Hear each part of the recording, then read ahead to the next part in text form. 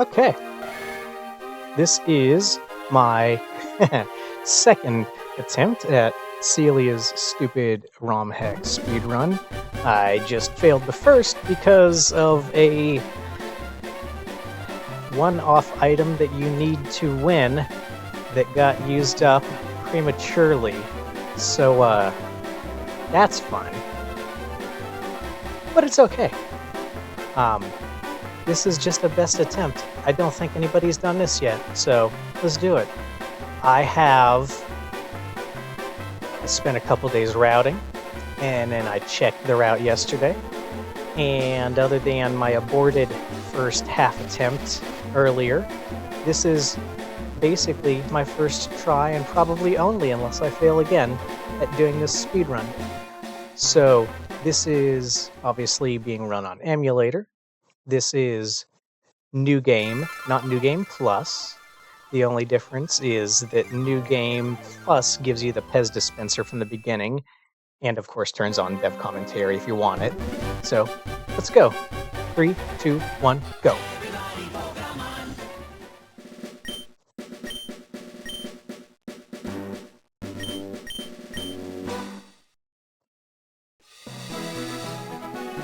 It's a shame too, I thought I did some good commentary in the previous first half, but alas, we'll see if I can remember everything I said. Alas, alas is what I am. We actually have to try and name Gary here. If you use any of the presets, it won't let you.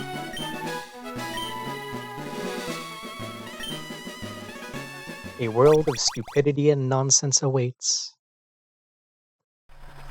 And of course, like other Pokemon games, we're also going to start with the options. The text is already on its fastest by default, funny enough, so the only thing we're actually going to do, since we can't turn off battle animations, is we're just going to change from shift to set. Well, that's the only thing we have to do, but we also want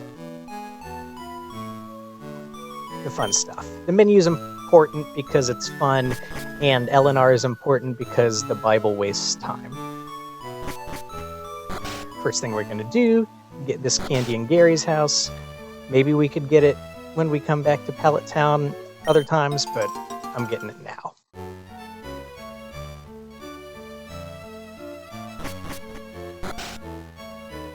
Then, just like a normal run, we attempt to leave town.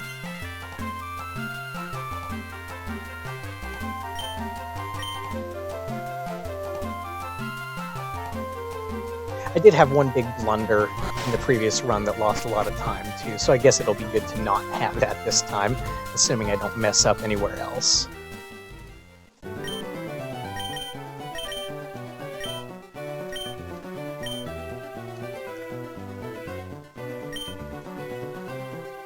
And of course we get Charizard, well, Charmander, because we have no choice. Yes. Name this one for easy differentiation, because we're going to have another starter later. This is just how we can tell them apart, since this one has the all-important move Growl, which wastes time, I found out, if you use it in this battle, so I'm going to go ahead and not do that.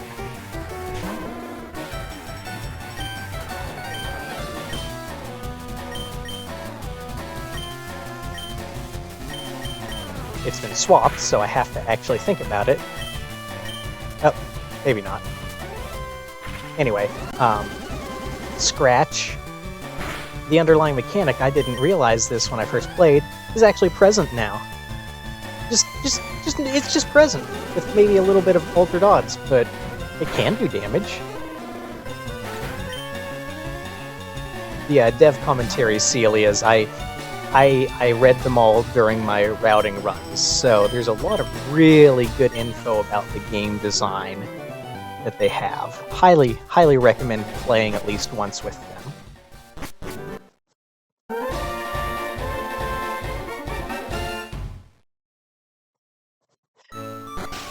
Alright, and then we are manually running, forced to talk to her. Not much to do here. We don't need a potion. It is the only potion in this world. Oh well. And of course we get another encounter before the scripted one. Yes, I'm gonna spoil everything. I just am. Really? Oh, okay. I thought it was on the very last pack of grass. Never mind. This shiny is in fact scripted because we don't have Pokeballs yet. Mart's been swapped with the Pokemart. Want to get ourselves a package, just like vanilla. And we'll go back down. Making sure that we don't jump off that ledge. Nice quick trip to the pit would end this run pretty soon. Another scripted Rattata here. Another shiny.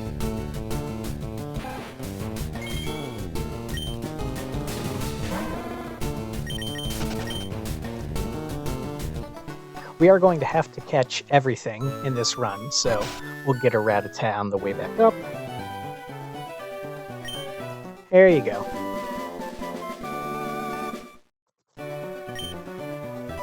This is definitely important later in the plot, as it turns out.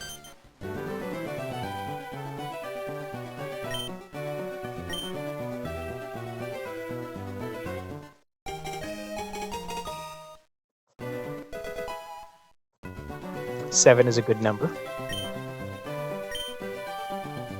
That's enough to catch everything up until Pewter City, I believe. Since in this game, Pokeballs are 100% effective, except when they're not. So we need Rattata. Okay, that's actually really funny. Can't give me one when I want one, and it's level 2. But it's a girl, so that's a good thing.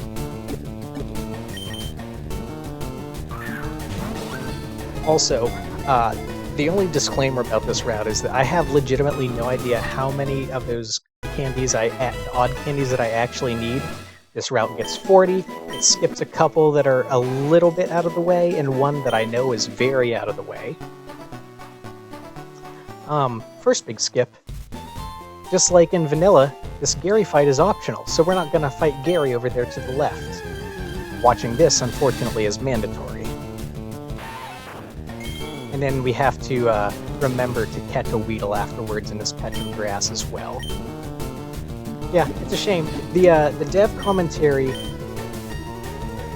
specifically calls out that first Gary battle as the most important in the game because it sets the expectations for the game's structure. And so skipping it is a little sad, but oh well. Oh no, Grandpa's dead. Also, it does mean that we don't technically get a callback later because we never saw the thing being called back to.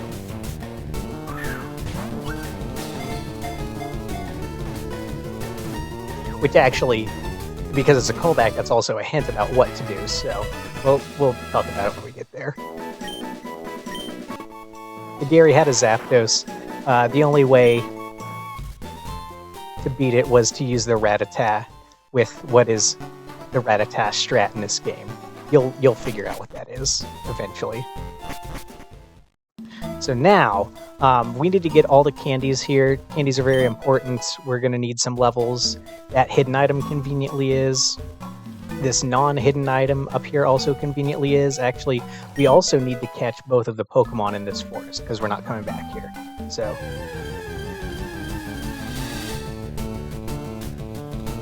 get ourselves Caterpie.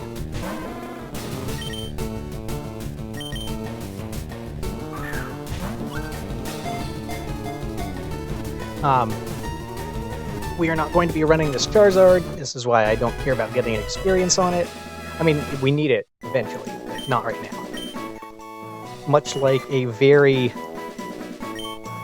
standard run of Pokemon Yellow, you will not be using the starter. Oh, come on. Instead, you'll be using a Butterfree. I would like a Metapod.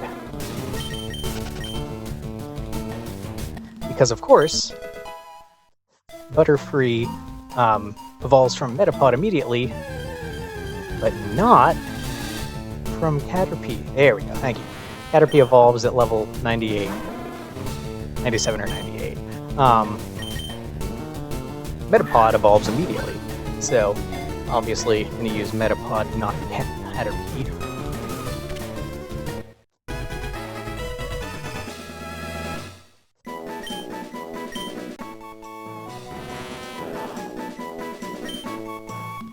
So in fact, we're just going to do that now. We're going to swap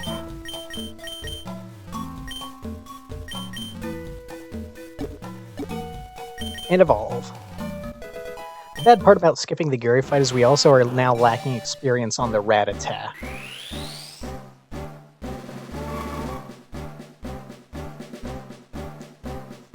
So luckily, now that we don't need to be in this grass, we can actually be at the very leftmost tile and skip this trainer right here above us. Butterfree also very conveniently learning Confusion immediately. So we can just walk straight up past him, get this other rare candy, then go up here and get this odd candy. I'm not sure if this trainer is avoidable, but because we're using Butterfree a lot and we need enough experience for Brock, the experience you get in this fight is actually important enough that I'm going to say it's fine to fight this trainer. It's expensive, but until I find out how many candies I actually need to see if this trainer is skippable altogether, I have it in here. Because the candy routing is actually very tight at the beginning as well. Not so much in terms of money, but the fact that we just need to take time to go buy them sometimes. So I think getting the extra levels here, in fact, there's a couple of other places where there were optional fights that ended up, I think, being beneficial that I'm going to route in as well. This trainer is also, from a game design standpoint, very useful in that it has all of the Pokemon you're able to catch, except one, because, as it turns out, one of them won't show up in your Pokedex, and it'll say that. We also are seeing how our expectations for evolutions are breaking because now Kakuna has old Gen 1 arms. So this is the part of the game where you start to see, okay, things might actually be different than you think. Like, the Pokedex is actually different, so the game needs to do something to get you to look at it. Like, this Magikarp will not be found in the wild. That's interesting. The fact that Dragon Rage now does 4 instead of 40, we're very quickly setting players' expectations for just how much is supposed to be the same and how much is supposed to be different.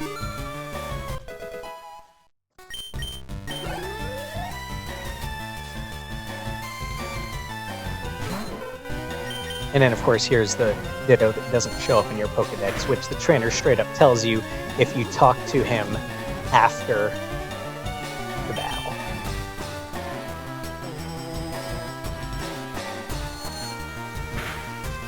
So this Butterfree is going to carry us quite a ways, so getting the levels on it, I don't like that crit.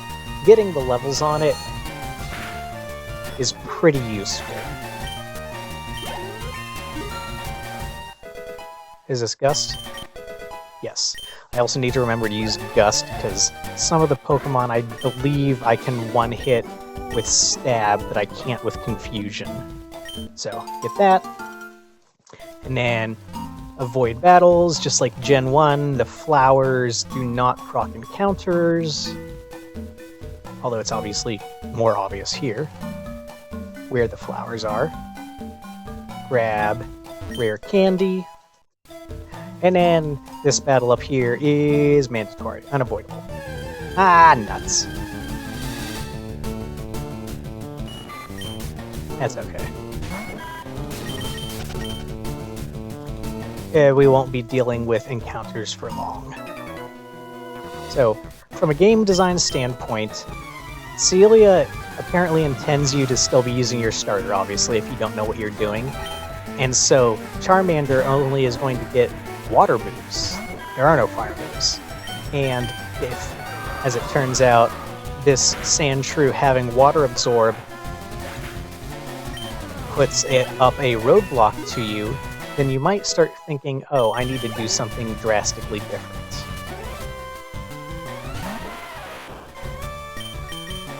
But, obviously, we're not using our starter, so we don't get to see that little aha moment. And of course, now I get the crit. And of course, it also tells you afterwards, haha, I trained it to, whoops, be okay in water. Yeah, that's what I thought. Could have one hit, oh well.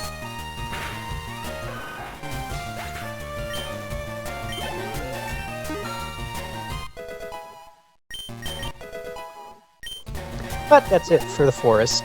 Now, because we missed some stuff, self-insert Celia here is going to walk through the trainer, ha ha ha, and then tell us, hey, it looks like you might have actually missed something down on Route 22, which, yes I did. Also, Jesus, Celia, haha. We're going to get those Pokemon later. This is also teaching about the Look Girl mechanics if you didn't discover them yet. Grab this Pokeball. So, because we have to do some evolution, we're just going to catch them later when they're at a higher level.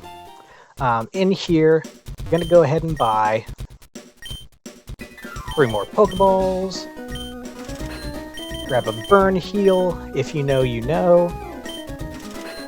And, just for fun, 5 Repels. Legit, I'm not going to use them, but I have them routed in, so why not? And that's actually all we need to do. We're ready to go fight Brock. So, gonna go Gen 1 Brock through walls, and as it turns out, NPCs.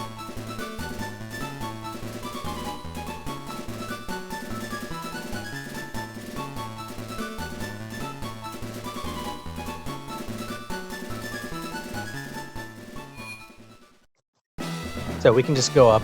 This trainer is unavoidable. Even if you walk behind him, he will always see you. So we just have to fight him. Like Vanilla, he has a Diglett. I think he also has a Sandshrew in red and blue, so yeah, we'll say vanilla-ish. At least that's a one hit, that's nice. My Butterfree in the last run was actually really good. I had some really clutch saves. Oh, I'm so sad. Maybe I'll upload that half. And here's Brock. After our actual amount of 10 light years. So, we're actually fine on levels. The gimmick here is Onix is only susceptible to special moves, and it has Water Absorb. So the only, I mean, there's a few different ways to get one, but the main way you're intended to do this is to get Confusion on your Butterfree, because that's the special move. This is Gen 3 mechanics, all moves of a specific type are one, either physical or special. Flying is physical.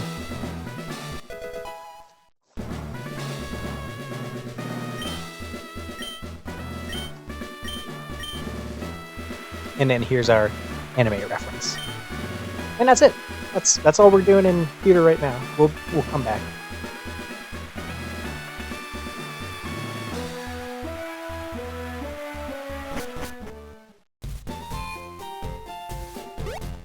So going out onto this route, well, first thing we're going to get stopped here.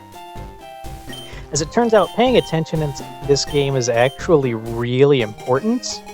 So if we notice these running shoes going into the key items pocket, that's a hint.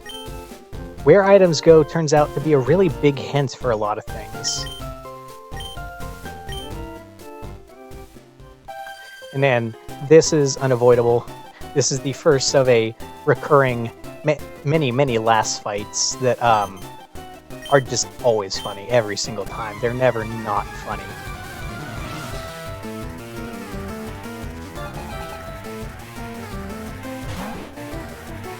So,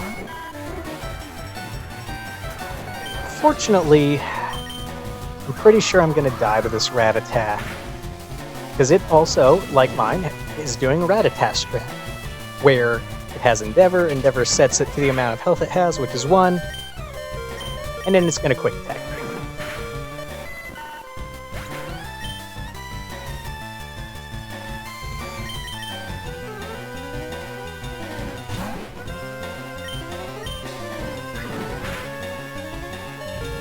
Conveniently, my rat survives this, so we'll at least get some levels on it, but we're going to need to go back to heal after this, because obviously we're going to need this Butterfree to do some more fighting.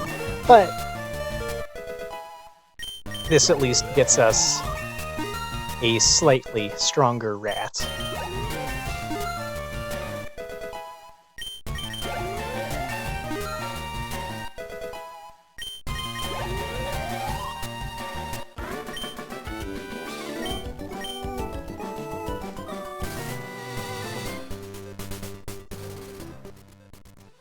You might have also noticed Dad there. Dad will heal us wherever you see him, so you wouldn't have had to have left the gym if you needed healed.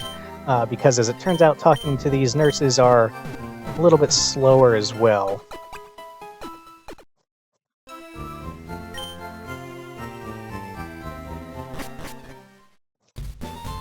They have kind of a chip on their shoulder. Anyway, coming back here, a couple more mandatory fights. They're in the way. There actually aren't a ton of straight-up mandatory fights like these. You obviously miss out on a lot if you don't do everything in the game. Literally, everything is a great joke, but this is also a good battle because this teaches you about a mechanic that they later, like, straight up tell it to you, but Wurmple Beam, visually coded there to be poison type, super effective against my bug, meaning we're going back to the red, blue, yellow type chart where bug and psychic, or bug and poison are both super effective against each other. That'll be important later on, which is also why they had to tell you, because this game went through extensive playtesting. It had multiple, like, demos partway through progress, and I think a lot of the less obvious things had to have more hints added. My casual playthrough, I played it right when 1.0 came out, and I didn't remember a lot of the hints, so I think quite a few hints were added afterwards. Alvin Klein over here. Now, candy that's below us, Alas is going to see us if we jump and get it, but she's going to see us either way, so even though it's not that much extra time to get this candy, we don't technically need it. Like I said, I don't know how many we need. I have 40 out of 45 routed in, but we'll just take the last here. She will walk all the way through that left wall as well to get to us when we jump over the ledge there to get the candy, so it doesn't matter. We have to fight her either way.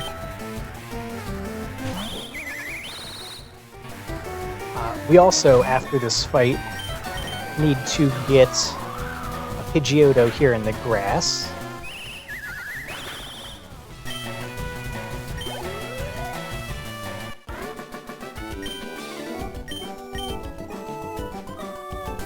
I believe there are other things that can appear, but the game seems to be really good about giving you what you need first thing. I'm not sure if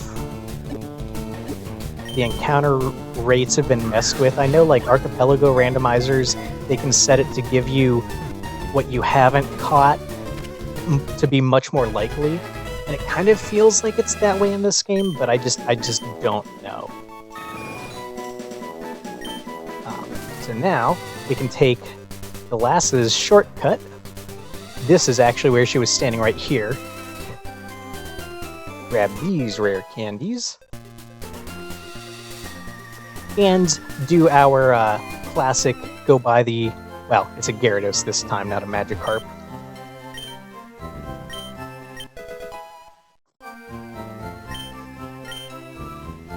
And we want space in our party.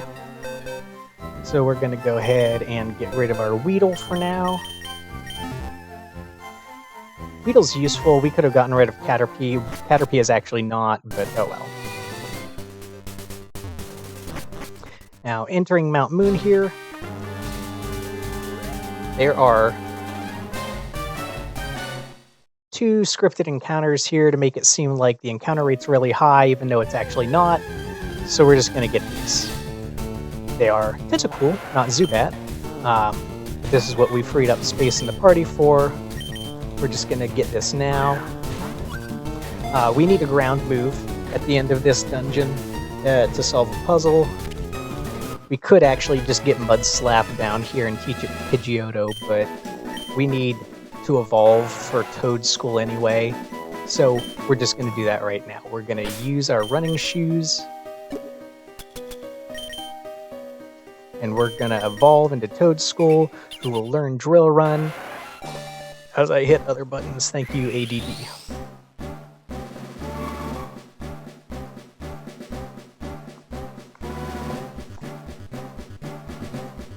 I have the evolutions routed so that we have to do a bunch at the end as minimally as possible. So, gonna learn Drill Run.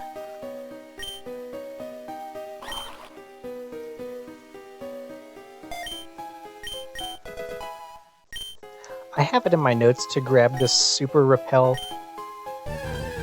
Oh, here's the other script one. We can just run from this one now. I'm gonna grab the Super Repel. I just don't use these. We don't need them. I'm gonna grab it anyway.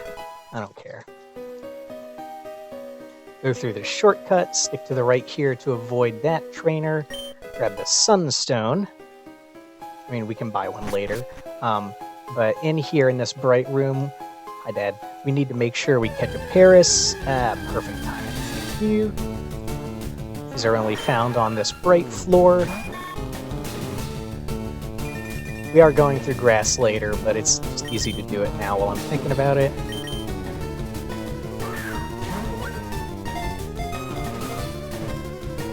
Also, we aren't using the repels yet, because obviously we need to catch some Pokemon first. Out here, we also need to catch a Clefairy at some point before leaving. We are coming back to Mount Moon, but it's a lot easier again to get it now while we're thinking about it. Also, I'm going to grab Revive for safety. This I have used in my practice/routing runs. Gonna get the escape key here as well. I'm not gonna get those super repels. I just wanted the one for the inventory space. So this is the fight that we need a ground move for. And that is on our Toad School. Because this coughing is now poison and dark. And has Wonder Guard.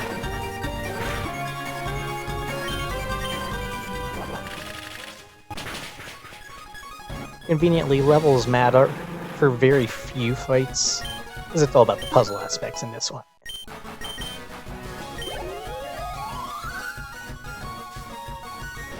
And then this guy's supposed to just go boom. He uses roll, play first. I don't think that's intended. The dev commentary mentions something about a bug where it doesn't go boom when it's supposed to. I think that's it. I think the intent is to have it go boom on first turn.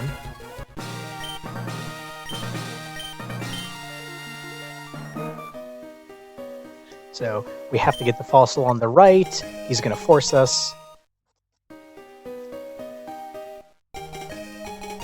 And then we'll make sure we get Clefairy on this floor.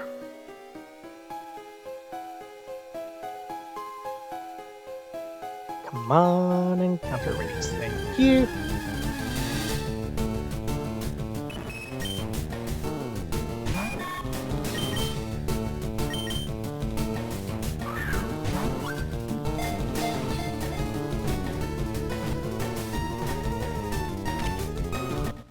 And then we have one last ambush after this. The solution to every puzzle. Yes, technically it is. So, as the lasses with the Clefairies will show us, Metronome, because the solution to puzzles are moves, Metronome technically can get any solution. And in fact, the Metronome item that Wild Clefairy are holding is intended to pick the correct one as the, like, help I'm stuck button. I don't think Gust 1 hits this one anyway. That would have been... Oh, okay. So that's actually the joke guillotine from later. Cool. That's funny. Okay, so now we're going to go in this last hole and get the odd candy. Yes, I have last hole in my notes, and I giggle every time I say it. So, can't go back there. Now we are going to get this other candy as well. Look Girl showing us some things here. And before we enter Cerulean, we need to catch the Pokemon that are here. This is the only place, I believe, to get some of them, but more importantly, we actually need the Sand Shrew for an upcoming battle anyway, so we would have to get that one regardless, but we'll just get both of them while we're here.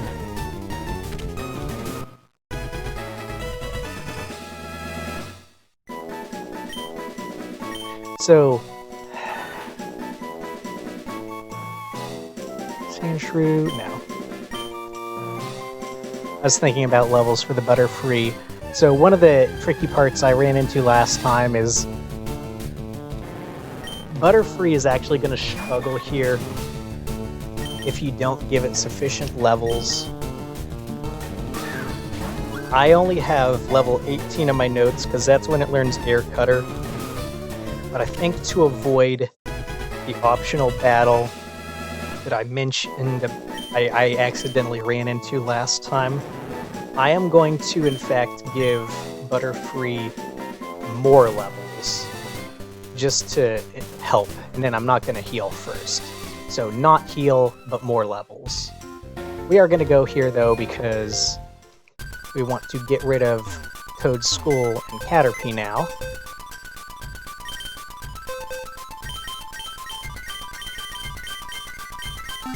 Grab the Sand Shrew that we said we did, and then we're intentionally leaving an empty space. We also want to go to the mart, pick up 10 more Pokeballs since we saw we were running low, as well as 3 escape keys. Those will kind of be useful later.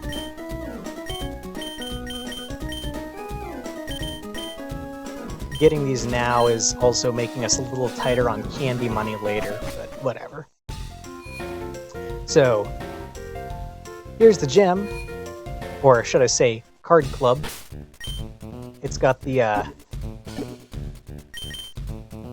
regular card battle music from the Pokemon trading card game for the Game Boy. Great track. Alright. So, yeah, I think this time I'm going to try level 20 to not need to heal first.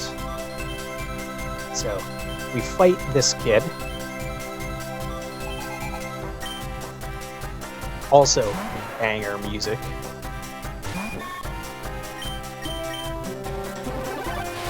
Where Air Cutter here does so much more damage, especially if it crits. Crit would be lovely. Nope, okay. I should have expected that. Thunder Punch here is devastating. This is why I leveled up, because if this crits... Okay, it didn't. That's nice.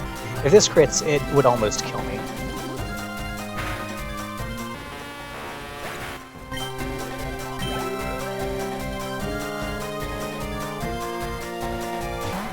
The rest of these can't do anything to me. Scyther buffing and then GTFOing. Absolutely hilarious. But yeah, look how little damage that did. This is actually a genuinely, like, difficult fight, because you can only Rattata strat for 1 Mon, and he obviously has 3.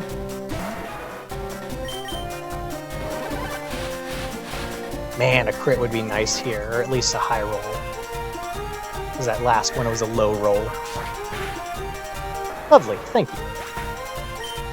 And he's now going to give me this Scyther with its special field move, Retreat.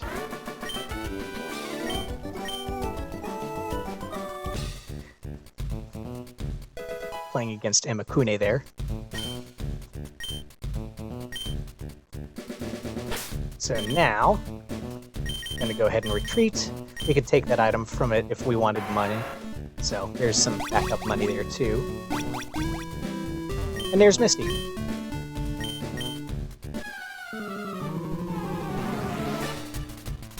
A great reference to the Japanese Misty's Tears card. You can see the tear pixels there.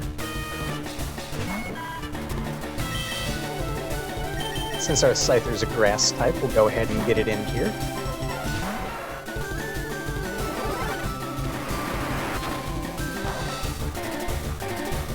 And there we go. We've solved the puzzle. Oh, make sure we actually have the attack move first. Haha. Putting the buff moves first is very funny. That's a good troll. And now we just click to win.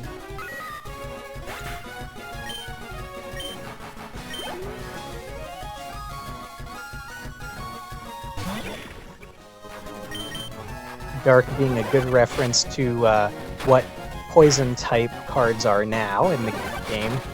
And of course, Scyther being a bug type. Bug, super effective against poison, as previously mentioned. Even funnier is now the fact that she has Hitmonchan again. Hitmonchan is a fighting type. In the original run of the game, fighting... Oh wow, that's a low roll. Rock and ground cards also being fighting, so of course now a grass card super effective against what could be a rock or a ground. The typing here is all from the card game, so if you know any card game stuff, that makes a lot of this make more sense, because they definitely messed with what types these moves are. This is not just a grass type, it's a, you see little grass symbol there. And then, side up, go boom.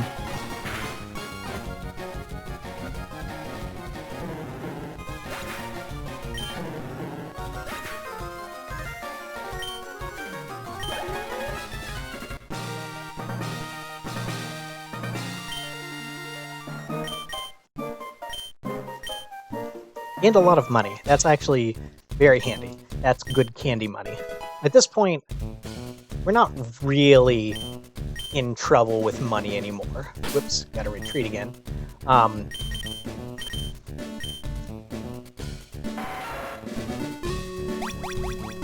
use a few more candies, so we'll see. Important up here, read this sign. You need to know how the Berry Powder Man was doing later in the plot, and if you don't read the sign, it actively stops you. It's a spectacular troll, and is probably one of the most esoteric, like, kind of old-school JRPG, talk to this one random NPC in this one place to progress the plot. So, if you'll recall, our Charmander, fire type, has no fire moves, because there are no fire moves, so this Moltres also only has water types.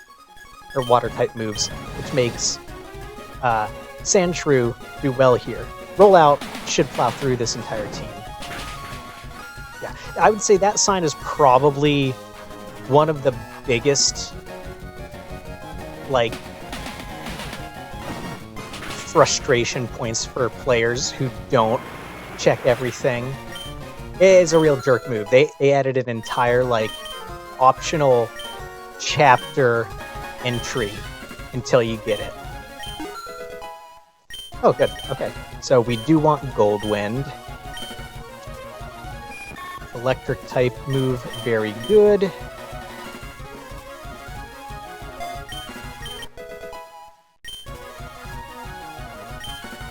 Crystal Wind, Ice type move, even better. Having those now will make future fights a lot better.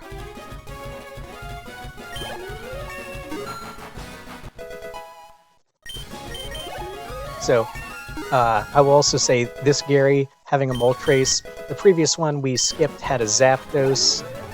Keep that in mind. That's probably the best foreshadowing I have seen in this game. Like, it does some really good foreshadowing narratively. It's so solid. But this right here, really, really good foreshadowing. Oh, that's unfortunate. Oh well. I actually want to get a little experience on this because we're going to need to level this guy up eventually. So I just want to get something on him.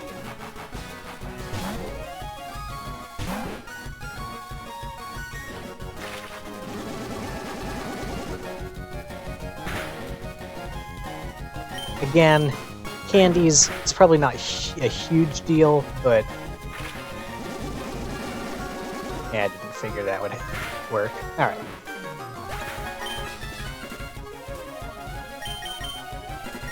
It's fine.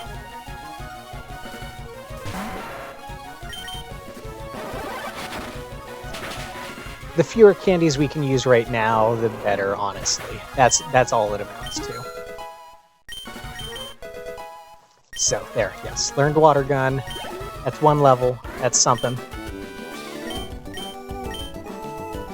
Alright, now, some other really great game design. We can skip a lot of the slog battle areas. Speaking of slogs, here's the log, which tells you about essentially the trade quest, all of the stuff that you have yet to do. But we can just retreat to skip good old Nugget Bridge. And then up here in the grass, we do in fact want Bellsprout here. Hopefully don't get seen by that trainer. Oh, okay. We don't want an Abra. We get one of those later. For free, actually. So we just want to get a Bellsprout here. You are not a Bellsprout.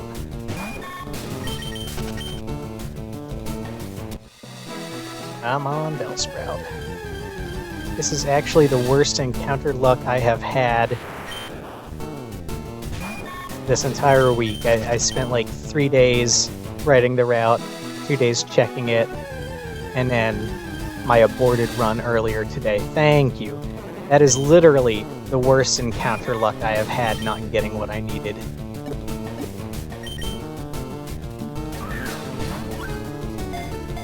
Even if the, like, what you need odds haven't been messed with, I am pretty sure things have been normalized. The dev commentary also mentioned in Route 22 certain tiles also are guaranteed for certain mods to make speed runs a lot more consistent. I just don't know which ones those are. So, that candy there we're going to ignore because it requires a battle. So we'll retreat again, ha ha ha. And then, in order to get through the house, we need to come in here and do this. We could actually come back and get more dolls if we wanted more money, but one is hard required in order to progress the plots. So now we take good run down to town. This pitfall is actually completely benign. And yes, before we do that, we want to go into the center and deposit Sand Shrew and Pidgeotto. Both are no longer necessary. I mean, we didn't use the Pidgeotto, but we could have.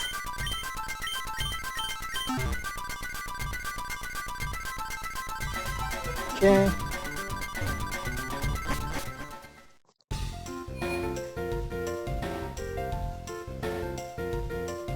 Now we're going to go through.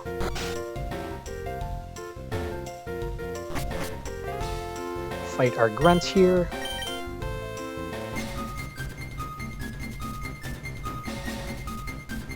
I have my notes open. I very extensively like following them because I don't have any of this memorized. This right here, good thing to have Crystal Wind for, or Gold. So this is good game design here. We need a Spearow later.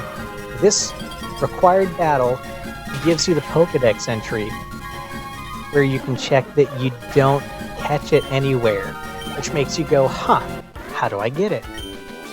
Good game design. Anyway, here we're going to get our TM28, the legendary Tombstoner. If you know, you know. Hello, self-insert Celia again. And before going down, we're going to go ahead and grab this candy. Oh, the cat is hunting. My cat has a toy. Now, these encounters, we want not one, but 2 Execute and a Meowth. But we want one of each to be in the party, so we can't get 2 Execute first. We have to get Execute, then a Meowth, and then the other Execute.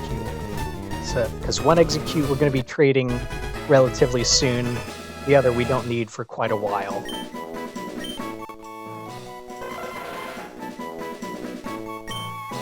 Interesting. It was on the same page as Spearow. And then Meowth, we're going to be trading immediately, so obviously we also need it in the party. I mean, you can change your party later, it's just I'm doing it now because it was, I think, faster on this way.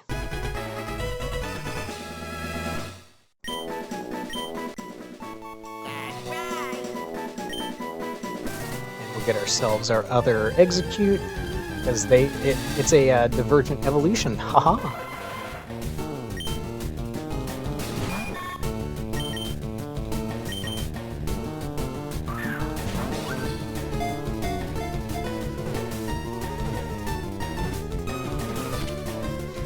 There is also an NPC that says they hatched their Spearow from an egg. So it's hinted if you check everything, but we need another rare candy to evolve and get our Spearow, because in Viridian we're going to be doing the vanilla trade, which is Spearow for Farfetch'd.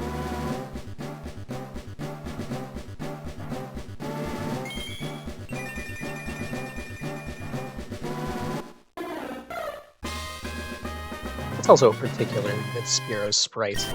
I like that one. So now we... Whoops! I did that last time too. Wasted another candy. Okay, now we need to retreat. That's why I went up to Scyther. Get the candy right here. And then guess what? The entire buying a house quest... There's been a hole in the back here this entire time. You didn't need to do it. We need this item. But you can circumvent the entire trade quest. Spectacular. Alright, here's our trade. You'll notice the look girl up there by the PC to, you know, make you look and see that there is a PC. You don't have to go all the way back to Cerulean.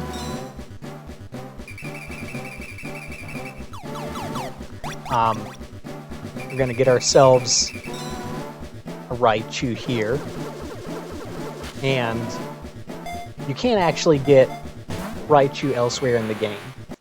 So why do we need this one? This one has our coin case. And the coin case is actually required. So this is in fact a required evolution. Or not evolution, trade. A required trade. It's evolving back into a Meowth, which is the joke. But this Meowth also learns Curse. I don't know if any of the wild Meowth know or can learn Curse. Anyway, that was required. So now, get our coin case off of this. And then we can retreat again to skip the underground tunnel.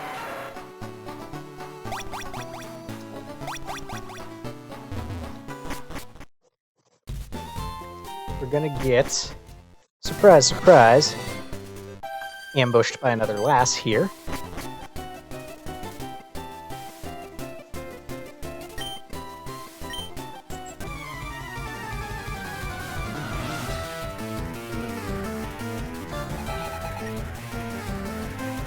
My cat is being naughty, and as it turns out, so is this one.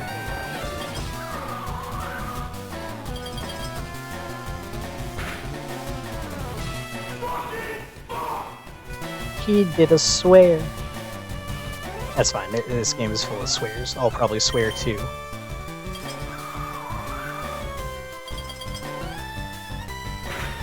The last run, I had some particularly hilarious metronome procs too. There was a 9-hit move.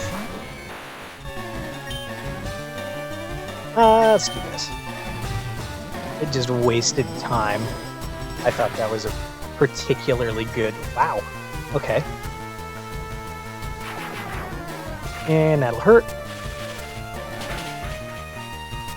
Oh my god. Luckily, speed drop. Oh, come on. That's just rude. Okay, that's fine.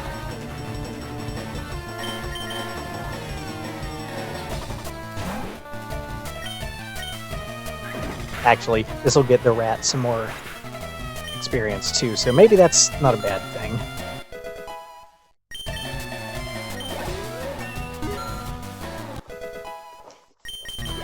Alright, so we have to go off of the path to avoid this trainer down here, and because I leveled up Butterfree enough, I think I am going to avoid it. I'd considered battling him. I'm not going to. I just have to remember to keep avoiding him in subsequent goes. Not having Butterfree is going to be rude. Because now this guy's Charizard. Oh, that's right. I forgot. Celia gives you a free heal before that fight that we just skipped because his Butterfree is pretty tough. That's convenient. Okay, never mind. Thank you. Ignore what I said about Butterfree. And then, of course, Fat Pikachu.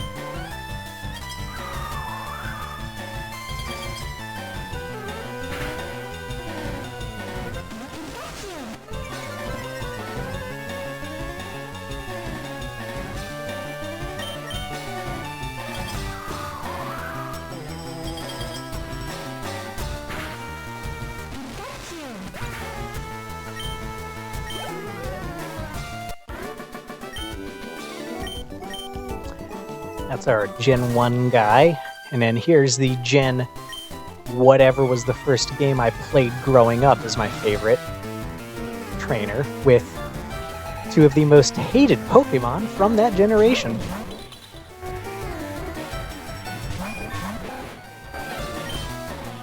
Okay. This gave me so much of a problem last time. We want to take care of this Trubbish first, because putting us to sleep is so rude.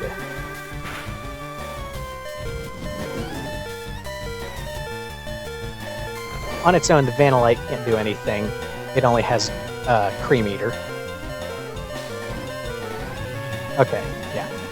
This fight actually is a really big problem if you don't take out this Trubbish quickly. So this is a lot better. Oh my god, that's so much better than my last playthrough. Okay. And now, it is what it is. Why does it not go after the Rattata? That is weird. That is weird AI. I am incredibly lucky it did not hit that Butterfree, though. That is a huge time save over my last run. Okay.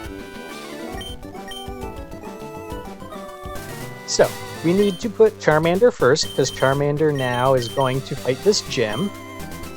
Also, 14761. Okay, I need to know that number.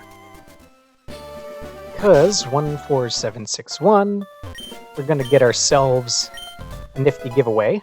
14761. And he just needs our social security number, which in this case is 14761. Yep, if I say it out loud, I'll follow it. These wallpapers are required. Alright, let's get some more stuff, shall we? Just like in vanilla, we're going to go listen to the fan club talk about what they like.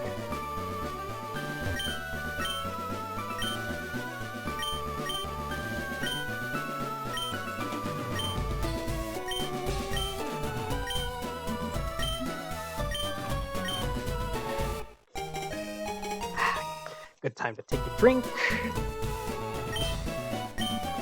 Like, of course, card required. Do our trade for Farfetch'd.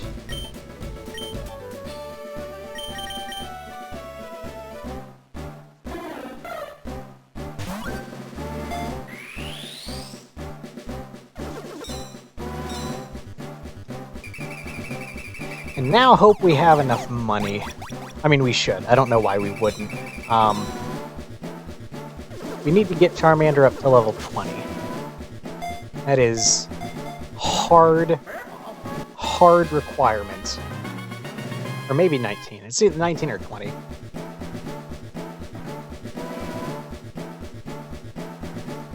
And I saw that I only have 5 candies left. So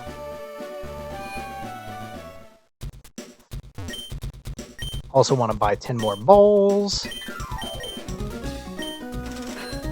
Okay, I have...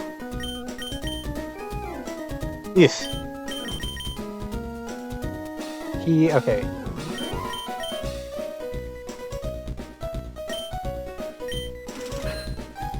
Okay, we're fine. And actually, that Premier Candy is super important too. So, after we're done leveling it up, we need at least one more extra after that. We can't use all of our candies. So, first thing we're going to do, now that we have a... Well, actually, first thing we're going to do is fight this guy.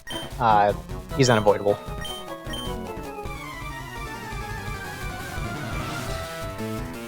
Actually, I might not have even needed that many candies, because...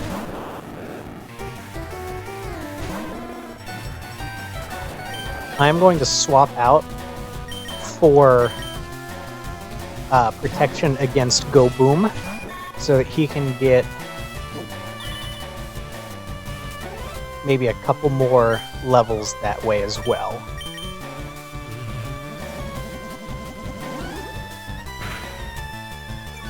Electric might have been super effective. I don't know if this guy's only water or what.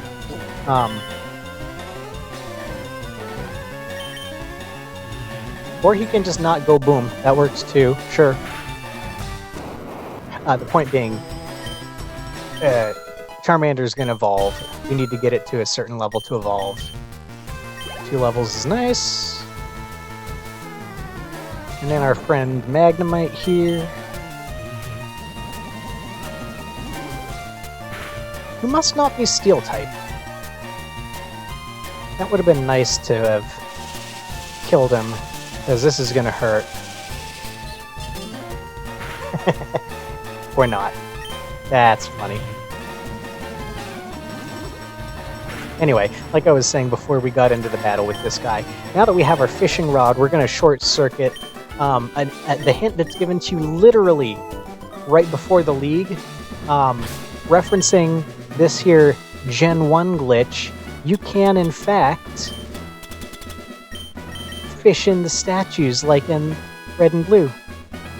And there are unique, hard-required Pokemon in all of the gyms.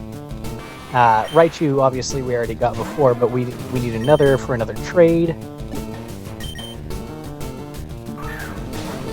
And I'll tell you, remembering to fish in these statues has been the hardest thing for me to do while practicing this. I do not know why. Anyway, you can play the gem puzzle here. There is a single unique solution, or you can fail. And then if we walk right between these guys, we can avoid them. Oh! Okay, I thought you could avoid that guy by walking there. That is news to me. I am honestly okay with this, though, because this is going to get more experience on Charmander.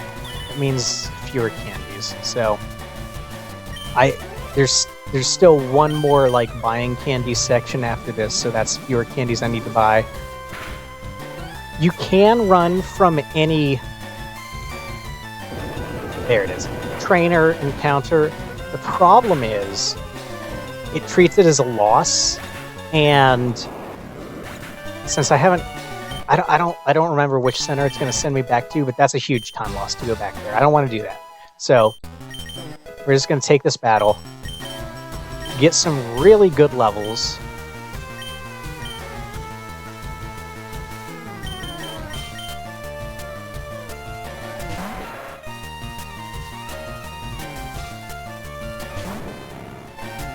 I swear I thought that guy couldn't see me there.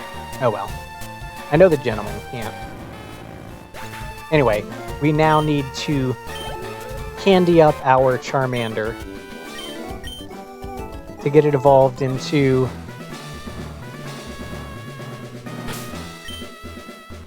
believe it or not, Squirtle.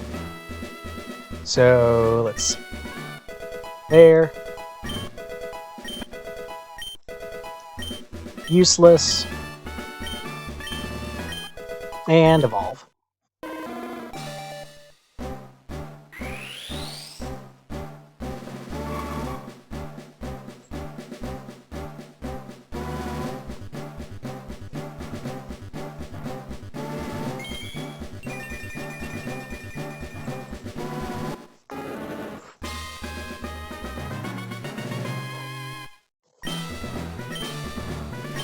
Also pretty much useless.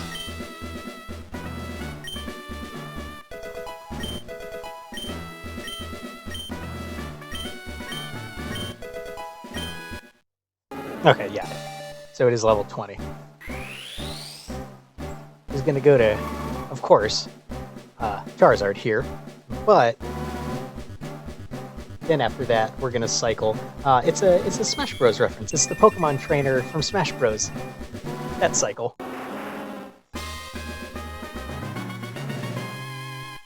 We are, however, going to learn this. That is useful. Can't get rid of Growl. Growl is an HM. We'll need it later. And then one more. And don't mash B. I did cancel one evolution before in my failed run, so that's pretty funny. That's an easy time loss to avoid. So our Six Shades Squirtle. Bite. Decently useful, why not?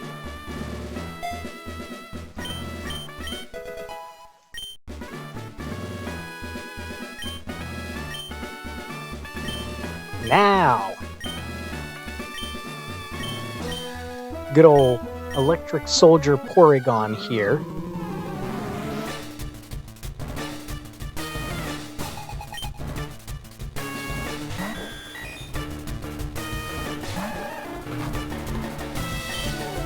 All we gotta do is that.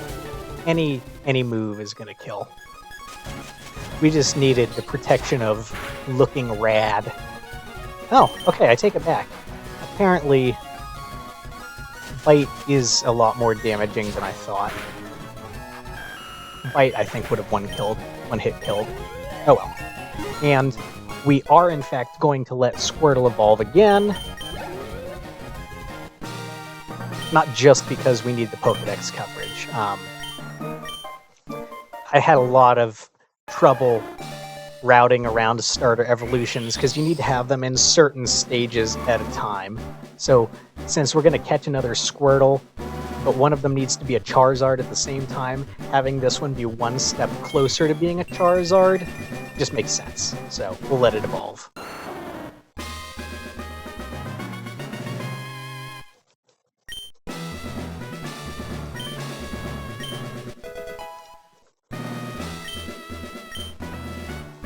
And then self-insert Celia again.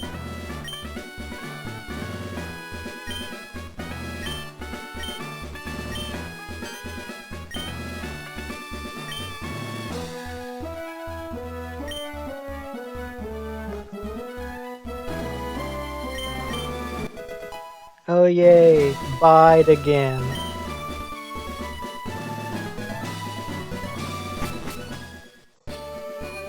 Here's our running joke Psyduck that we've missed before. And now we're gonna go east. Originally I had tried to do Route 11 later, but it just makes more sense to do it now while we're here, since we do actually need to catch a Cubone in this grass here relatively soon. We need it. So we might as well just go here and get it now.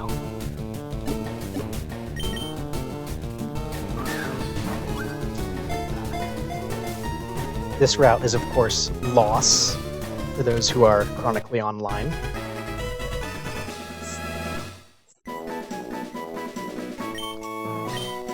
And what a better place to put the lost Pokemon, the dead mom Pokemon. And of course, since we have Cut, we can now also do this, so we couldn't have done this before getting our Farfetch'd. Tudufts. Sounds like he's saying careful. I'm sure it's a reference I don't get. Okay, that red flash... Because the new game plus requires an existing save file, I did my routing with a save from MGBA, and I thought it was maybe MGBA only, but I think it's just emulator only that red flashing happens. Anyway, here's Unknown Loss. Gonna save Lost Stell.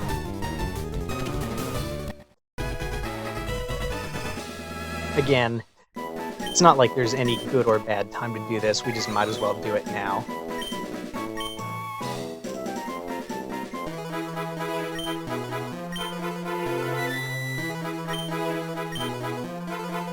Gonna go get this candy.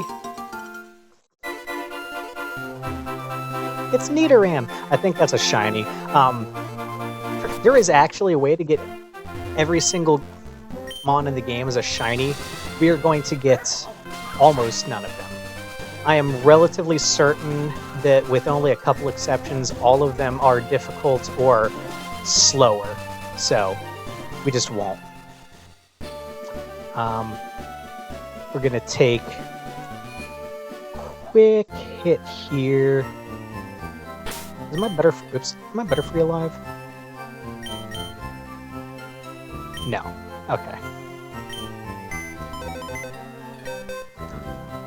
Gonna get rid of Starter, Rattata, and Meowth. So we've got our two HM users and our main fighter, which we need healed. Dad talks so much, sometimes I think this is actually faster as well.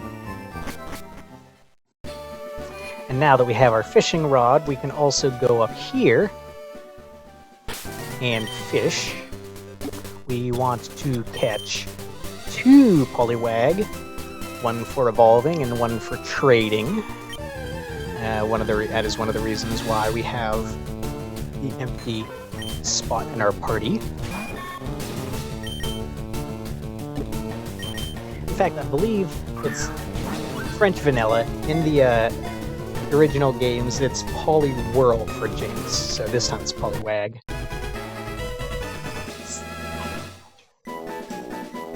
The cat keeps trying to get behind the TV and I don't want her to. It even tells you, don't forget to get a second one.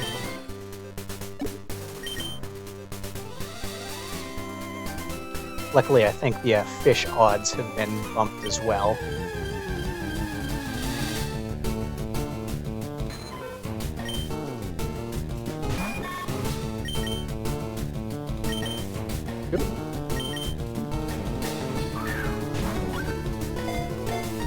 And then, fun little Easter egg here, north and south of Saffron are actually the same route because they're part of the same map in red and blue. And so as it turns out, if you retreat here, you will end up on the other side of Saffron City.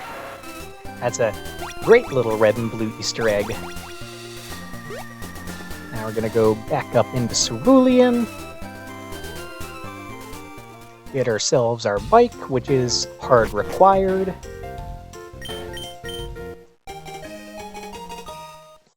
Go into the house next to the Pokemon Center, do our trade.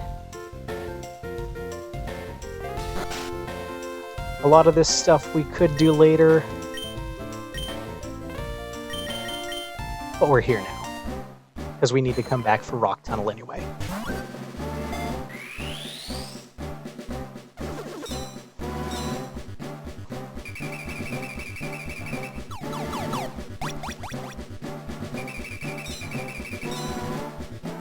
Jinx here looking a little bit pasty.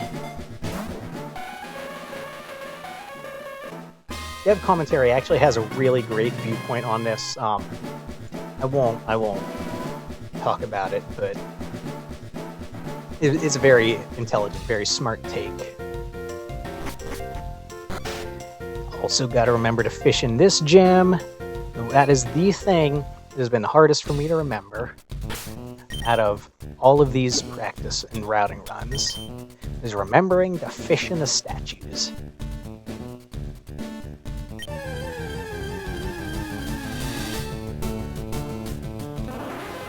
And then we needed empty slot for this, well, technically genderless, but this Goral, this guy, because it comes holding an item that's hard required.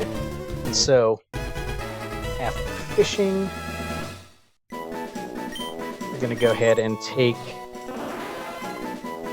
the item off of it, and also take the mail off of Jinx, because you can't deposit a Pokemon with mail on it. So now, this part I'm a little bit unsure about. We're going to go back up to Bill's Cape.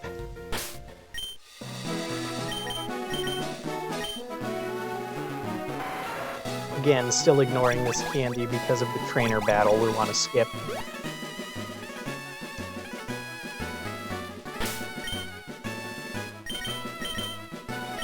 I don't know if there's any better place to catch Horsey. We need Horsey relatively soon. Also this candy. And I don't know if there's any better place to get it than here. Because if there is, then we could avoid coming back here a second time and just get the candy on our first go-around. But we need the Horsey. Like, the Horsey is hard required basically right after Celadon.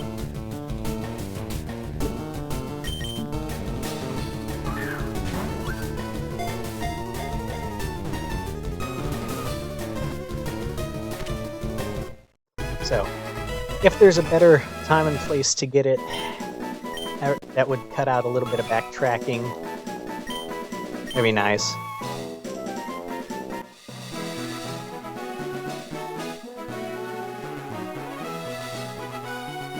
But anyway, here we go. Back down. Harmless pitfall that was apparently very difficult to program.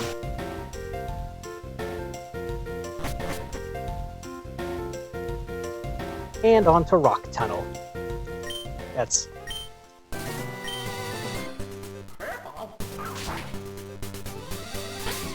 You can't retreat until you get past... Whoops! Okay. Apparently that far into the route.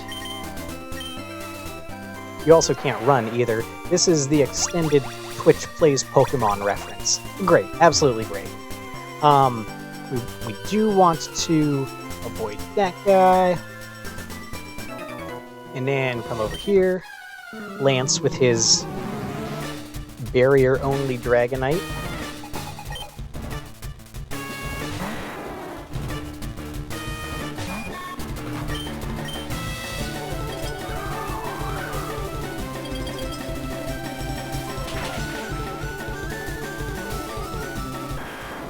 I believe this is identical to what the Bagonite gets you. Or the Bag of Dragonite item that we're skipping. Yes, to Signal Beam. Since it's Stab. And good against Poison, just like Psychic is. Alright, so over here is both a candy, which obviously we're trying to get as many as are easy to get, as well as Praise Helix himself. In my casual, I did get the shiny Ammonite. It's actually one of the easier ones to get, but I don't know if it's available before you fight the Elite Four. So I think you have to get this here.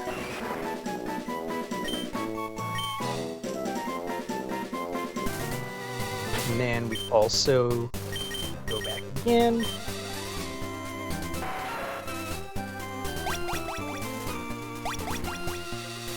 This time we're going to fight our biker with his all-terrain Venomoth, because we need that item over there.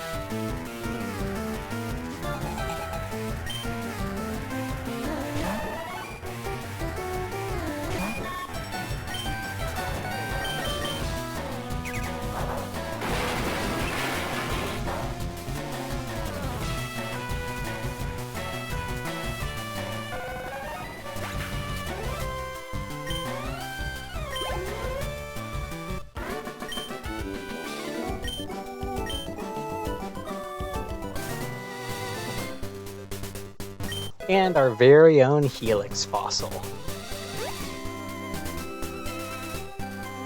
We also now need Voltorb. So the candy on this route, I believe, needs Surf to get to, and we never come back here when we have Surf. So the candy on this route is probably the most out-of-the-way one to get. Luckily, the ones we are getting seem to work out fine. It'd be nice to figure out how many are actually required, though. See if we could maybe skip that trainer in Viridian Forest. And now we're just getting into Rock Tunnel. So, no center, required battle. The entire build-up to this is basically trying to, make it seem like, oh, it's going to be a slog. Everybody hates Rock Tunnel. As it turns out, this is what the Magic community would call misdirection. Did I seriously just get a TM07 from that? Because that would be hilarious.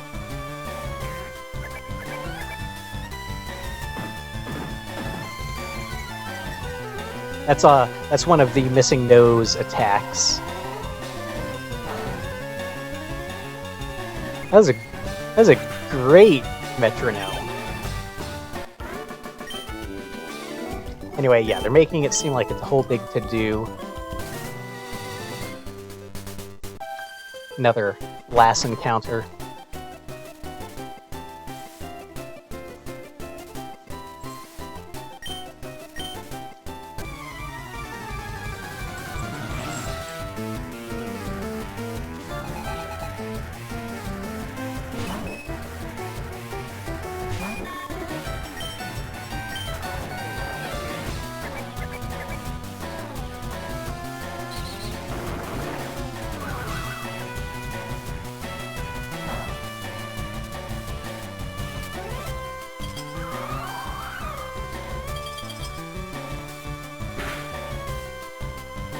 Man, just can't.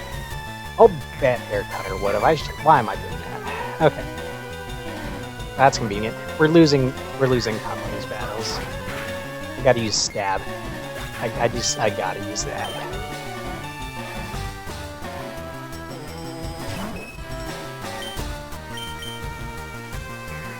Oh, it's faster than me anyway.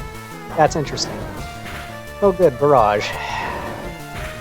The move guaranteed to be learned 2 to 5 times. Yeah, okay. That's fine.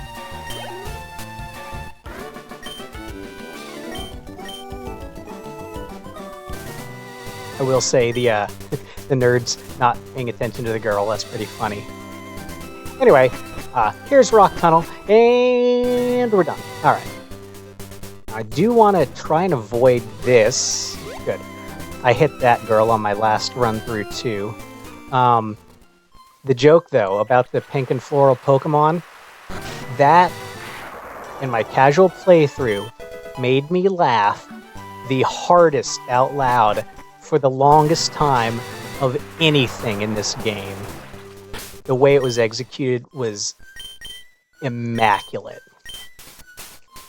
So, anyway, we're skipping all of Lavender Town right now. There's nothing here we need to do. We'll be coming back. You have to retreat. As it turns out, that pail has a hole in it, and you only get so many steps before it runs out of water. That will be important. So you couldn't just like run. You'd run out before you got here. That's why you have to retreat. Okay. This guy was a pain before. He just takes too many hits. Yeah, of course. Boy, a crit right now would just be incredible.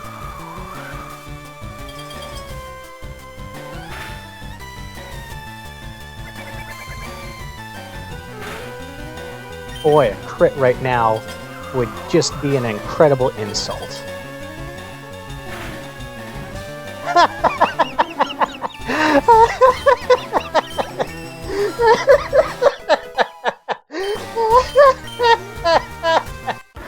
Oh my god, that's spectacular. Oh, it hurt me. Oh, that's fantastic. Okay, anyway, this also prevents you from getting it from the back. Slightly shorter underground path. If you keep missing those gold teeth, the game gives you a sign. But now, here's another trainer we want to avoid that I hit last time. This is now where we're going to catch all those Pokemon that we missed from Route 22. Also, Doduo is here. We need everything, so we need to catch Doduo, Mankey, and both Nidos while avoiding this trainer. I have it in my notes to avoid the trainer, and I walked directly in front of her last time.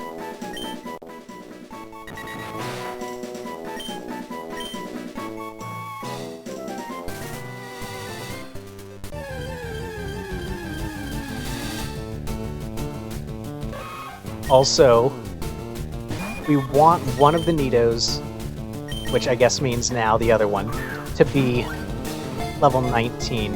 As it turns out, most of the Pokemon in this game that have, like, primary evolutions do it at or by level 20. And so, since we need to evolve one of these, we would like to do it in as few candies as possible, which is why we said we wanted at least one candy extra after evolving our Charmander, because we need to have enough candies to be able to evolve the Nido right here. Well, not right here, but in Celadon. Like, we're doing Celadon right now. So we just need the other one.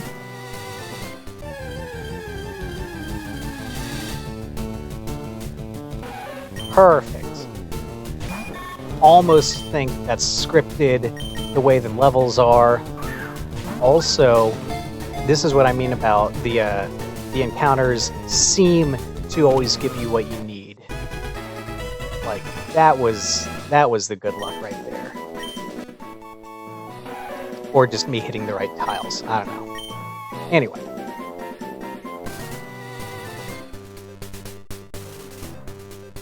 First thing we're going to do is go to the game corner.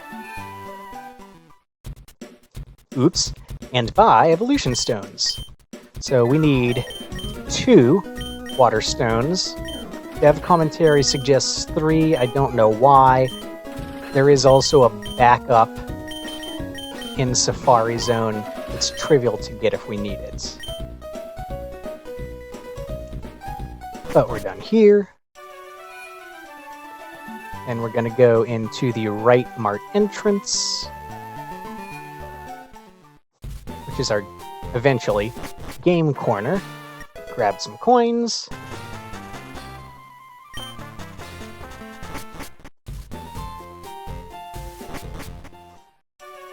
And then I messed this up in my notes and I didn't get a chance to fix them, but we need to grab, whoops, I think it's the first house? Yeah. We need to grab some space in the PC. Deposit these 3 here. And actually talk to this guy since we're here. Yeah, I messed this up in my notes in the order that I do this. And I didn't get a chance to fix it before this run. So hopefully I'll remember this time. Anyway, we're actually going to the gym. Which is actually not the gym. And we're going to go down here and get... This is the secret shiny. This is not the main way to get Jirachi. The main way is so much harder. And I don't understand why this is the not main way. Anyway, we needed a Porygon, so they have a few. Pick one up.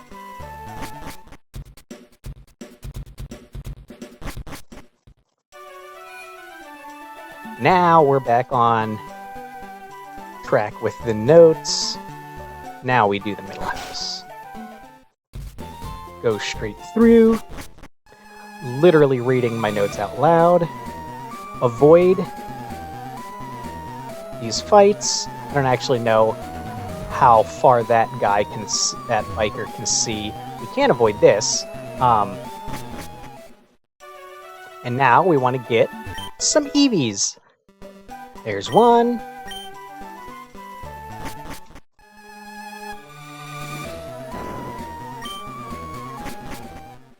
Glutton for punishment here is 2.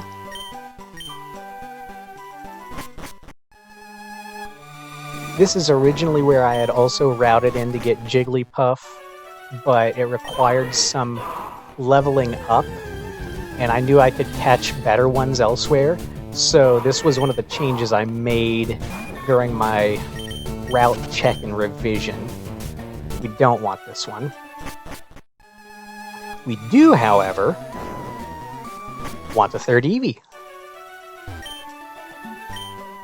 I mean, we could actually get as many as we want.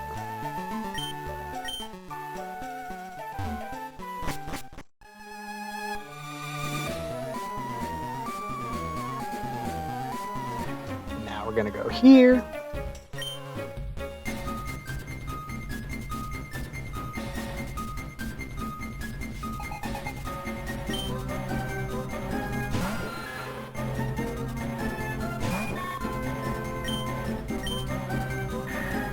Is this gonna one-shot? Good, okay. I should have done something super effective.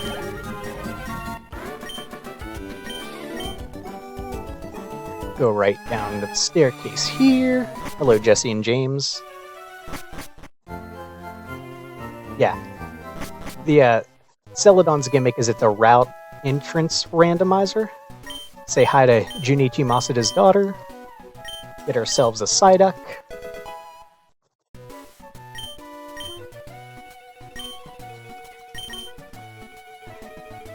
dev commentary says that's unfortunately not as true anymore, and then go into the deepest part of the rocket hideout here. Yep, there's the red flash again. And get our very vanilla, or I guess Butterfinger flavored lift key.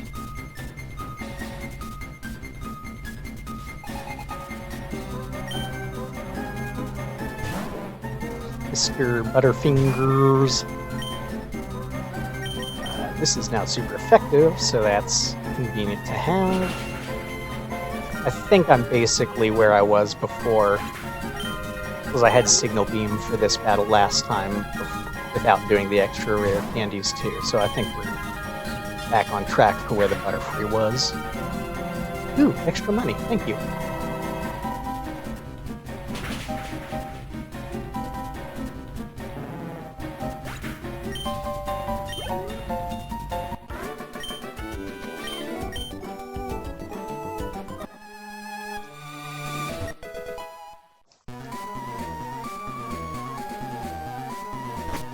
Now we're gonna double back on through to the mart.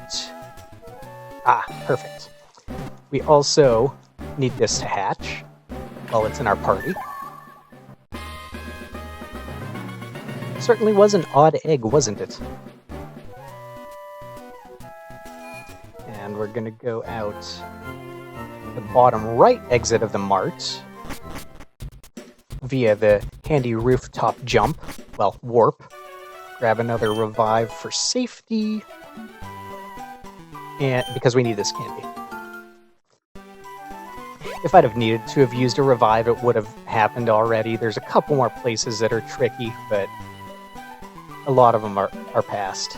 We're gonna now go into the left mart entrance, into the apartments, get ourselves some tasty, tasty toxic sludge to drink. Out of my way, doll. Exit out the bottom. Go upstairs. Avoid this guy. Upstairs again. And then again to get this candy. That is also a trainer. Definitely do not walk in front of him. Get back to the Mart 5th floor. I do not trust him. And now, we're done in Celadon. And take any of the elevators, actually, conveniently down to the basement.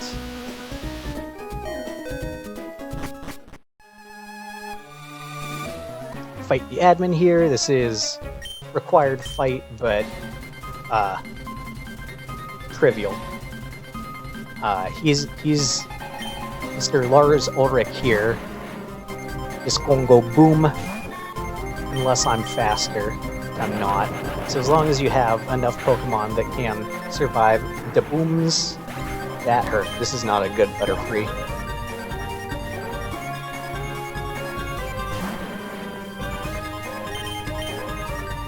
No. Wrong thing. This is not a wild battle.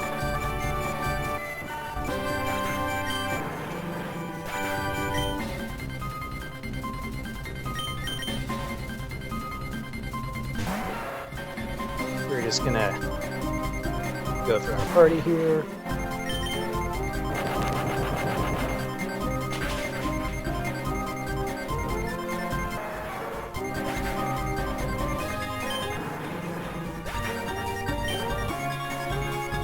I'm actually gonna remember to leave Chaducks alive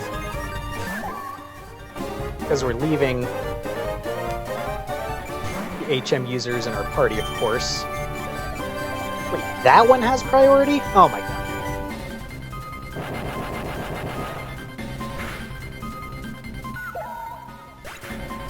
This way I won't have to worry about healing.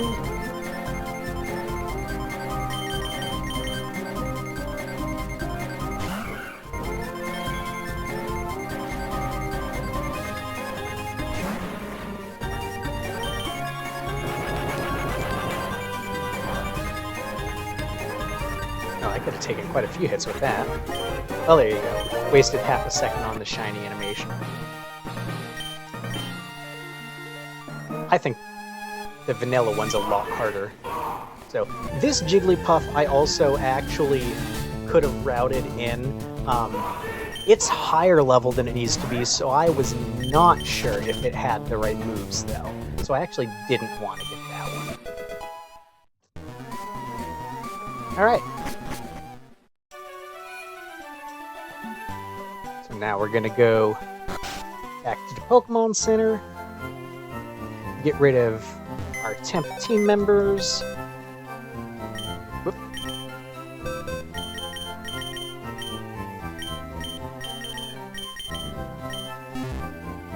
Withdraw our Rattata, our Cubone, and the Nido that's closer to evolving. Ooh, and proc the Lucky Egg. That's actually pretty common. I think it's probably like 50-50. And then while we're here, we might as well evolve it.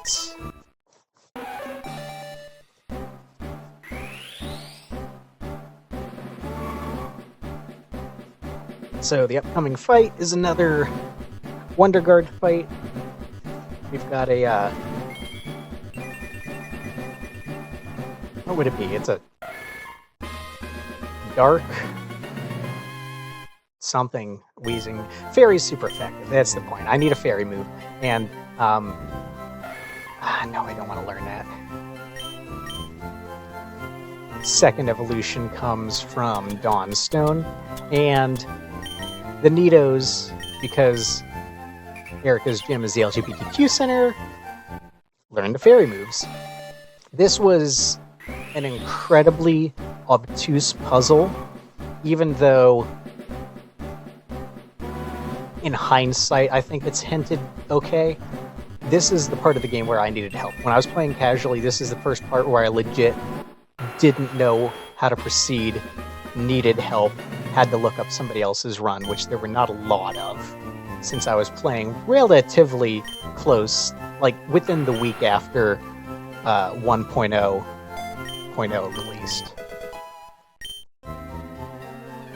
Alright, so since we're in the bag, also going to use that contraband. Oh my god, it gave me TM07. That's spectacular.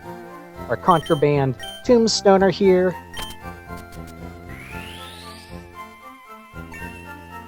Just teach it to Rattata since it has a spare slot. Go upstairs and fish in the gym. Remember to fish in the gym. Again, I cannot tell you how many times I've forgotten to do this.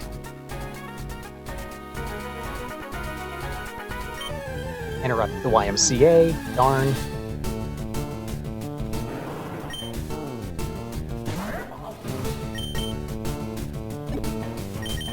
Get ourselves our scraggly little Tangela,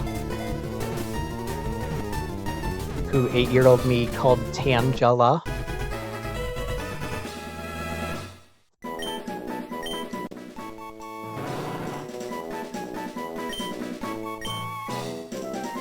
Could use a haircut, couldn't it?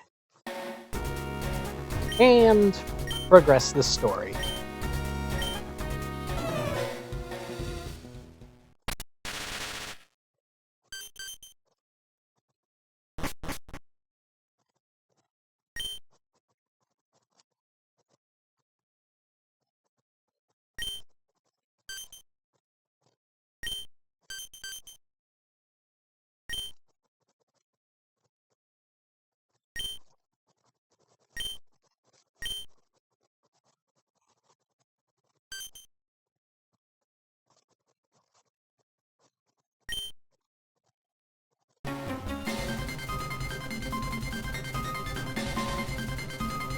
This is probably also the first part of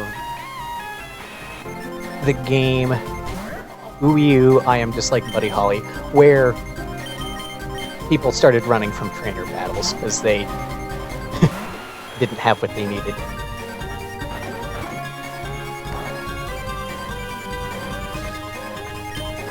Luckily, levels, as I said before, very diminishing.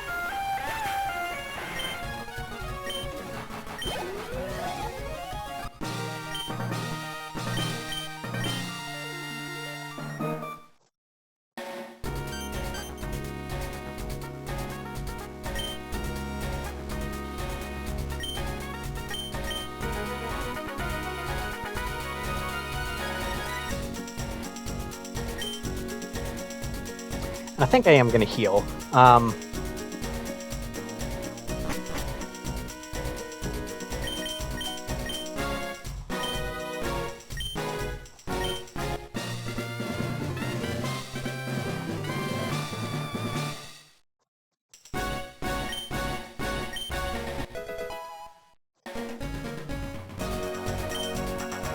Magical Leaf. We are shortcutting the need for it. Do I need to heal? Yeah, I need to actually kill Ho-Oh for real. So, yes. Yeah, spoilers. Upcoming Gary fight has a Ho-Oh. So we've seen he now has... Well, we skipped the Zapdos, Moltres, Ho-Oh. No, do not heal me again.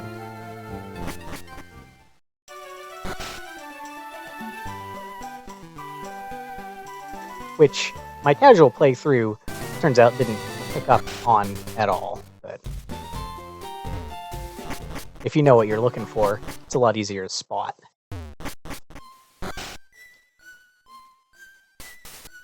So, Cubone needs more candy.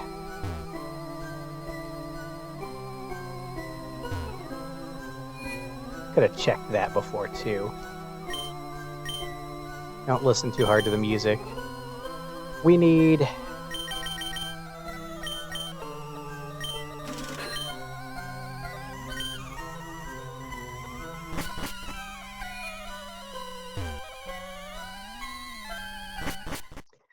As I said, everything evolves at level 20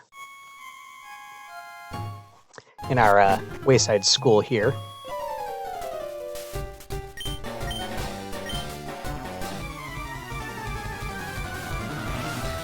So the gimmick here is that Ho-Oh is going to get into a revival loop with this here Raticate. So we're gonna make sure that they take some damage on Switch-In. I will survive this, of course, luckily. Fun fact, so the fact that this Raticate only has 1 HP, not the bug you think it is. All Raticates only have 1 HP. The fact that the health bar shows it as being in the red as opposed to being full like Shedinja is the bug. But Celia just went with it, because it actually, as it turns out, hints at what's going on. So, good bug to have. Yep, can't call it Tombstoner anymore. Tombstoney, because I didn't want the word stoner. Now this Ho-Oh, you have to actually kill. Why did I switch in? This is... Ouch.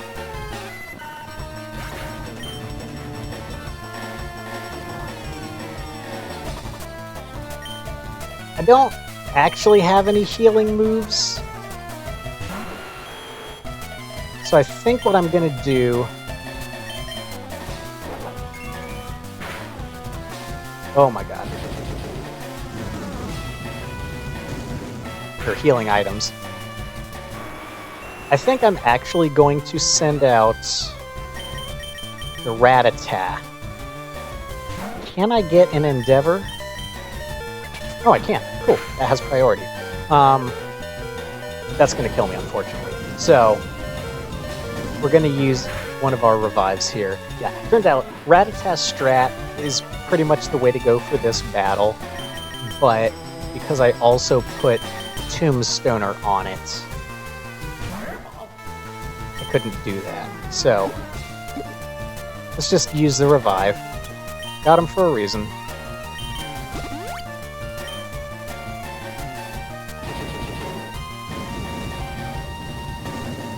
Because without it, you can just like brute force this fight.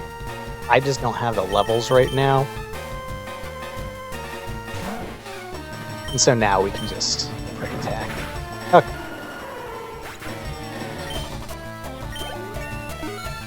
Getting some more levels on the rat, also good in case we need to use him again in the future.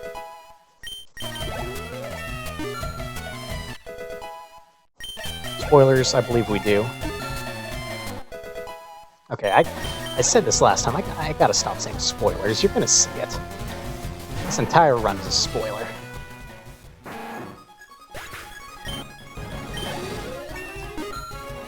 And then, of course, our level 6 unused starter. Hopefully I can one-shot now. Yep, cool. Okay. That went better than last time as well. Wasted a little time. That one says, extrasensorily perceive you later. Here's our Paper Mario reference. Ooh. Dad has a secret life. Wonder what? So we have to proc this ghost. Here's our Gen 1 reference with the ghost being able to be escaped from using Pokédolls. So that's why we needed to keep at least one. Gotta use it here. And that, well, we could have just gotten one right up there too, but that is now what unlocks this shortcut. So we're gonna go up through the healing zone. Dad would also heal us again if we talk to him. Get ourselves Le Math Club.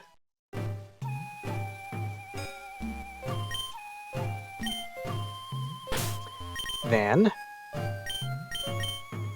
give that to our Cubone. And where's my candies?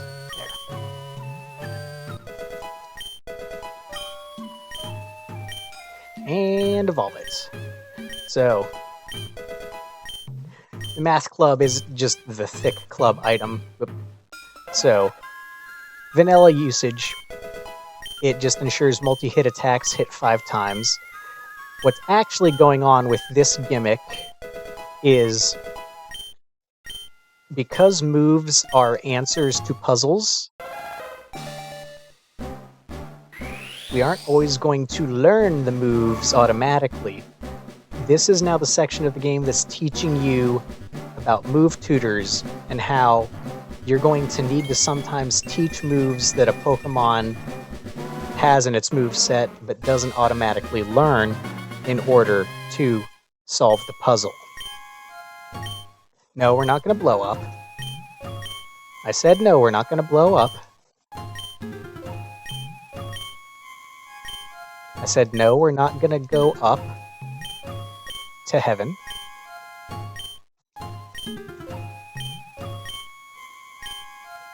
Yeah, you can be sad about it. I love the vanilla music reset. Mr. Fuji here, school teacher,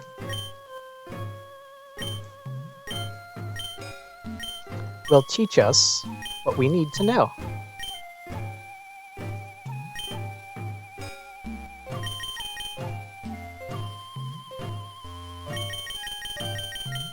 Shadow Bone Meringue.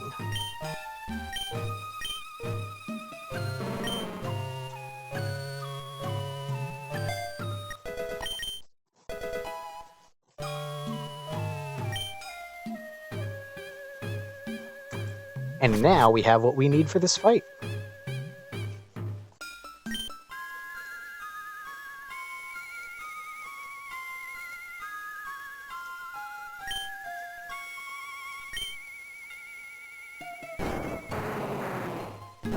I also wonder if this is the same Kangaskhan that ends up getting trapped in the zoo in Safari Zone later on. So the gimmick here is we've got a chain of substitutes, and while there are other multi-hitting moves, because each substitute can substitute again, you have to have a multi-hit move that hits through all of them. Like, you could do double kick, but it would only break one or two of them. So, this is, in fact, the solution.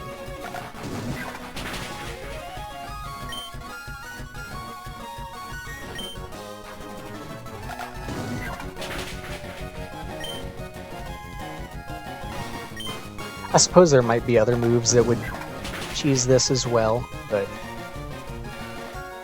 the game is trying to actually teach you important mechanics that you'll need for the future, which is incredibly good game design.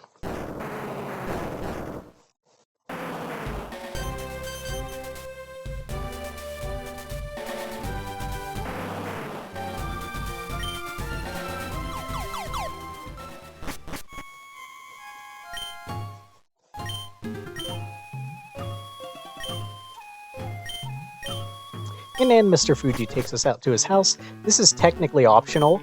He's going to give us Move Tutor on demand. If you play right, I don't actually think you need this, but man, we're getting it because just in case. So the dance theater is now open, so we can go in here. This is the most important thing in the run. Talk to this girl first. So the Pez dispenser not being available from the beginning of the game in a regular new game, this is where you get it. But here's the thing. If you trigger this dance and the kid can't see because the girl's in the way, you just miss out on the Pez dispenser. 100% locked out. Candies are cheapish and money is just not an issue anymore anyway. Ha, Gen 5. But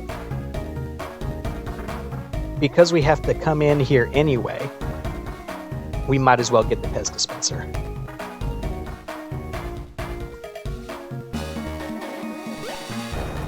Actually, we can also clone candies later too, but oh well. Okay, first of all, this guy wants some ash. Oh look, I found ash. We're gonna get ourselves a blue flute, or dare I say it, an azure flute. Azure, of course, being a shade of blue.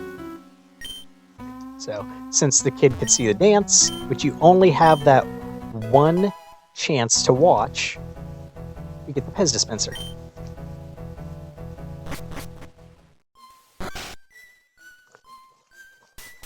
And we're ready to leave town now, so we're gonna go get candy left of here.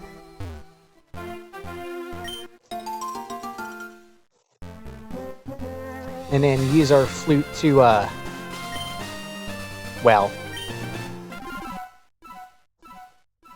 avoid this Snorlax.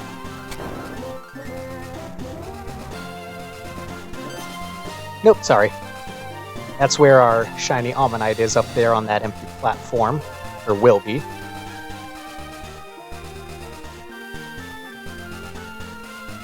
Now we get to deal with him.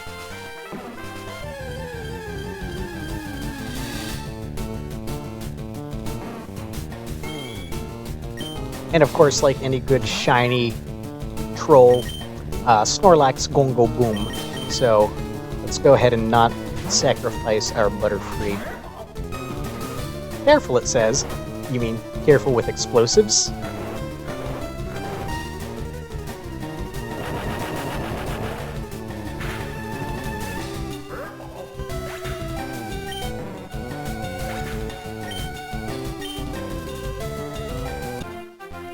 And Snorlax ran off to the mountains. Ah, there's the mountains. So,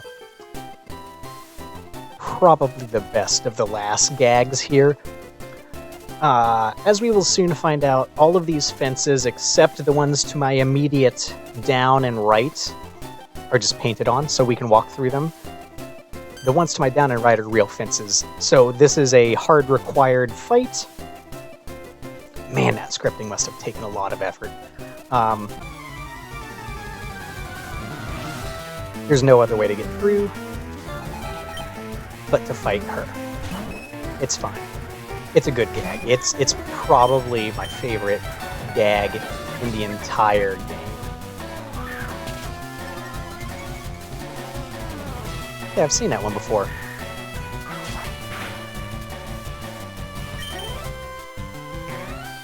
Stop making it so I can't one-hit you. Oh my god. There's another 9-hit move. The one I saw before was a 9-voice. Apparently there's a 9-whip. I think Ninetales is probably the Pokemon that has it. Oh my god, this is time loss. Oh, okay. Only 5? What?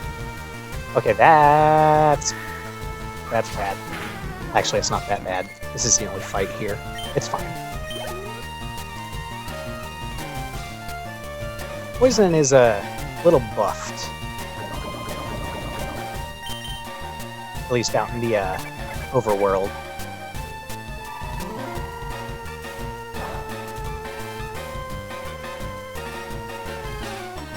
Well, that was interesting.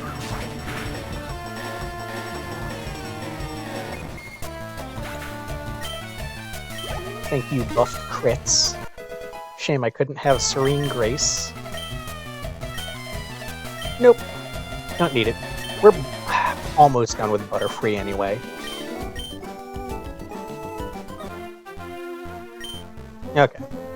Little time lost thanks to metronome shenanigans. Talking sign. Get the candy. And the biggest skip in the run. Yep, they're dead already. See? As soon as we get here, retreat. We can skip the entire Pokerap. There are so many trainers here, they actually don't all load at once. Like, the Game Boy has trouble with this many NPCs. It is pushing it to the limit. Only other thing we need to do here, we can ignore the wrap TM. That's a wrap. Huh. Is grab ourselves a shelter. There might be a better time to get this. I don't know.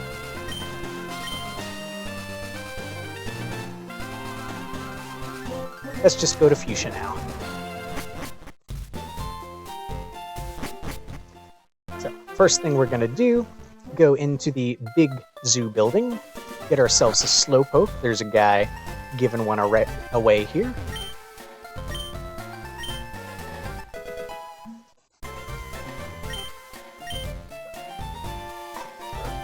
And in the next building,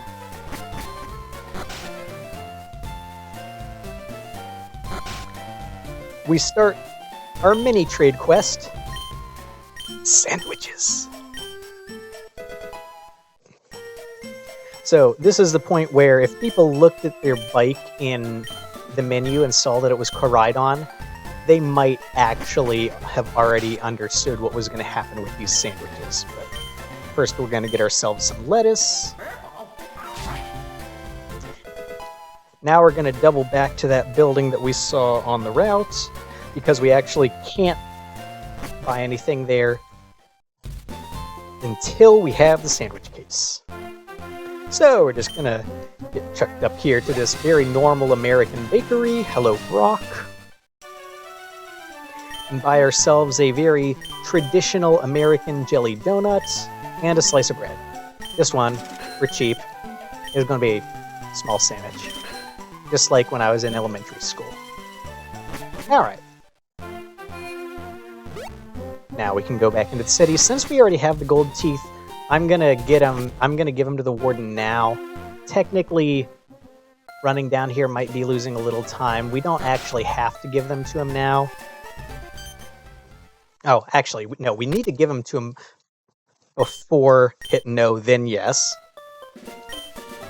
We need to give them to him before we can finish the Safari Zone, so actually, no. We do have to come down here at some point.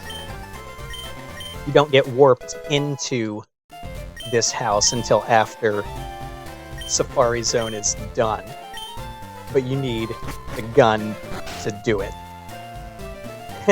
Menacing. Alright, we also, I believe, need to talk to this guy to start the quest. I don't know what like how many you actually need to talk to and the correct order. Yes, we did just in fact get 29 Toros.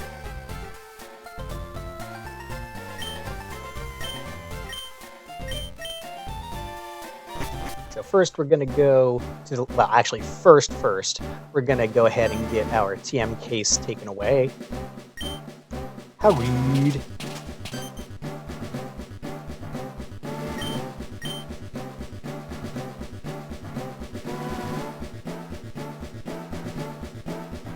That's a TM right there. Obviously can't get it. First thing we're going to do, here's the water stone if we need it, but we don't. Hello, Charizard. Gonna come here, go to the cheese machine. You. Now, and oh, he's Squirtle, haha. The joke is, the evolving starters are the ones playing the evolution music here. I'm gonna go back to this house, talk to the white seed. I actually think you need to talk to it twice in order to, because now you've talked to both of them.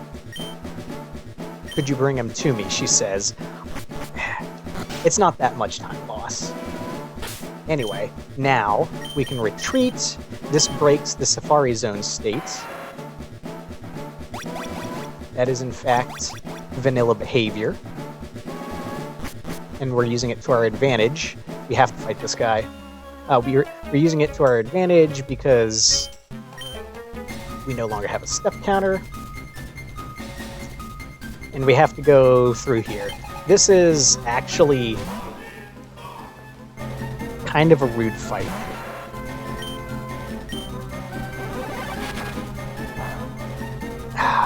Yeah. I'm not even gonna bother. Who do I have? Hound should still be normal, right? Yes, okay. Can't use Shadow Bone, can I?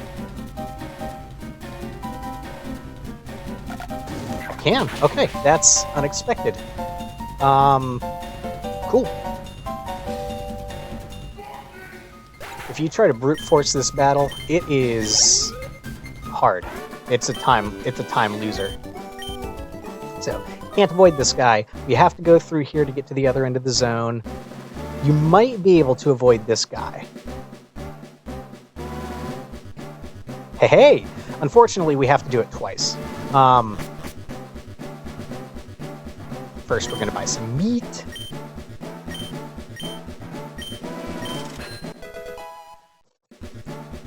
Notice that Lapras is gone, and that's all we need for now.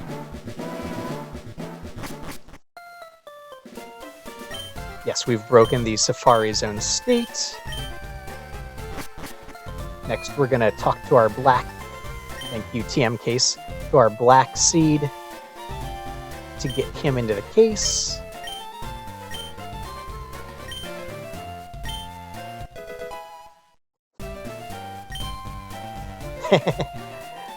And we're going to deposit Rattata, Nido, Marowak, withdraw, Shelter, Horsey, leave the empty space. Now that we have our handy Pez dispenser, we'll move it up to the top of the case and use it to evolve our Horsey. Oops.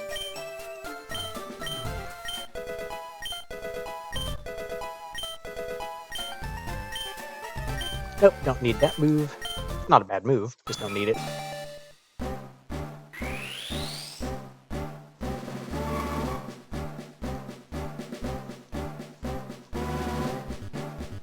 So, if you talk to enough NPCs, they'll tell you you need a Dragonite. You actually need Dragonite's evolution. This is also an incredibly opaque part of the game. I think this was a big stopping point for a lot of other people. So in this case, we need our super scope.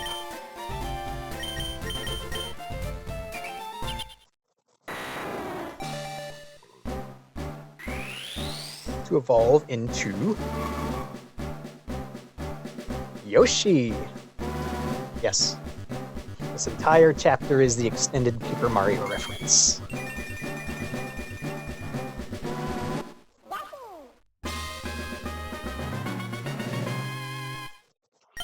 And we also, as it turns out, oh good, we learn Gulp.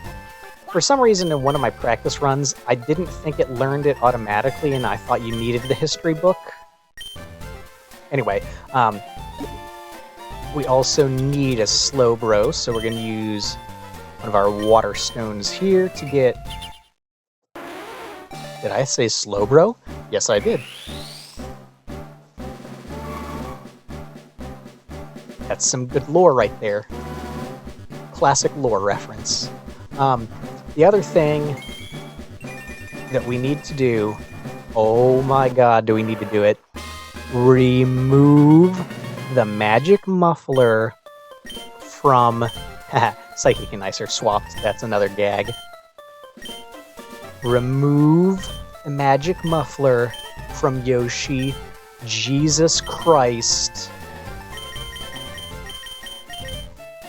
That will, and this is not hyperbole, if it levels up in battle, it's going to force it all the way up to level 97.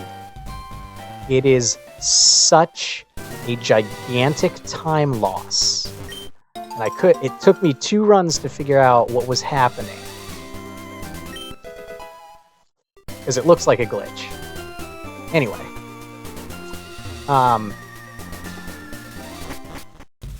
We're going to go upstairs and do this. Also, Vanilla, I believe, trade Slowbro for Lickitung.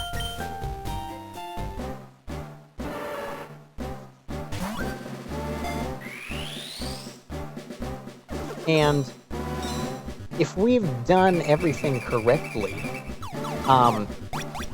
we're going to have everything after this that we need for a sandwich. Because this guy, in what is one of, as it turns out, many SpongeBob references, is hiding the pickles under his tongue. Also, he's a saxophone.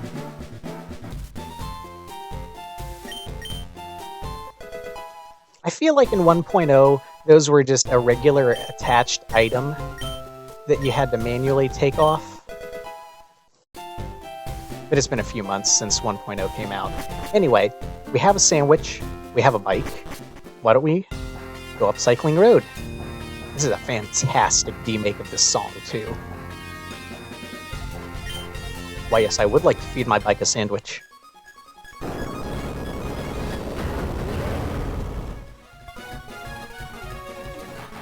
Spectacular artwork, too.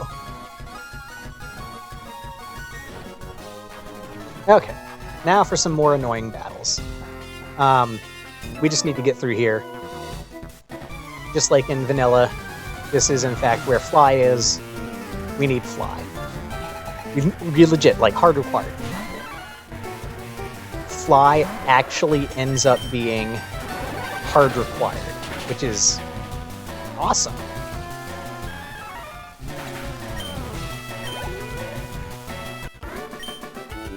So we just have a few battles here. They're annoying if your more powerful mons are dead.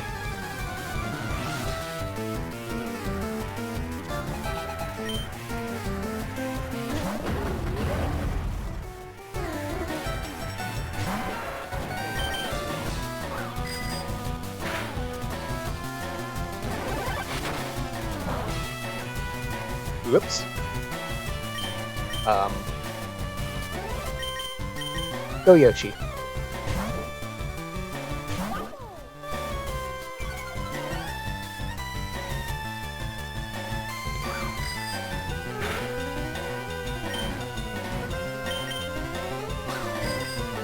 If he's actually Dragon, that should be super effective.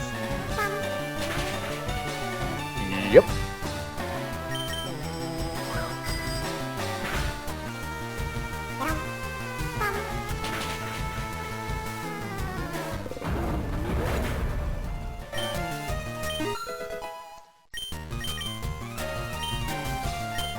actually do want to learn that. Fighting move is kind of useful.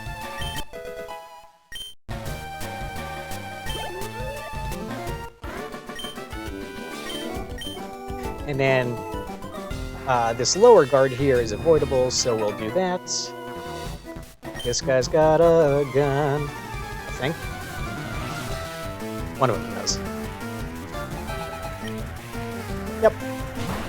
This guy's got a gun. Fantastic reference also to beta sprites for Remoraid Artillery. If you've never... Oh, that's such good timing. If you've never actually seen the beta sprites... Well, we tried. Go again.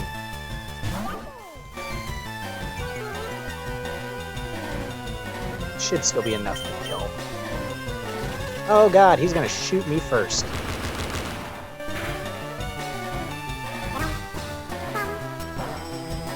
Yep. This is the only other part of the game where I might need to use a revive.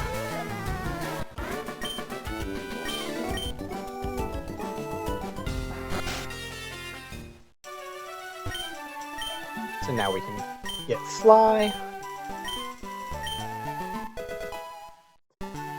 Now, as the fan club, oh my god, the fan club man in Viridian alluded to, not Viridian, Vermilion, we don't know what can learn fly. Only certain Pokemon can learn HMs in this game. Well, in this case, we've got, I think that's Sarah Chalk from Scrubs.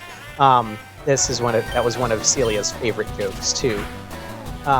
We've got a patch of grass right here, next to where you get fly. I wonder. Dear Lord, can you just take care of this, Yoshi?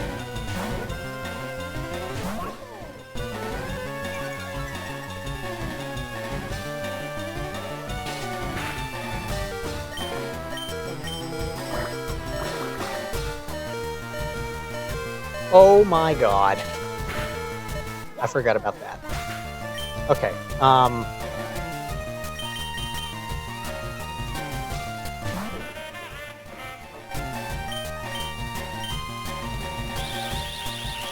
nope, that's string shots.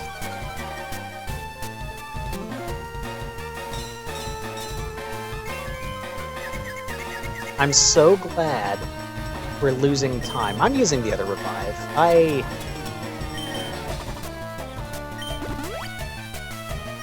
I'm getting annoyed.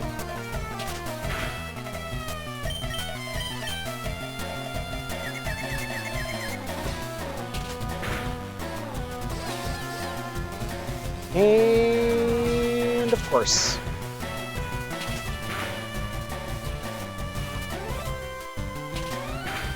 Boy, if you could hit one more time, though, that would be so fantastic. Oh, praise Jesus. Okay, that'll work. That's some time lost right there. Anyway, the fact that this grass patch right here is kind of a, whatever the opposite of a red herring is. Like, it's a clue.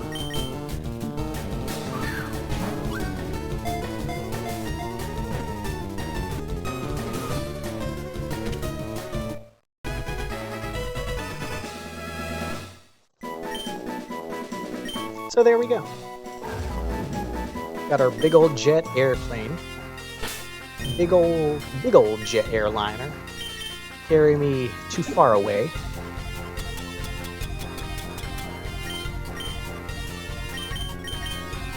Who is the only one that can learn fly, besides the HM friend? So, The only way to get to the Fuchsia Gym is to fly there because it's completely blocked off right now otherwise.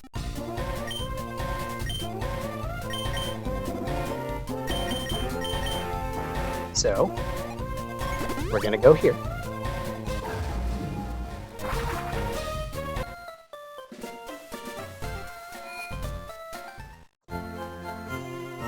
Everybody else is dead, so I think we need to heal. I did technically just waste that revive, but I don't think there's going to be any other time when I'm going to need it, so...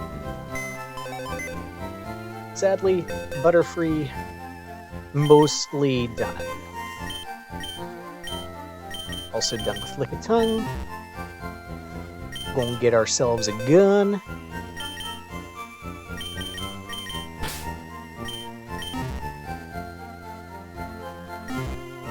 Get back into the Safari Zone and use it. Plop.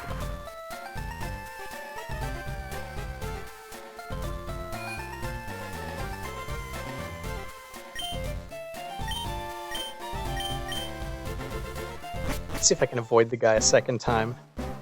Chances are I will not be able to. Go ahead and retreat again.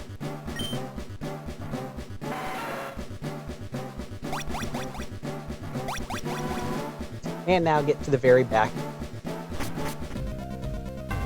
which we'll notice, because we have the solution to the puzzle, the music is now changed as well.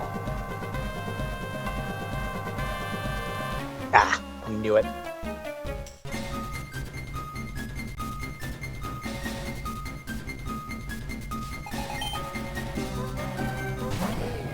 These are very annoying to deal with.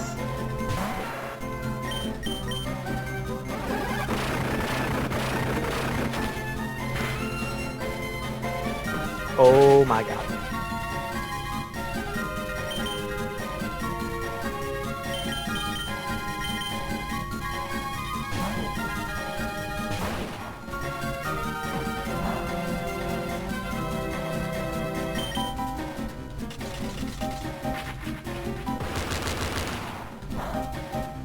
Oh my god.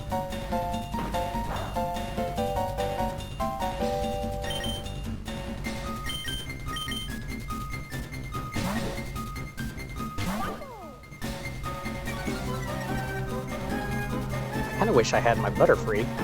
This is such time loss. Okay, I was actually afraid that was gonna be not effective, so that's helpful.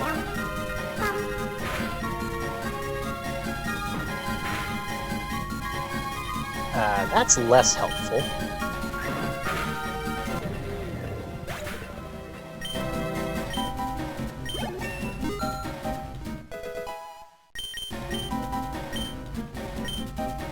And then Iron Legs coming up here.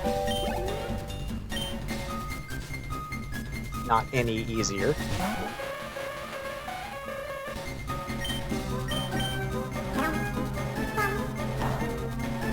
That's what I figured.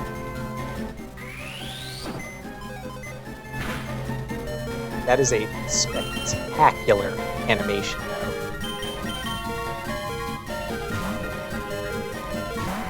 If I still had Marowak... Oh my god. If I still had Marowak, that would have been useful. Okay. I think, actually, this is fine. Because we have... Mega Kick should still be normal. Yeah, there we go. Okay.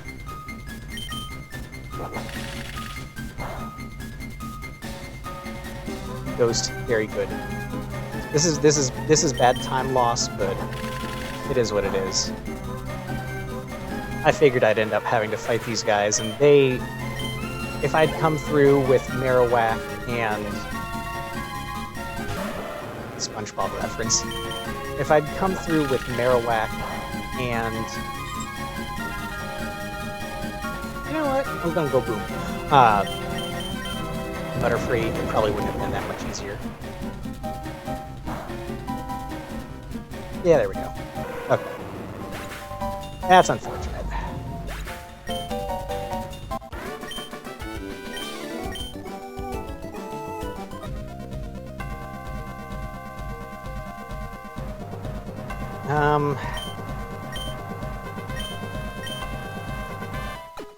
I really want Yoshi healed up.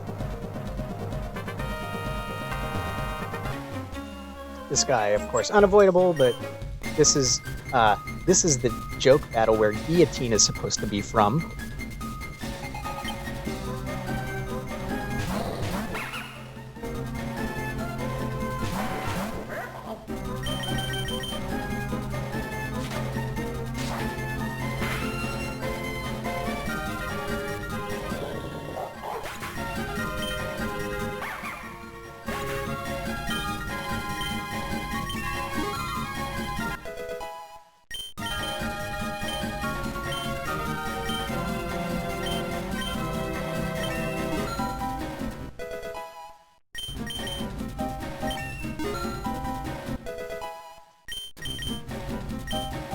Yeah, I'll learn that.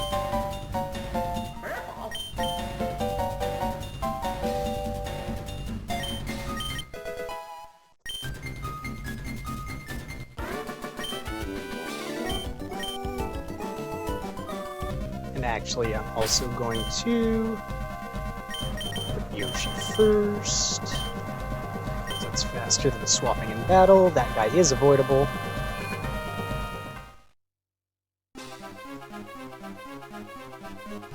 Our Mario music, ha ha ha.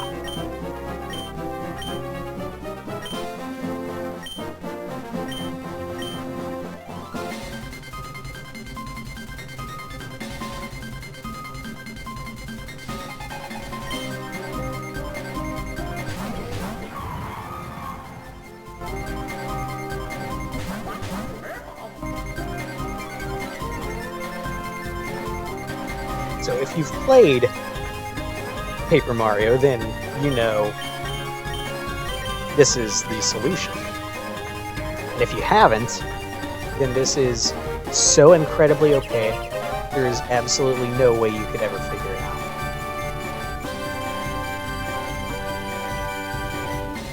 Although they did heavily encourage Pokédex completion, they gave you a battle with a Horsey, so you could see where Horsey was, and they told you that it evolves, and that you needed a Dragonite. So the game, again, the bongos, in hindsight, does technically give you all of the info, but putting it together is a different thing.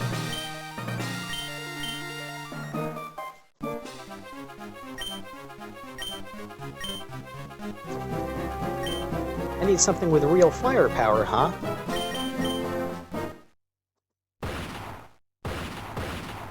You're dead.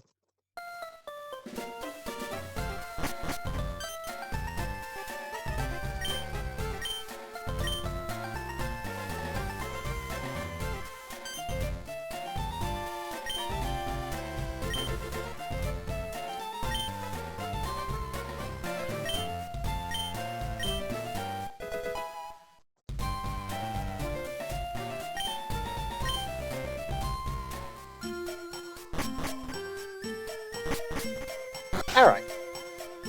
Now we're going to immediately turn back around and go in again.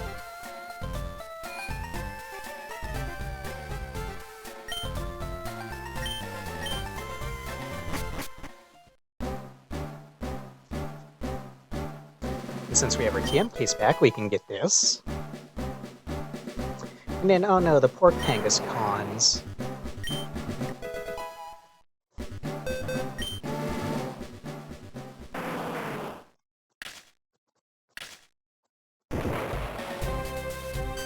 And that, of course,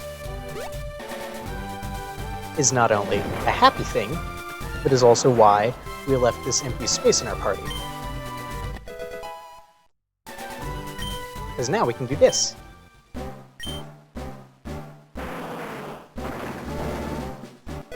And get the brick piece. Or A. Then we can go here get our prize.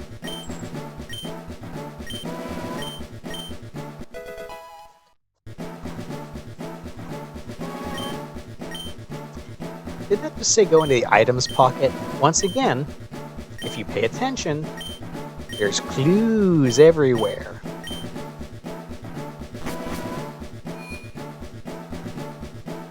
Now we're done here.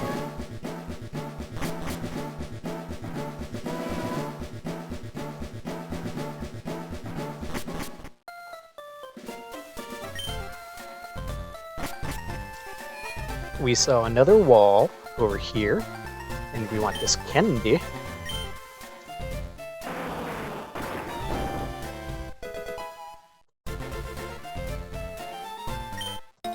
Another brick piece too, actually.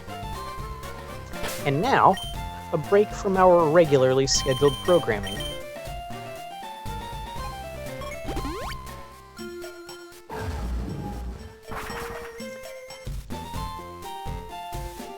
First, we get rid of everything except our important HM users,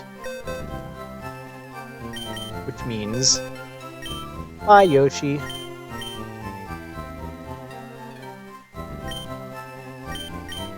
Bye Scyther. Bye Gun.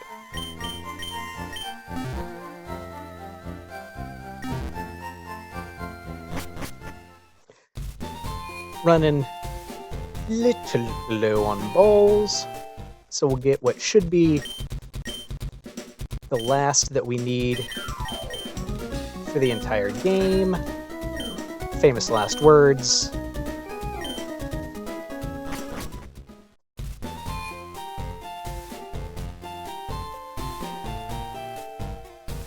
Now we can get past here to get ourselves another candy.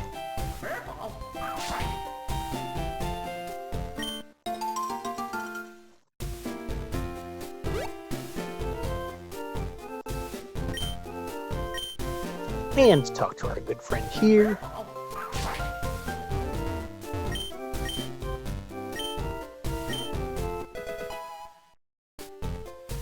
To get ourselves Kenya.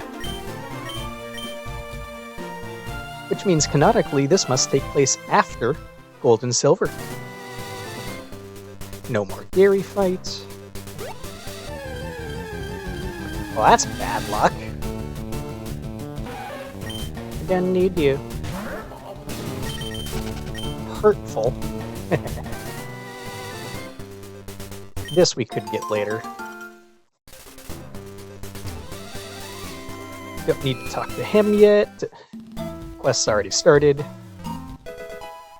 We could have done this at any time. And here's Zapdos. Hi Zapdos. Free Zapdos. Actually, free Zapdoses. Or Dosen? Docs. Zapdocs.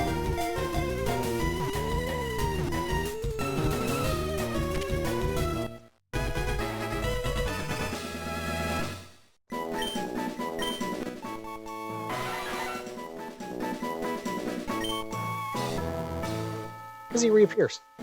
So now we can fly back to Fuchsia to proceed.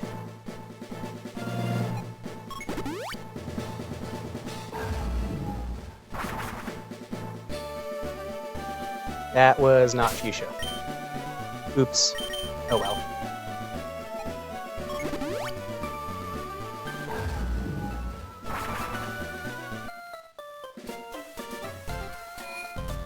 Don't quite need Kenya yet, so we'll go ahead and get rid of it.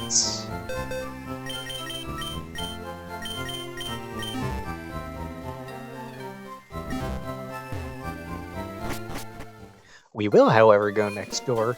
Not this next door. No, move the leader. But this one. Get ourselves a free Machop, or Machoke.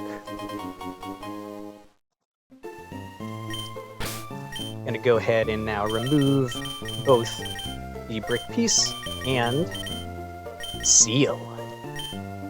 Or symbol? Status? Sign? I don't know. We also want to go ahead and use that interesting TM that we saw. It's a Gimmighoul. Alright, Gabagool. Go ahead and evolve. You're not intended to notice or do this until after the gym, but we can do it now.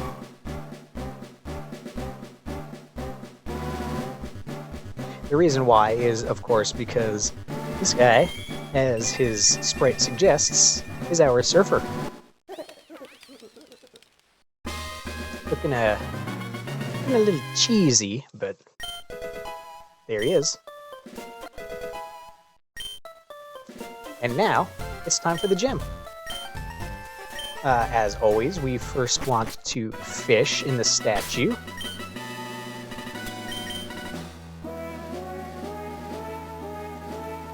And this is the most confusing part of my notes. Oh my goodness.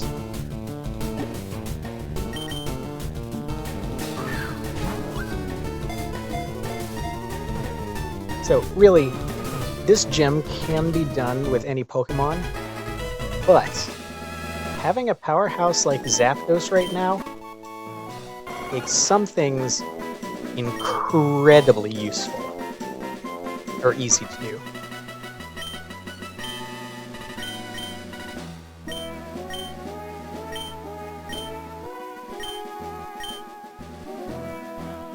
So, obviously Zapdos, and then probably Kangaskhan and get a ghost. Doesn't actually matter. First things first, go upright. This, regardless of whether you choose left or right, first battle will always be Brandon. Some nifty little coding.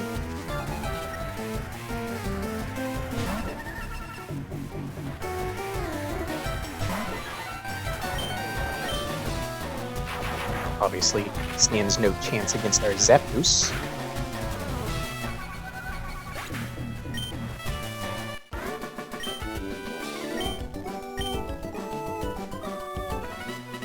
And then upright again. Yeah. Alright. Yes, this is stealth. And upright to get another good Game Freak game. And go back to the entrance.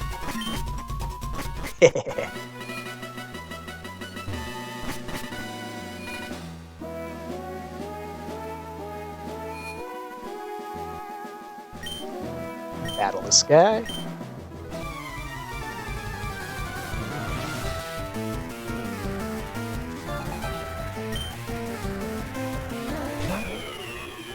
Once again, the running gag that Psychic and Ice have been swapped.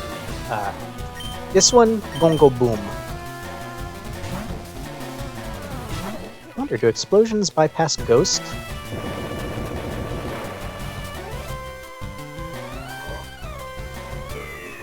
Yes, they do.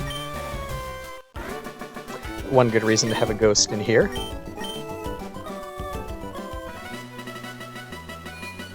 Left. Drill through this wall.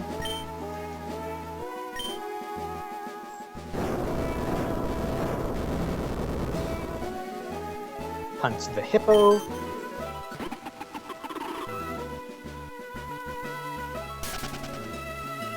Now fight Greta. So, Sturdy on this Aron makes a multi-hit move almost required.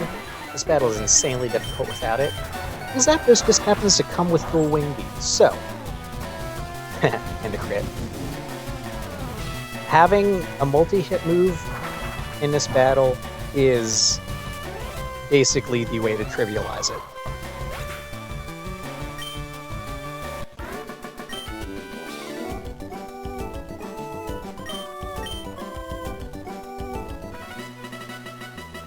Then we're going to go down, upright, Drill again. Celia was very proud of the being able to skip killing music there. Hunt again. Go down right. Hi, there's the dad badge. Fight Tucker with his actually invincible Wonder Guard, Terra Electric, air balloon floating Shedinja.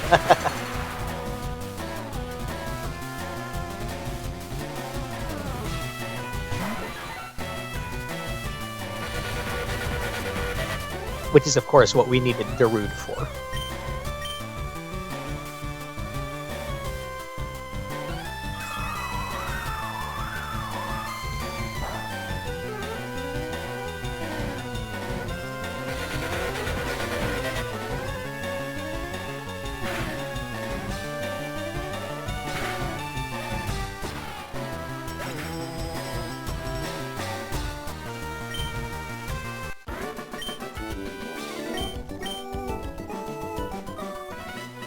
Gonna go up lift, grab this door, and then go back to the entrance.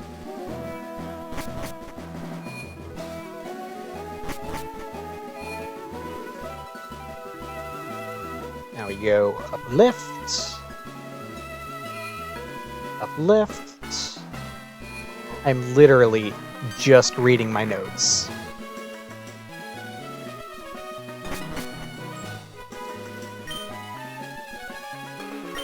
Drill here.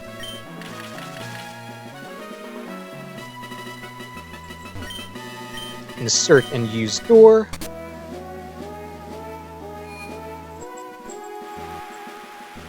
Drill again. Hunt the fox.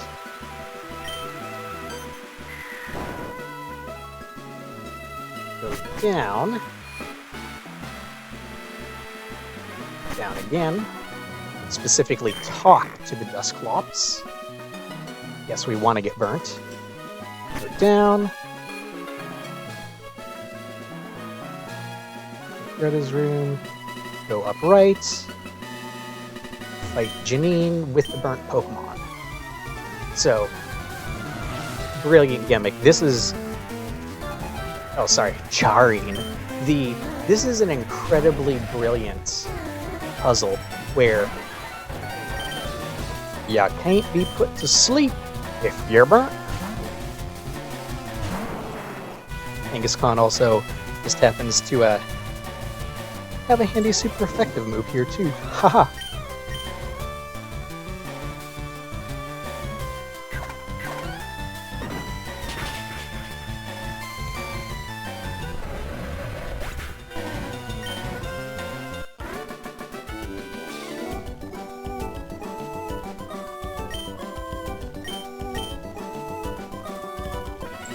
Now we're going to go up. This battle I don't even have in my notes because it's a joke battle.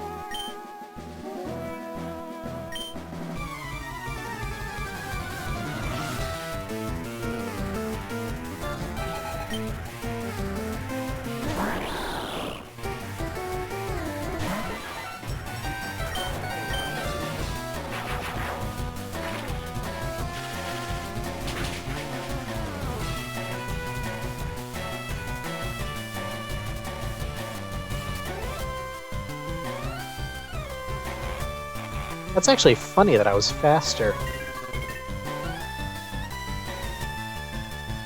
This must be a particularly fast Zapdos.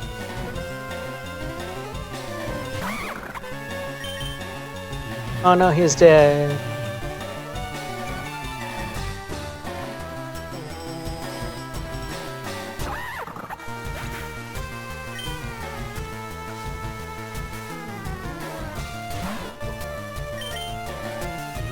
Oh no, he's dead.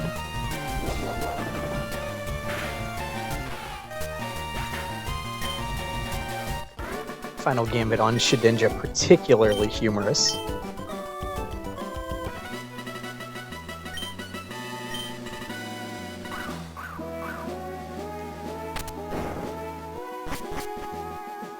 go down right through the ice room, down, and fight the oak because our pail actually still has water in it. I believe it's the number of steps on a single map, so all of the map transitions keep resetting it. This is actually just a standard type guy, so Zapdos also coming in clutch here.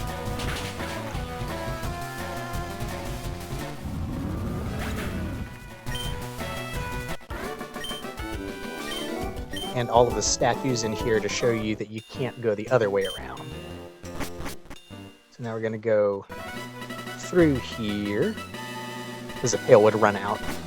Down right, up right,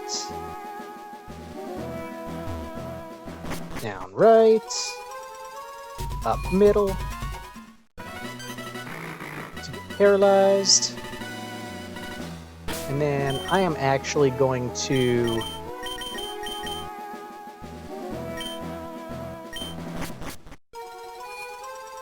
get another Mon paralyzed just in case, because this is actually not an easy battle either. Go back down.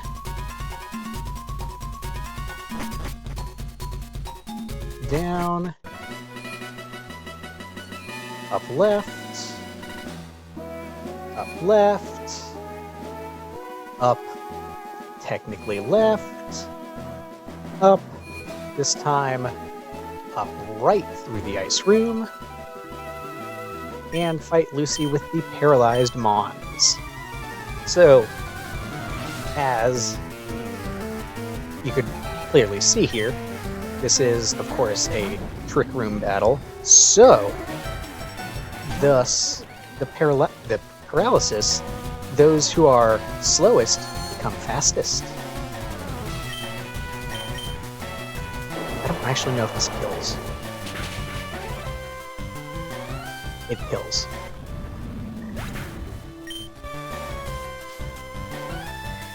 And with this, we are now officially halfway through the notes for this gym.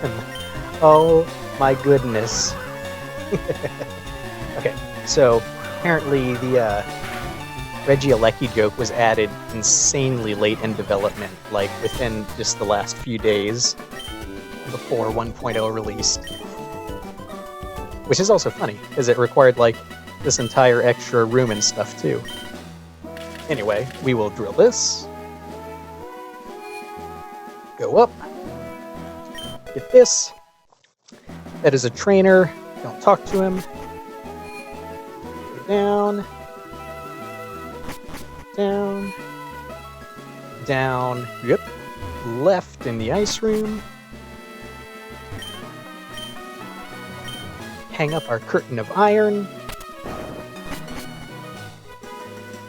and now the look girl becomes, instead of just a way to get the person's attention, an actual in-universe mechanic, which is incredible. Push her all the way through that wall. Go back down. Down. Down. Up left. Up. Up. Now make sure we talk to her again. We can skip this fight. Get somebody poisoned. Okay, Kangaskhan was poisoned.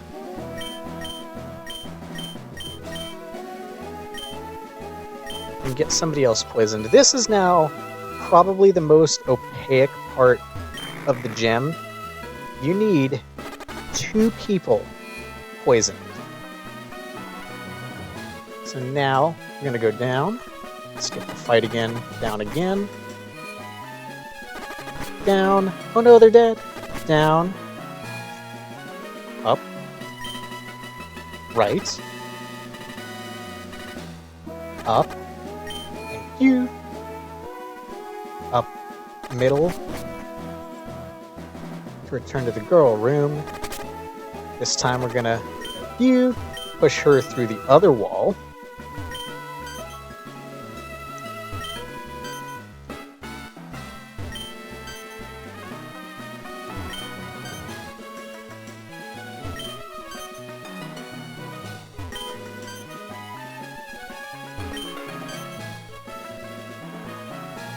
Go down, up right. Now we can get up left in the ice room. And since both poison mons are dead,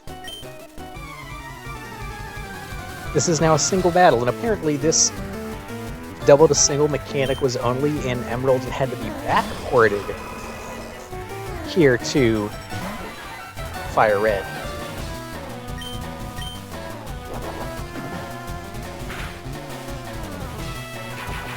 Because if you fight these two together, they are invincible.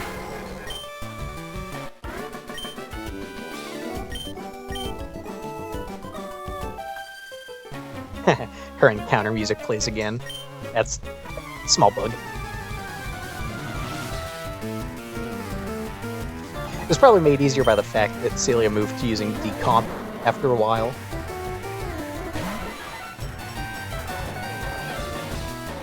And yeah, because it neutralizes Regigigas' slow start.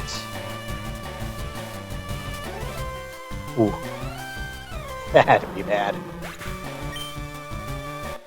Alright. So now, talking about returning gags. If you said that this particular door would take us back to Celadon, those other two just loop back on each other. We're now done with dual wing beat, so we can in fact use this TM that we just bought, teach it over dual wing beat.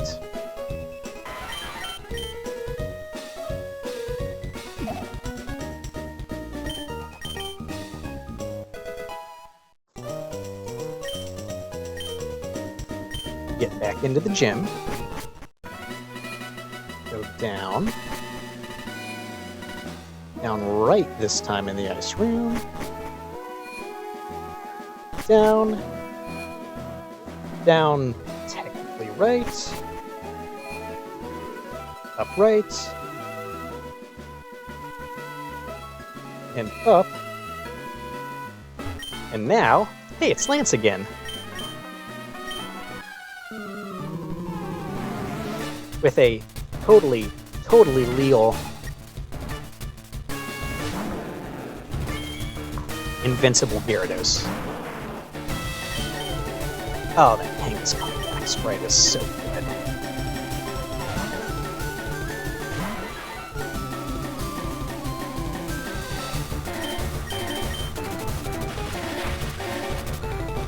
Oh no, you made my electric attacks electric. Whatever will I do? I should have used Drill Peck, just for fun. And this is basically it. Obviously, we've already seen almost all of the rooms in the gym. We're basically done.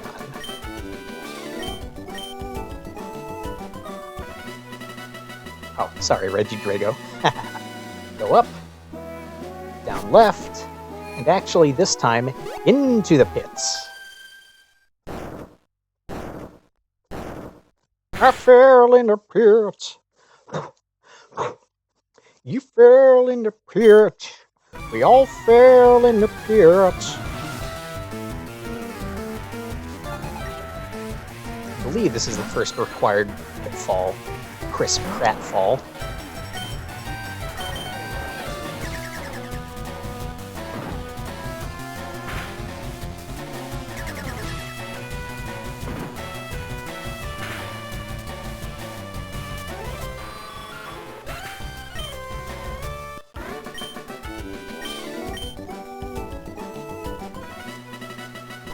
Go through here, grab the scroll, because this is, of course, Trick Room mechanics. Get chucked.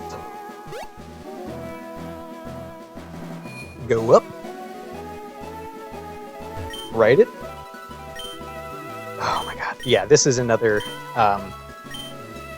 gag that we've obviously ignored the entire time. Straight from Earthbound. Not even a reference, just actually a quote. And there we go. We are done with the gym. We can go back to the entrance now and fight the leader. I swear, trying to follow this in my notes, reading it I was literally not even looking at the game. I was just using peripheral vision, which is why I kept running into walls. So we have a Kecleon? No.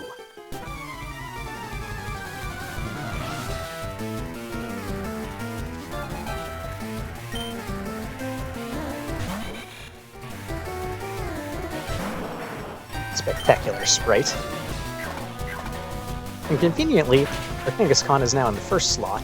I say conveniently for a few reasons, that super effective being one of them. Also, it makes me so sad how many people don't get that reference.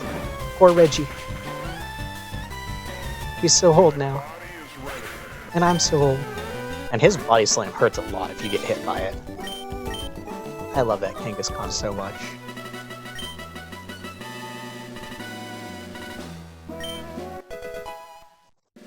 And now, as the chapter title alluded to, the secret life of Dad is actually that he's a gym leader. Now, this is where you need actual Pokemon knowledge. He's hinted at invisible walls. You need real Pokemon knowledge to know that Brick Break... Why did you... What? Oh, I got my team back, that's why. That Brick Break actually breaks Reflect and Light Screen in battle. If you don't have that Pokemon knowledge, this is probably a pretty opaque fight as well.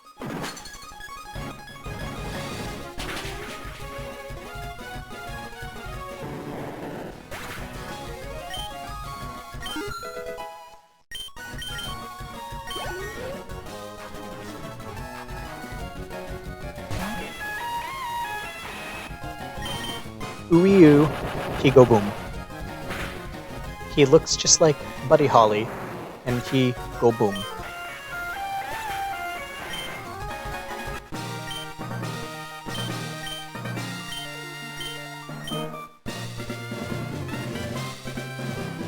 You said I saved Mother. Does that mean my mom is the Kangaskhan? So, this is now the only part of the game where Celia hard railroads you against their own will in order to specifically progress the story in a certain way. I'm going to not do that. This I actually could have caught instead of the one that I ended up routing in to replace the one that I didn't like getting in Celadon. This one would have worked just as well. Oh well. It probably would have been faster anyway. Now, let's get railroaded. Pitfall. Pitfall.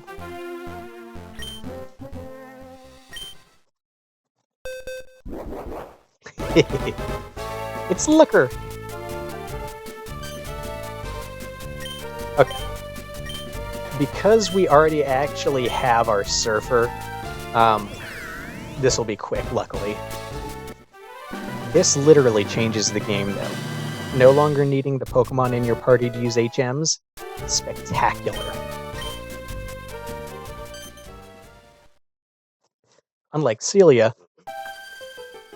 these Jesus lasses don't leave water trails, but they do leave footprints. Anyway, we have to surf just to trigger the next chapter.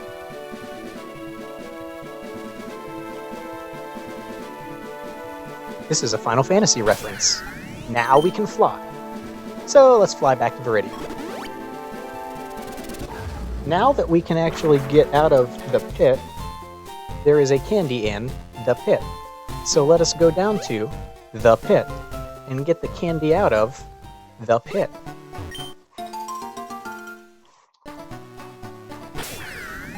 I also, just for funsies, I'm gonna put these down here. No. Okay. That is very unnecessary. You'll see why, though.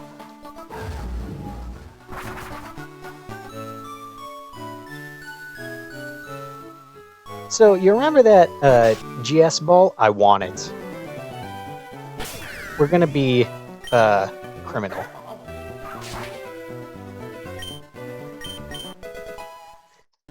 We had to do it. We had to do it. We're bad people.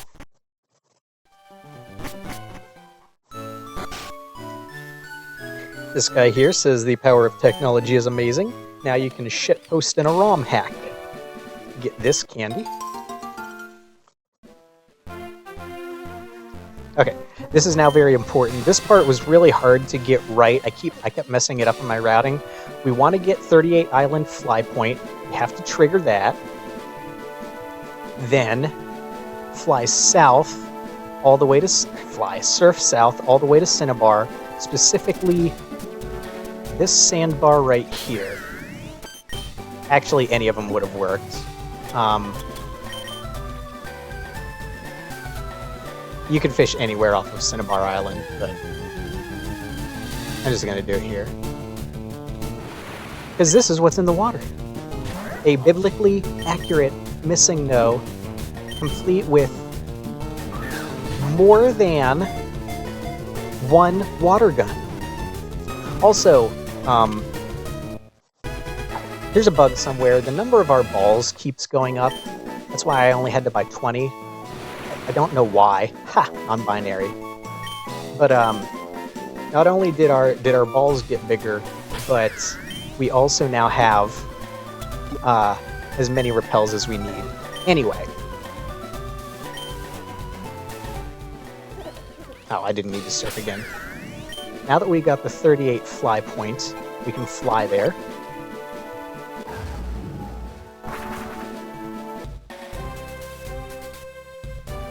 We want to talk to this girl to get ourselves a milk drop. And we're going to go down here and in our very accurate Route 38, minus the music, get ourselves a Magnemite.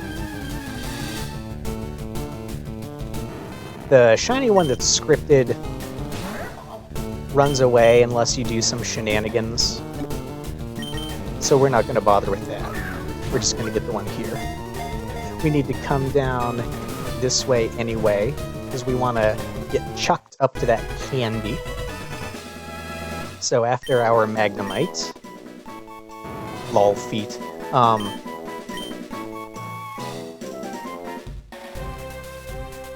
and talk to some chucks.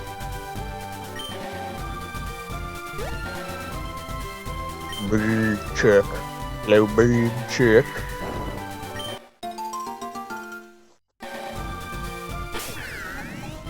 Get out of here.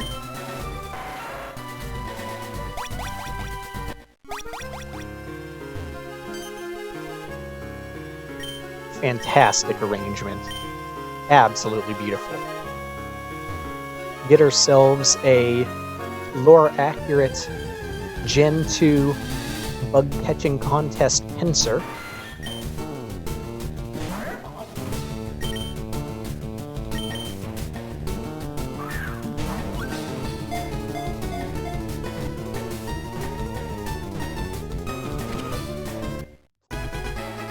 And then we're done here.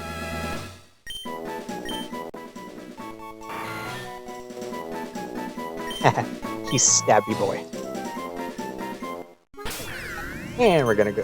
Whoops, that was the wrong retreat. Gonna go fly back to Fuchsia now. high.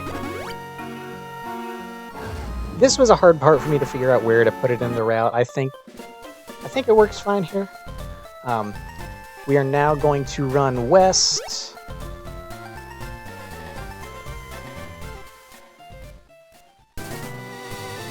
Put this thing into statue. You might say, why didn't we do this sooner or later? Well, quite frankly, we actually have to go to 2 Island next, and this is the easiest way to get to 2 Island. So, since we're here now, we might as well. We could have waited, I guess, for the float stone and odd candy, but whatever. All we need here is the hammer. We missed the potion gag. Anyway, this is Mother 2. So now we can fly to Vermilion. We have to do this now. Basically, there's enough backtracking. You have to do some things early. After we get our hamburger, we go back down to the harbor. We never really figured out what happened to the ship, did we? It's not here. Harbor looks a little different. Anyway, we can go and get... Oh my god. A ditto. The cry gave it away. It's a ditto.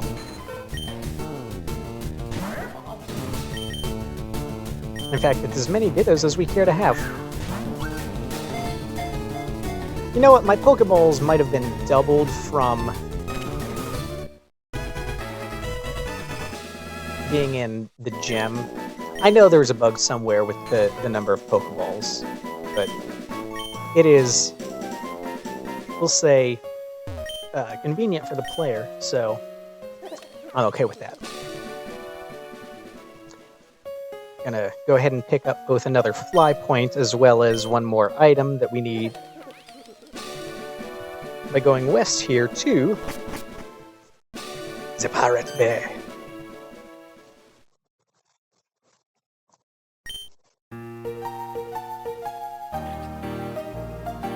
Great music as well. Get ourselves a burn drive. Go get Route 7 stuff that we missed out on earlier. Even though we have PC On Demand can only move Pokemon, and I am relatively certain that Deposit Withdraw is faster.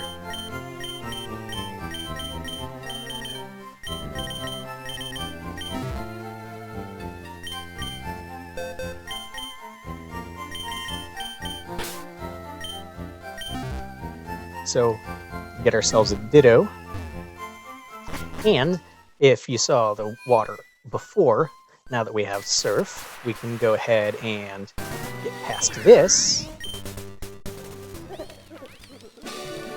Get ourselves Zekende. Surf west again. Get ourselves Vulpix. This guy is a trainer. We do not want to talk to him.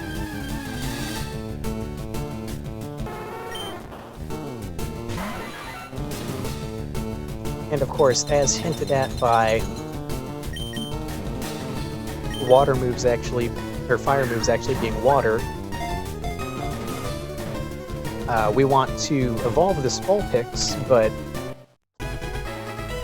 there have been no fire stones. There have, however, been some water stones. Also, the Pokedex text. So let's go ahead and use Water Stone first. And for the love of God, don't press B. Oh my god. Having to go buy another one of those? That would be unfortunate.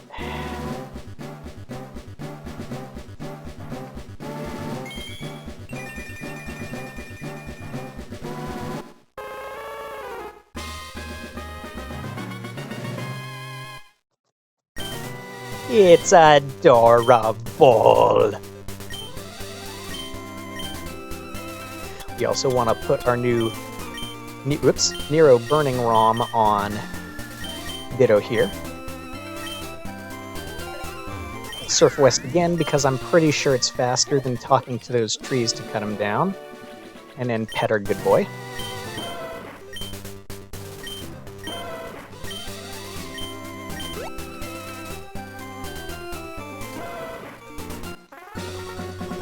And it's another sign. Or actually, this might be the first one we've gotten.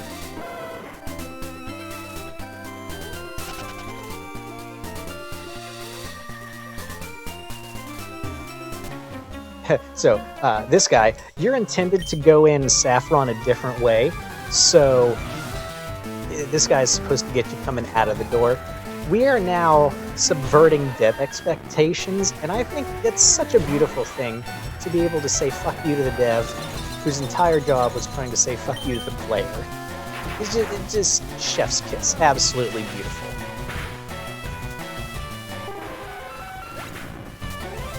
Apparently Celia wasn't happy with how few people got this reference either. Alright, so we actually have everything that we need for Sylph. So we can go ahead and give our tasty, tasty toxic sludge to the guard, who, if we walk back there, we will actually walk through and get a text box. Interesting. Now that we can surf, we can do this. You can't actually get in the back door yet. The teleports aren't active because you're supposed to proc this chapter, sub-chapter. This is a Final Fantasy reference. Can you believe Celia has never played Final Fantasy? Oh, but I've never played Paper Mario. So all of the elevators here are broken. Not even going to bother trying them. I mean, they're all jokes. They're funny, but this is not the Sylph you remember. This is not a dungeon anymore. After Mount Moon, apparently Celia said no more dungeons.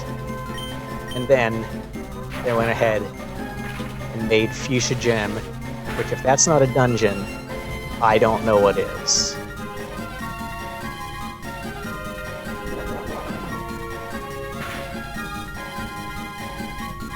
Anyway, got a few more fights here. Unlike the ones in the Safari Zone, these are trivial. The Safari Zone, I think, was really the last of the actually, like, somewhat dangerous fights. Basically, at this point, everything else in the game is now purely a puzzle.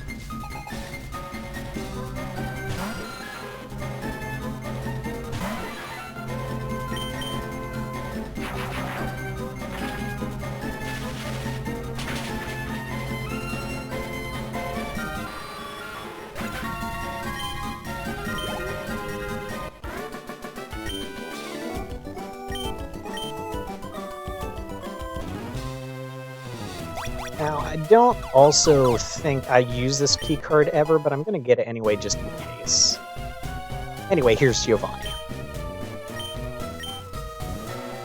So, the whole thing that we did, putting the burn drive on Ditto, obviously, Genesect can use those, and this is a very, very cheap Wonder Guard Genesect. So, if you transform, Technoblast will use the drive to become fire, which means that our fire move is super effective against Genesect with Wonder Guard. This is the reason there are no fire moves in the entire game, specifically to force you to do this strat in this battle. That's not true. There's quite a few fire moves. You just don't have access to them yet. Alright. We have to talk to the president. Very, very, very important. Get ourselves a Mr. Ball.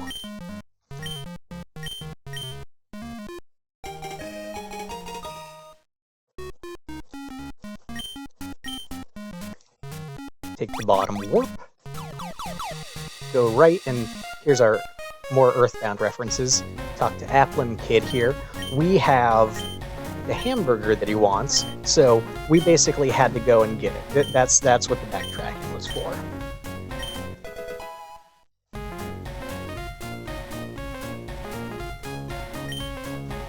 Now we're going to go ahead and go all the way over here. Take this warp again to get to the marketing departments. And guess what? This is the room... Whoops, wrong way. This is the room with all of the running gag. Well, a lot of them. The character-based ones, anyway. This is the part where I also couldn't figure it out. This is so tricky. Even after the fuchsia gem that I probably got help with, I don't remember. I never would have imagined that you could do that. So we're just going to go ahead and keep talking to her.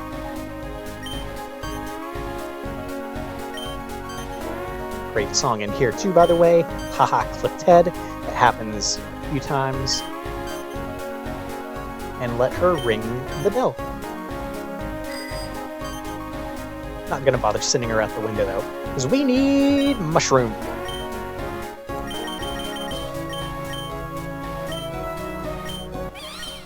Wait, what was it? It's an Among Us. Go back to the marketing departments. This is marketing. Apparently this is supposed to be set up as the office. Very old Jenna Fisher there.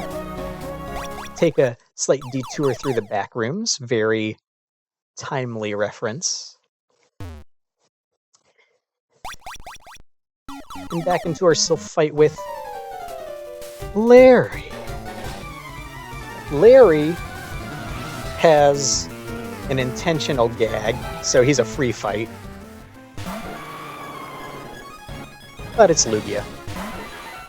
So, yeah, look at this. Technically, I think this is the one you're supposed to fight last, so we are going in, we'll say, unintended order, but yes, all of the legendary birds are had by the rivals. Go figure. The main reason, actually, we're coming here is because we get our little HM friend.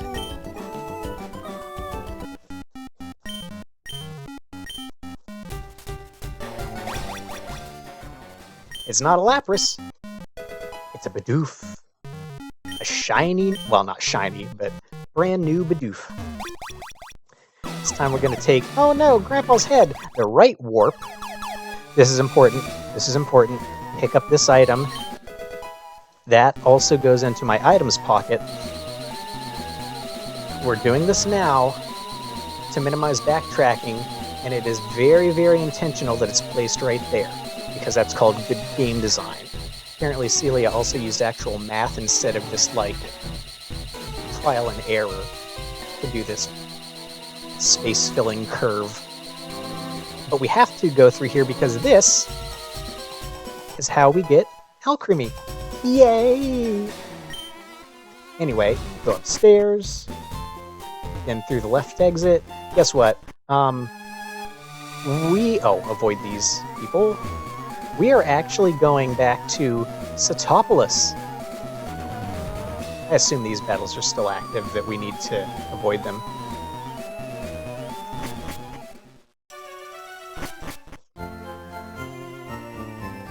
Because now we have Surf. This is an actual city. You can actually do things, as hinted at by the candy up there. So first thing we're going to do, I'm going to go get the candy. Go in the Cave of Origin here, or Origin of Life. Don't need the ruby. Do want a shiny new Onix for ourselves.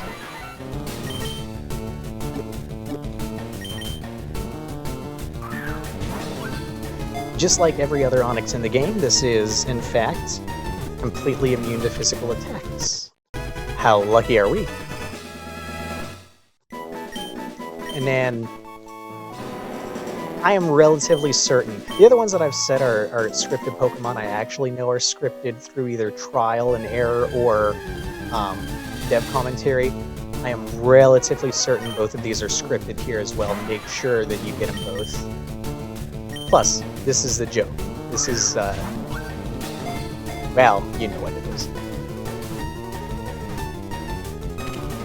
So, 90% certain that those two tiles, if you follow the straight line, are in fact scripted. Then, we get to go up here and play everybody's favorite minigame, except the triangle isn't going to get redder. You actually can just fail this, just like the Vermilion Gem. Unlike the Vermilion Gem, I am relatively certain that doing this for real is faster, specifically because that animation to go back, oh my god, it takes so long. You know what? I take it back. I think failing it 4 times is probably actually faster. But I'm a gamer, so I'm gonna do this. There. But you don't have to succeed. You can fail. You'll get it either way. It's funny when Deoxys gets mad at you. So, we saw that gym here. Let's see what it's got. Oh my god, it's Faulkner.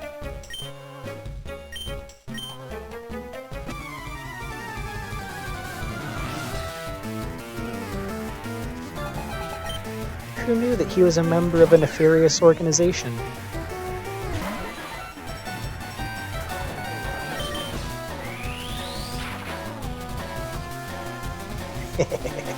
Floating even harder.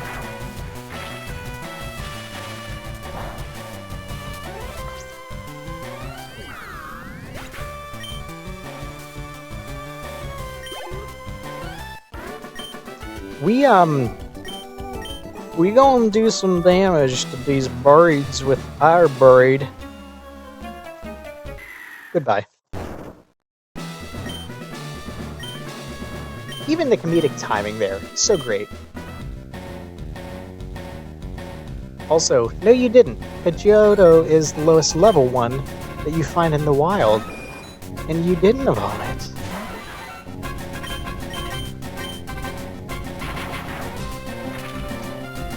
This music is a reference, and a good song. So, after this, I'll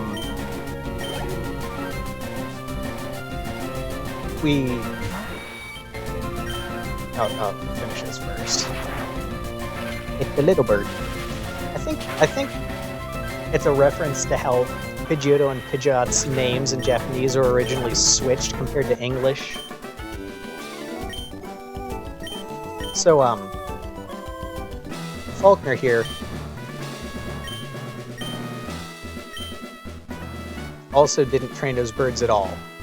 They're the same level if we would have fought Faulkner Sr. by Mount Moon, but we didn't. So we can't do anything else here. Might as well fly somewhere else and go back to Saffron. Go in the fighting dojo. And once again, hey, it's the Furret music. Oh, Gen 5.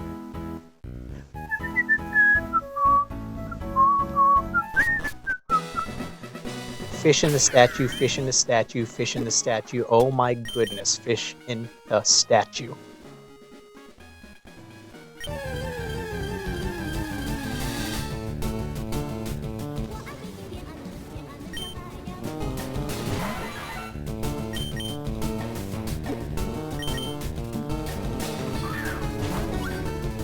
This is also one Pokemon that you can short circuit, like brute force, unintended solution Blaine with.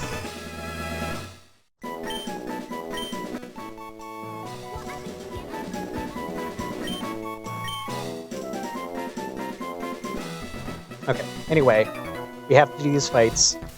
I'm relatively certain there's no retreat bench in here. We're in the Angry Video Game Nerd Gym, and oh my god, we have to leave some special moves for Bruno. The other thing we need to do, we need to try and get Zapdos to evolve at least once. Obviously we can candy him, but if we need to do fights, we might as well get experience anyway. So, this is basically the last slog, as far as a lot of fights that are jokes, but otherwise just kind of a lot.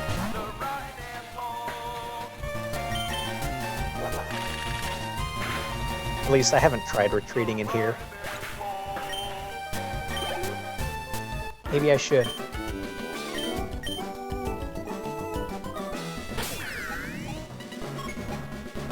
Yeah, that's what I thought.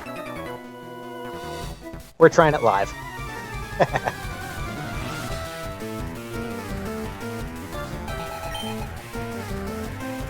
64 bits. This is actually a good bit. I'm very pleased with this battle. This is a very funny battle, even though I was never an Angry Video Game Nerd watcher. I don't get the references. The last one in particular I just don't get, but I know it's a reference. 32 bits. And this at least also gets us 16 bits. enough for an evolution. 16 bits. Because yes, all of the legendary birds evolve. 8 bits. Biblically accurate Porygon, 8 bits. with Gen 2 apparently being the Bible. 2 bits. That's the Pokemon Yellow sprite, though. That's not the original derpy looking one.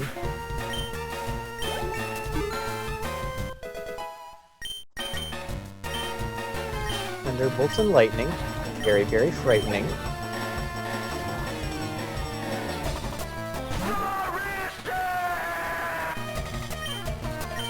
And this is the reference I don't get.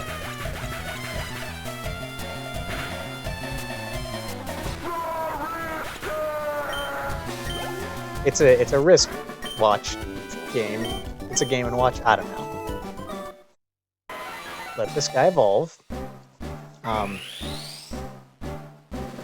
The only thing that is still up in the air is Krabby at this point, but I have contingency planned for that at the end if we still need him.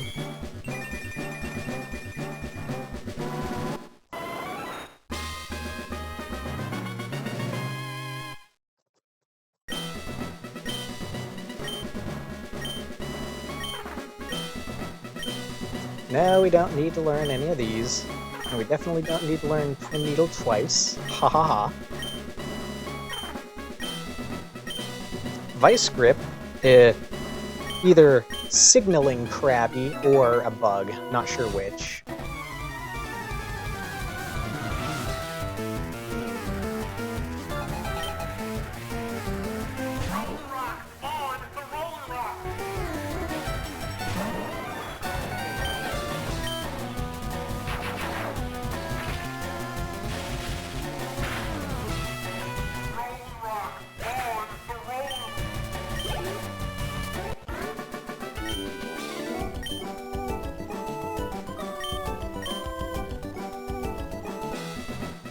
And then we gotta fight him.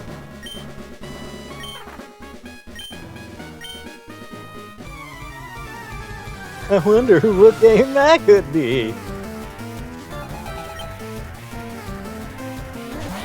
Even has the ellipsis and the pause on the sent out. Oh man.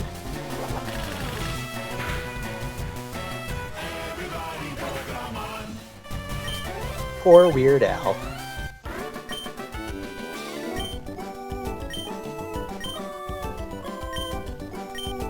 Anyway, let's jump into this fancy toaster.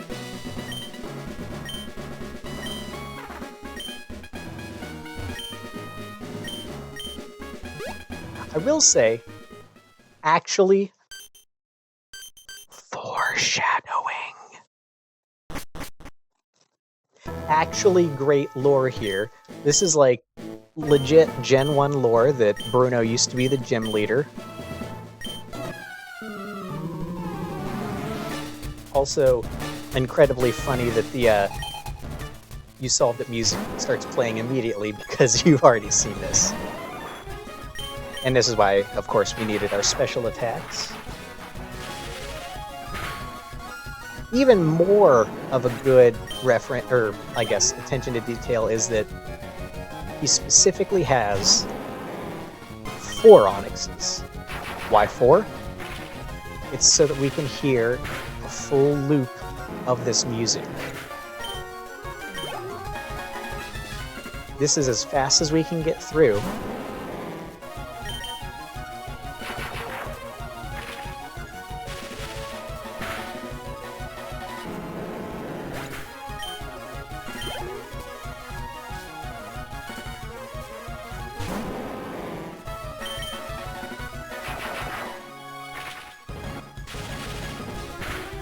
And there you go, a full loop of the music. I guarantee you that's intentional.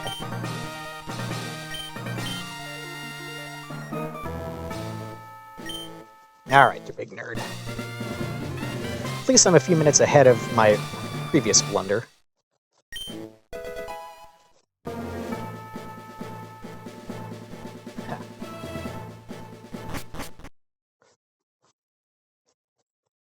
Oh no.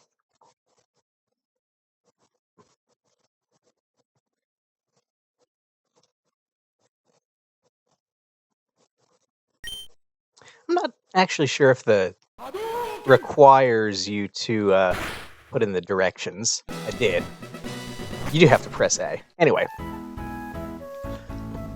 We have Copycat, so we'll drop her off now.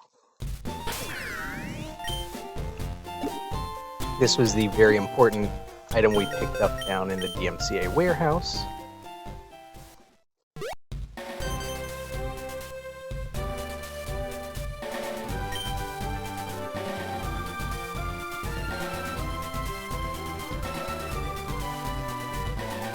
Also, some nice little additions to the lore here, too.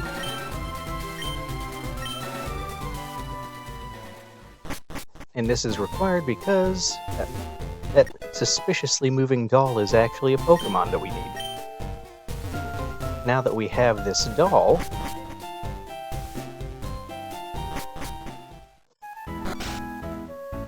we can go in the train station, talk to the fisherman, get ourselves a new rod,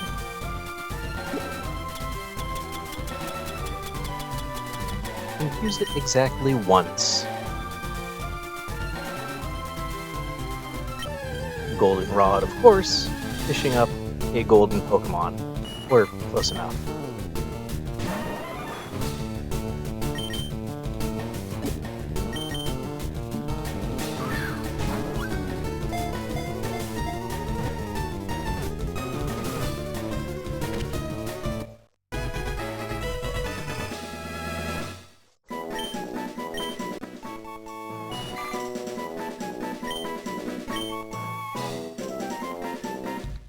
Now we're going to take yet another trip back to Vermilion. And this time, finally do Biglet's Cave.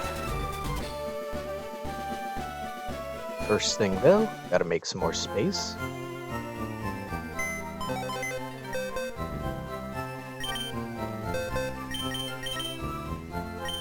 So get rid of everybody that isn't Bidoof. And a fighter. Oops. And also need to withdraw the Goldeen that we just got, as well as our Weedle from the beginning of the game.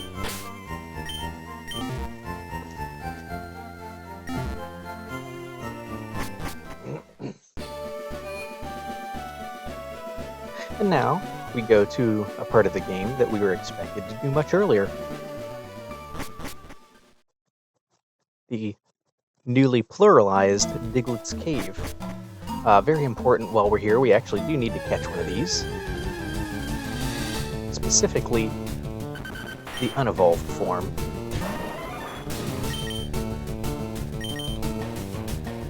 And now we're going to have a little evolution party right here in the cave. We can catch the evolved form, we just don't want to. We want to leave these spaces in the party.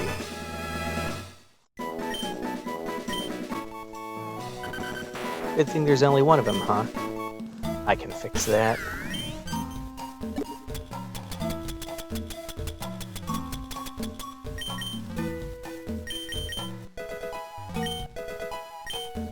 Don't hit B, don't hit B. Oh, my mindless mashing is gonna get me.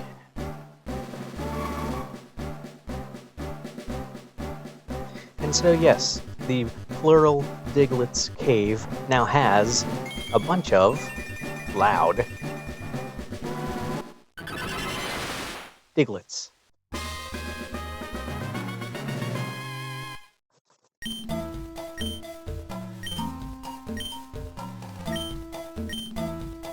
I don't actually know if this is a bug trying to learn this one twice.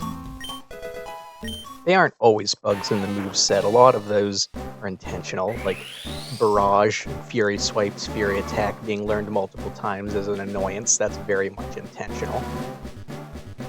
Anyway, we also, of course, are going to get ourselves a B here. Maybe we could have routed this in earlier. Didn't need to, though. It's a lot simpler now that we have infinite candies. Also, the game will actually tell you this if you do more fights or talk to more trainers, but this isn't exactly the B we're expecting.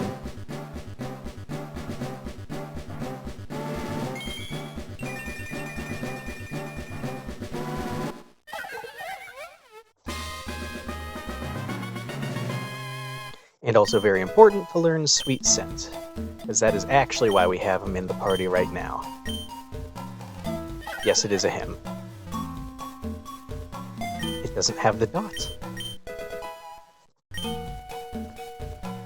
And finally, Goldeen. Goldeen, Goldeen, Goldeen, Goldeen. Goldeen being very important now. A, because it shows off what I actually do think is a bug, in that it's learning every single move in its moveset right now upon evolution, which I kind of don't think is intentional. I really just, like, of all the things that seem like bugs, I feel like I've hit this a couple times and it's actually been a bug. So, start with Peck, all the way at level 1 moves, right? It doesn't seem intentional. But if it is, it's a great troll. Oops.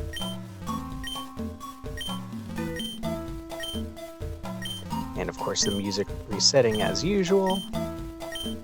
Yeah, here's our intentional. Fury Attack is actually in the moveset 5 times. So this is very much intentional as a troll.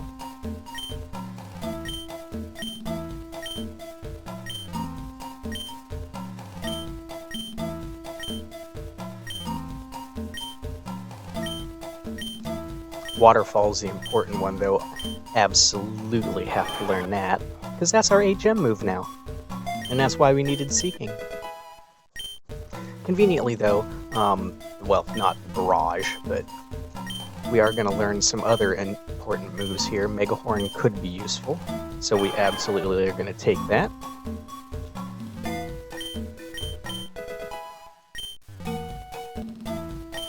This I don't care about. I definitely don't care about this. Also being learned twice for some reason. But Judgment, we want. Judgment, very good. And then, of course, just as a final fuck you to me, because we've erased Peck, it also wants to now relearn Peck. Very funny. Okay. We're gonna go out this new exit here. Get ourselves a Pokemon sign. This area is actually supposed to be a red herring for the Surge fight, because you're intended to explore it before you fight Surge. There's also a good chance we'll actually run into an evolved Diglets, which is why I said we wanted to make sure not to catch one. Not this time, though. Unless we're very unlucky. Alright. Now up here, we've got candy. And we've got some more grass down here that we want to catch a Pokemon in. Funny enough, because we're doing this out of the dev intended order, we can actually proc this shiny right here that, because these can only be caught in Mr. Balls and you're not expected to have the Mr. Ball when you first come through here,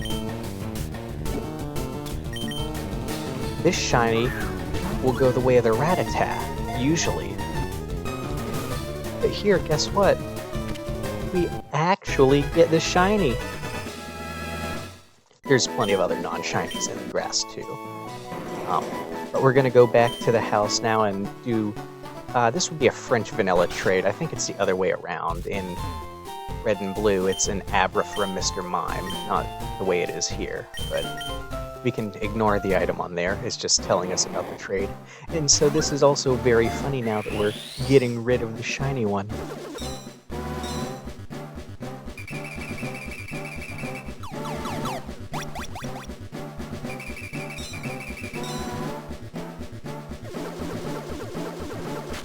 Sadly, the game can't account for that, so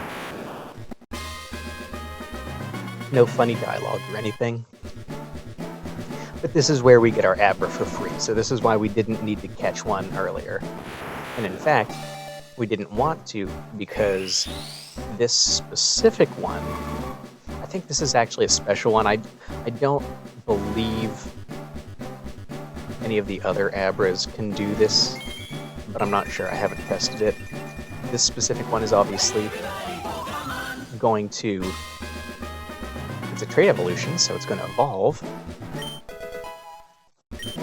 Learn a spoon-specific move. And then the joke here is that this is a banned Pokemon, so it's going to get rid of itself again.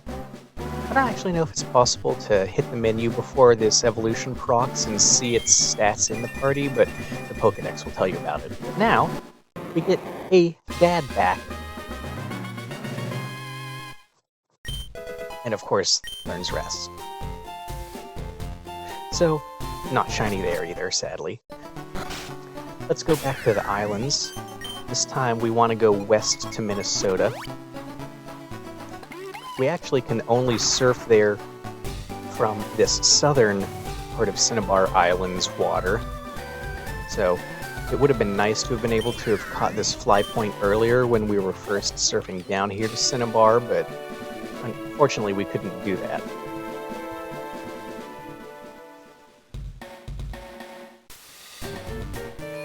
So we're going to go into this gym here, get a free badge. Well, almost free. Signed with our time.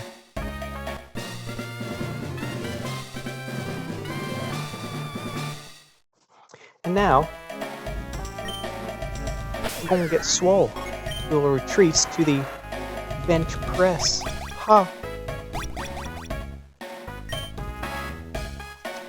And this is, of course, how we get strength.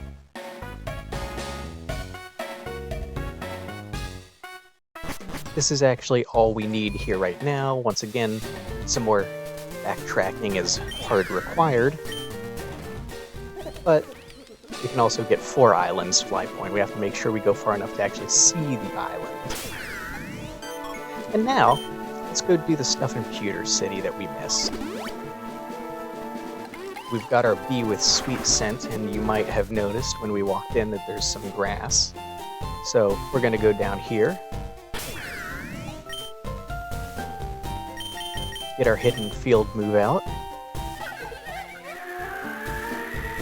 and proc what's probably unexpected, a Grimer. Also one that might break the level curve if you tried to train it up. I'm not sure. I don't know if Grimer has one of the broken level curves at level 1 or not.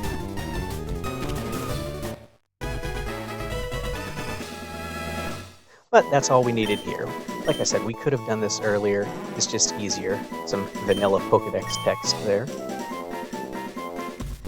Now we're going to increase our knowledge. I should have run to the right. We'll start with the back door of the museum, and Elm, not Oak this time. We have a bunch of researchers here, and they have something that we want, so we're going to do some more murders. The NPC to the left there actually has different dialogue after every time you cut another tree. Now we're going to go into the main museum, pay our apparently discounted entry price. Upstairs we have a candy, which we could have done earlier, but the reason we're doing it now is because this space shuttle is actually a very fancy toaster. So we're going to warm up our jelly donut and get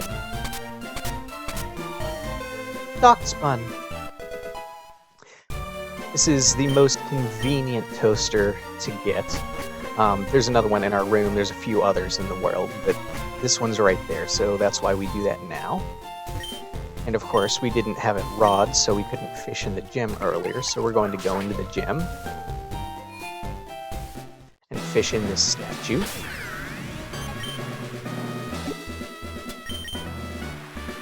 And get ourselves... If you've noticed, these are all Pokemon that the gym leaders had in Vanilla, so a very conspicuously leveled Geodude here. You remember me saying that most Pokemon evolved at 20, which is also just straight up said in the game as well.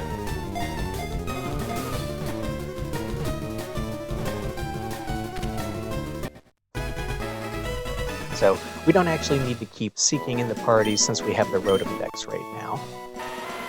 Oh look, he's got hopes and dreams. So I'm going to do some more depositing now that we have a full party again. We'll do it from Fuchsia because we've got a few more fly points to pick up.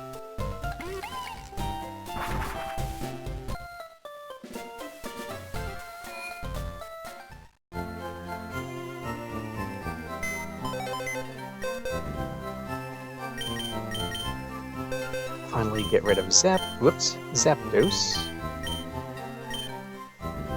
Not Bidoof, seeking Diglets and Dad. We are actually keeping Gacombi for now. And then let's go ahead and get Raichu, Fione, and our Magnemite. Once again, leaving an empty space on purpose. Now we're finally going to get some fly points south of Fuchsia here. You'll notice that the pail ran out. If we'd needed to get the hat next to the Fuchsia gym, we would have done it now, thanks to Pewter filling up the bucket. We got one island there, so now we're going to go down a ways and get another Pokemon symbol. Well, half of it.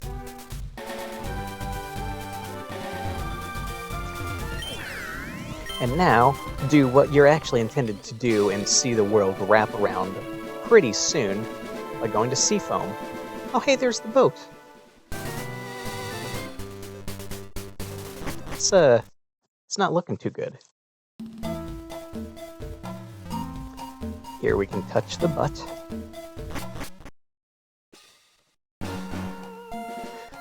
Get ourselves a very important berry. So, this is the part that I messed up last time.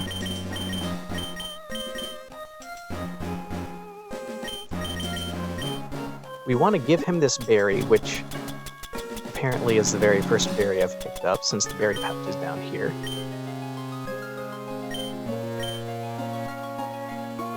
This is hard required.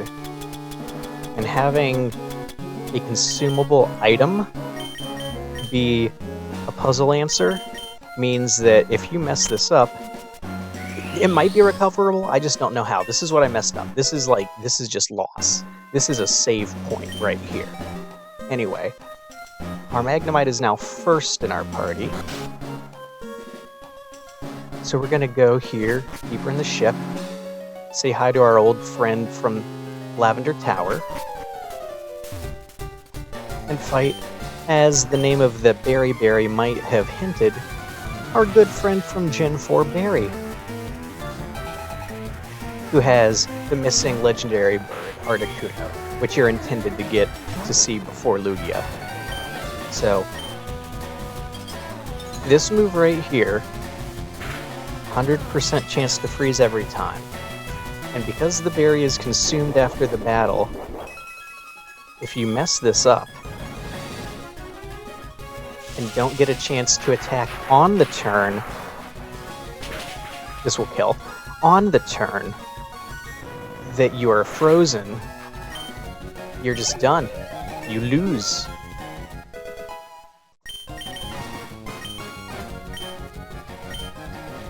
So, this is where my run died last time. I was very unhappy that, 4 hours into it, I realized this. So that's now why Magnemite is switched to first in the party.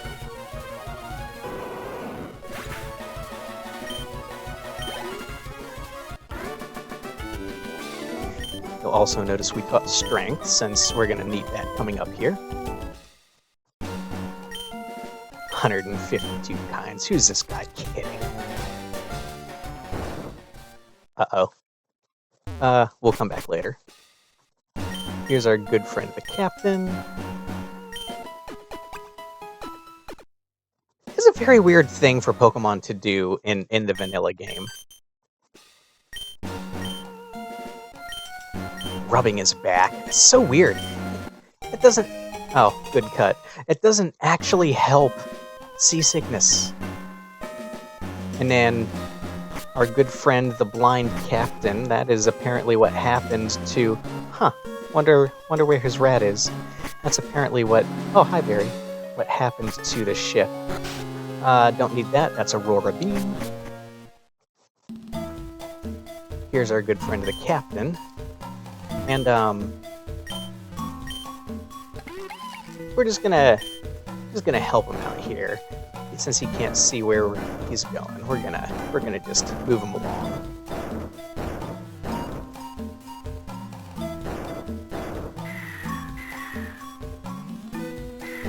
These boulders here, so that strength is already active. Very, very good little attention to detail from Celia.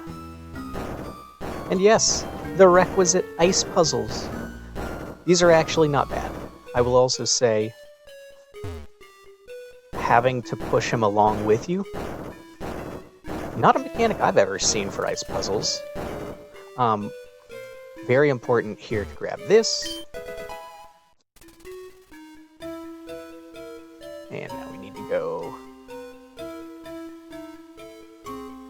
Oh my god, I'm lost. What am I doing?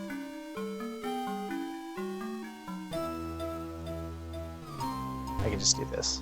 I think there's a way through the other way. Okay, this actually made me think. I had to turn on more brain cells. Good job. Good job, Celia. Plus, we get a full loop of the Viridian Forest music. And we actually have to do this.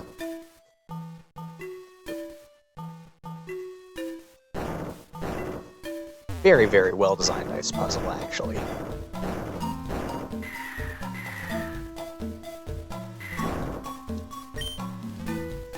And then, If you can't see, I don't actually know how he knew there was a cave up there.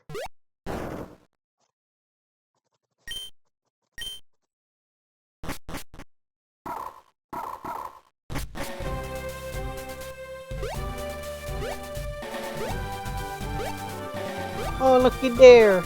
It's a crew of Celia. Well, there's Spiel, and I guess Celia. If they were all Celios, it would have been the joke would have been more complete. But all of the dev commentary Celias are also Sphelias here too, which is quite funny.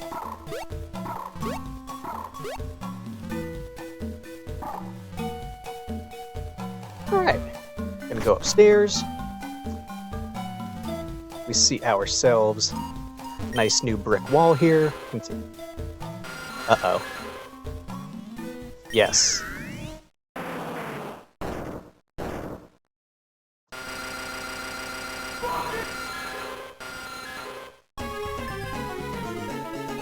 And of course, we left ourselves an empty space for this.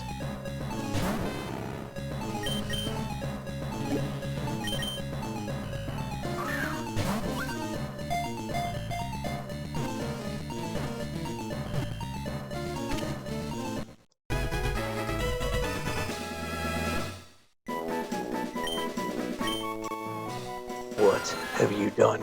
Nothing. It's actually nothing. But that's the joke. And now we can go in the W room. That's what it says on the brick piece, or on the braille. So it looks like Comby has conveniently crocked a honey. That's good.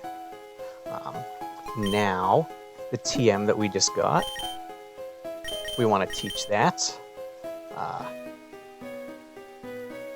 Doesn't matter who. Give it to Fiona.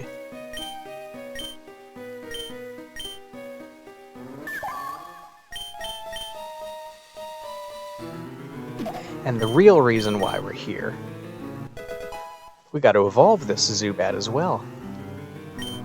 So we're going to use this W emblem that we got so long ago in what is intended to be one of the last things you do before you can complete Cinnabar Island.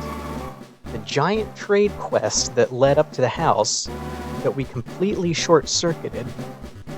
Between that and short-circuiting Cinnabar Gem, it's actually really impressive how much of the game involved short-circuiting Cinnabar in particular. Anyway, here's Woobat. And yes, absolutely have to learn W-turn.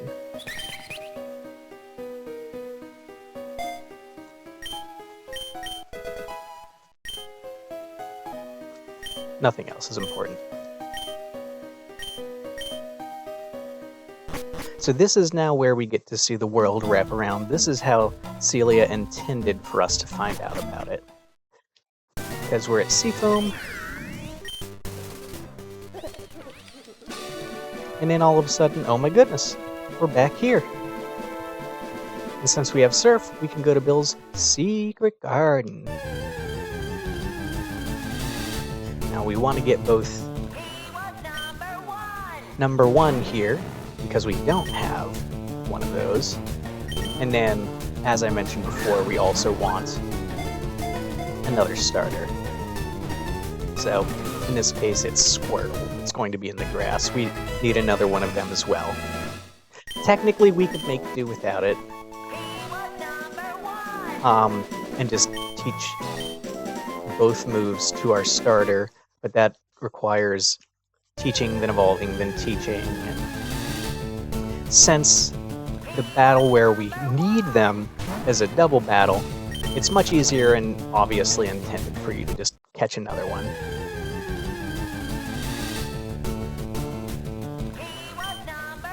I don't like this patch of grass. I'm going into another one. Hello, Polka Dolls.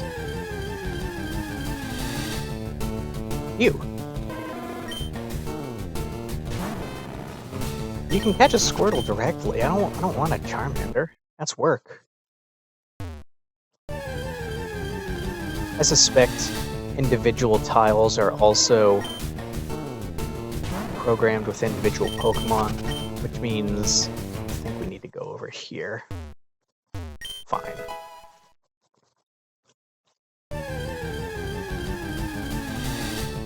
No? It's just bad luck. Alright. Well.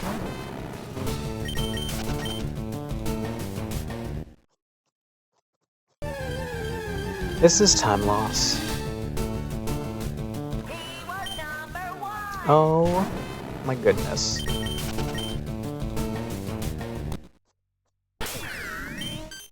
Can I...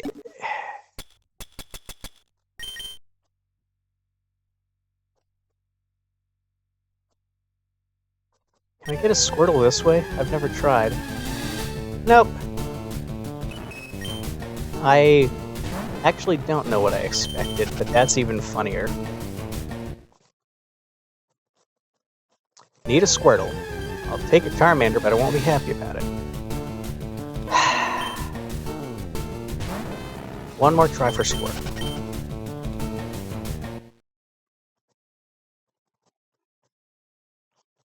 This is bad time loss. Alright, next Charmander, I'm just gonna catch it.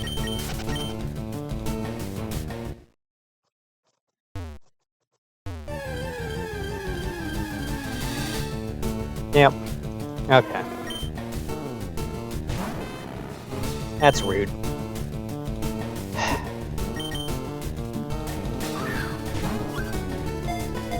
But we have to evolve the other ones, so might as well get this one that needs to evolve anyway. Alright, well, there's a couple minutes down the drain. Cool. And now, since we can kick a big PC,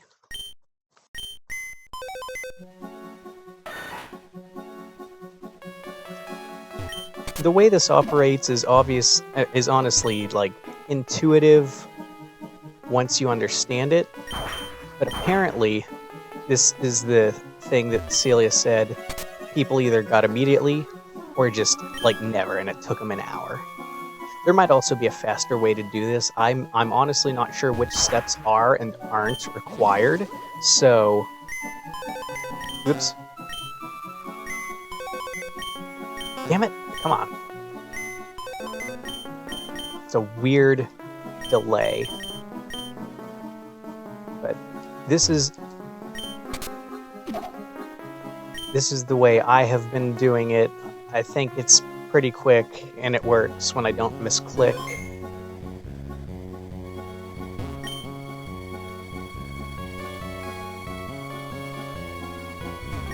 This should also proc save.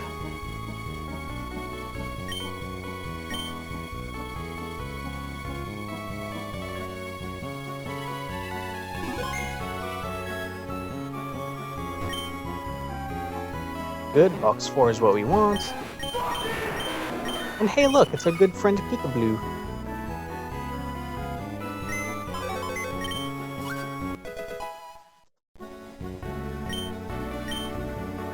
Alright. Now that we have Waterfall, we can go do Cerulean Cave.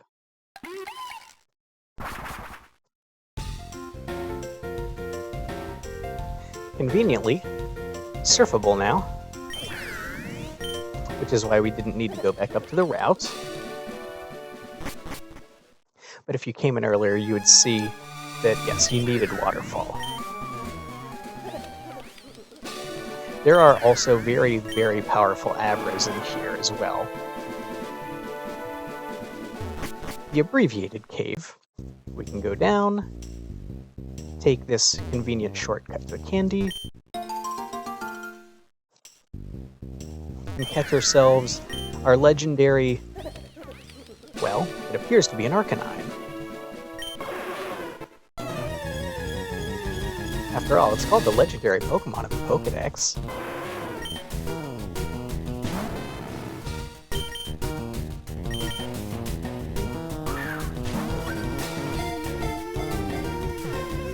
And with that, we're ready to do Cinnabar. I guess technically we could have gotten Arcanine later too. We didn't need to do it now, but might as well.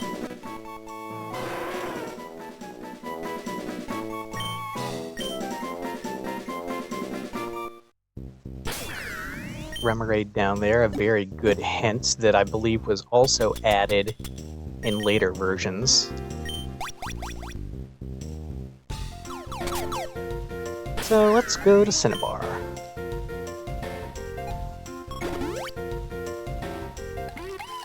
First thing to do is hit up the research center.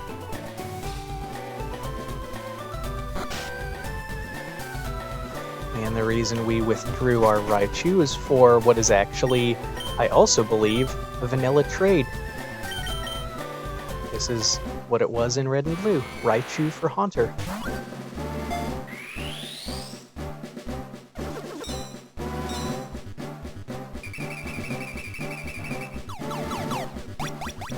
Casper, the not-so-friendly ghost.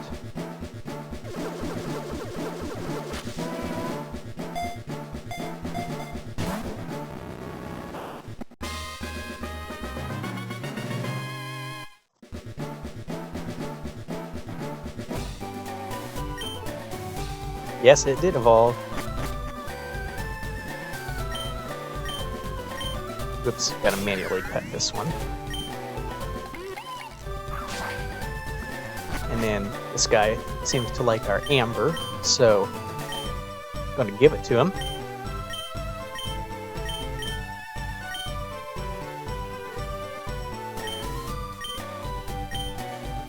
And do some actual murder.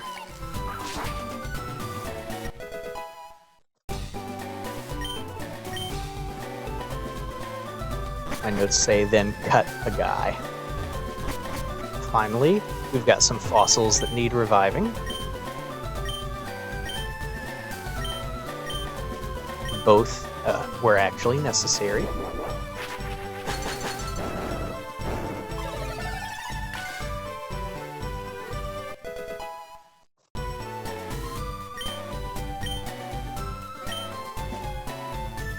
We could cut that guy too, but no need to be vindictive. And now the other thing we short-circuited, getting the key to this door, the burn heal. Yep, you can just skip it.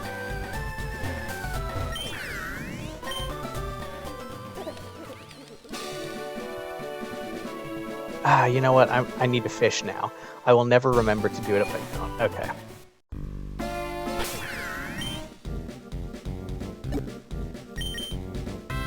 My notes say it. I was gonna skip over it. I shouldn't. Apply directly to the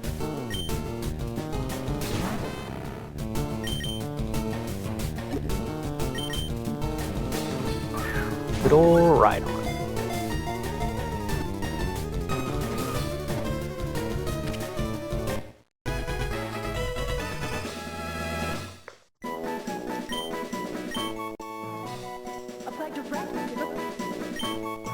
Alright, now let's go surfing for one more fly point.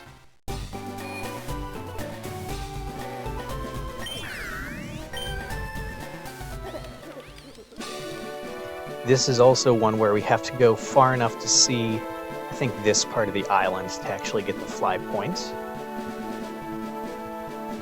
And then... this mysterious fishing spot here.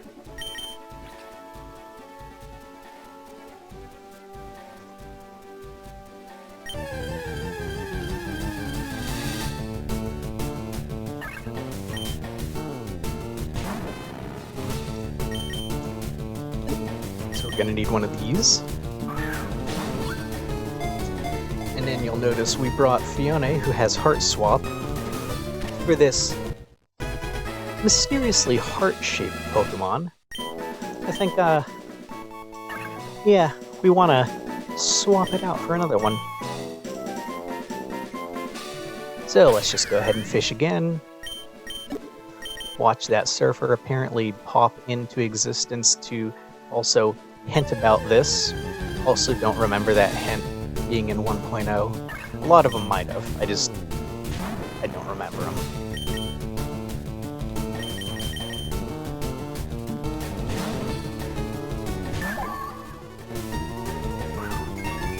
Don't kill me. Okay. And then this has priority. In-battle evolution. Great stuff. That's like straight from the anime. This'll kill me. Oh, okay.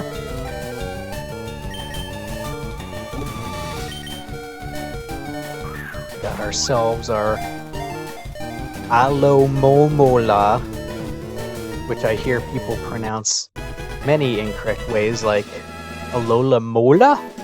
That's not the letters.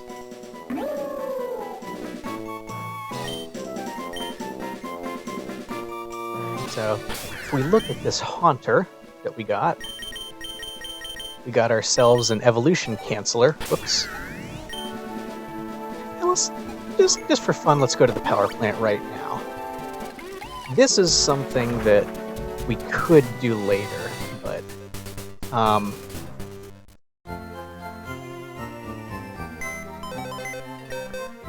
we want to get rid of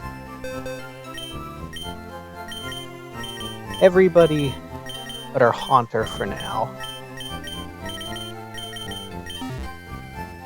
We don't actually need Haunter, we just needed to keep somebody in the party. Talk to this girl.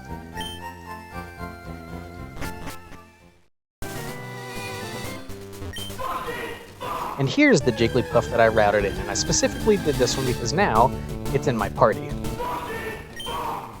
And it has the exact moves I need it to at this level, so we don't need to level it up or teach it anything.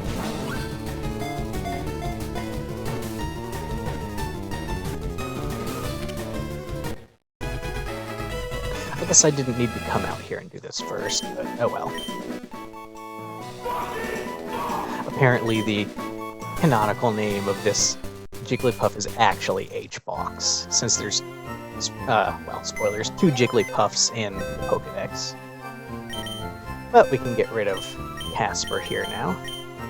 And we specifically need to withdraw the Bulbasaur we caught. Our Doduo from way back when.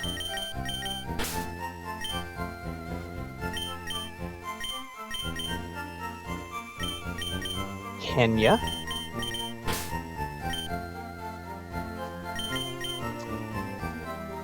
The Alola Mola Lomo that we got. And actually, our good friend Magnemite. Could have gotten him here too. Okay.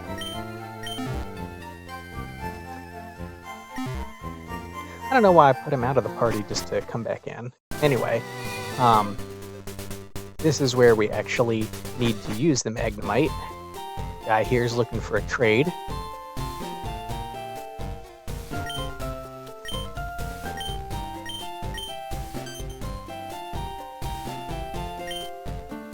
Now, of course, this is different text. Usually you're intended to come here before you have a Magnemite.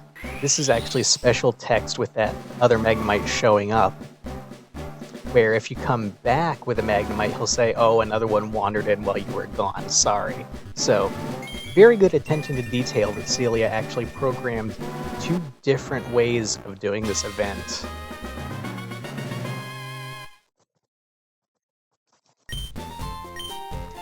Sorry, bud. No crying.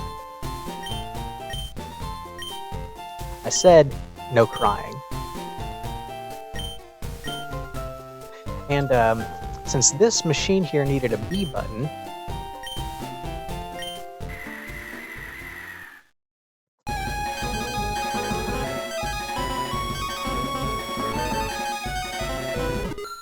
we can go ahead and use that.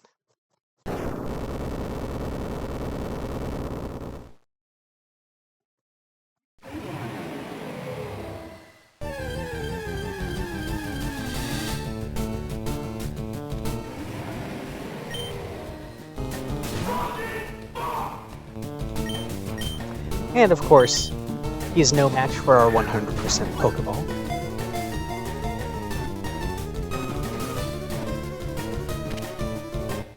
We'll be skipping the shiny lock here, unfortunately. We never got the Max Repel.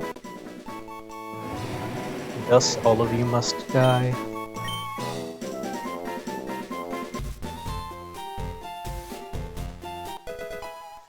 our hard required item here, the star piece that we got. We're gonna get another Mario RPG reference. Hard requirement badge item. It's not actually in your trainer card. It's just an item. What a mislead. Anyway, Rock Tunnel is now lit up since we turned on the power. So we can go back here, view this Pokemon sign.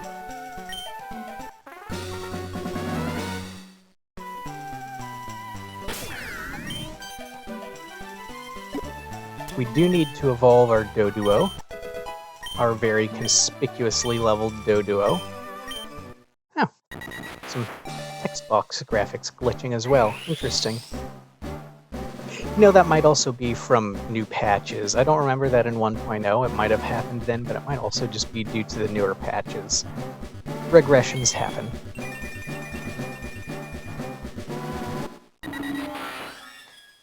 Very interesting Hitmonchan. But we don't care about Jab. But we do very much care about Special Punch.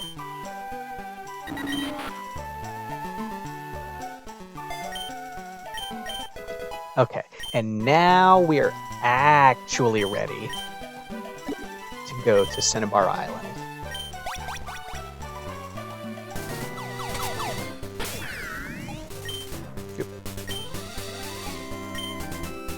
So unlocking the front door also unlocks the back door.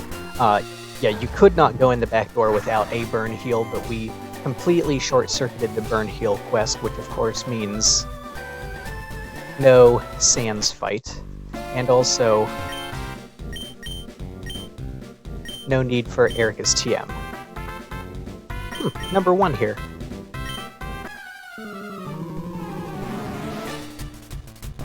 Blaine having 8 separate battles.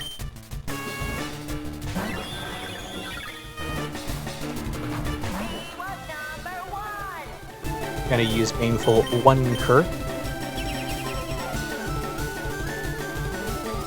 And then our conspicuously leveled Bulbasaur should also evolve after this. Poison once again being very potent, this time against Cardboard Beta Arceus. Don't care about Punishment.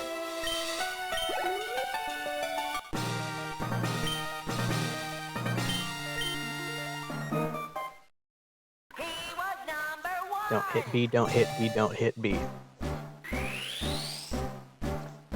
Good old Smitty Werbin Jaegerman Jensen, also actually SpongeBob's voice there, in that SpongeBob reference, as any good millennial should include a lot of.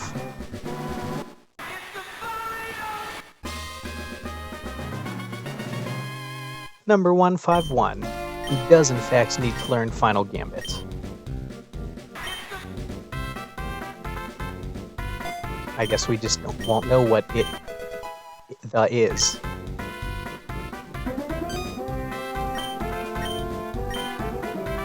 Famous martial artist, huh? It's almost like we put everything that we needed into our party.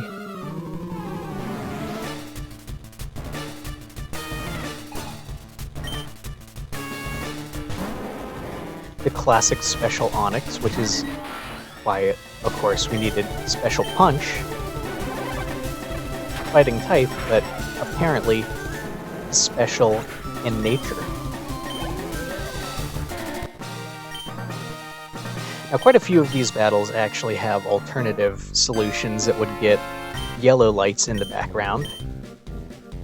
For instance, Eevee could work, but Alomomola is, in fact, the intended palindrome here, since there's no Giraffe Rig catchable in the game. Or Ho-Oh.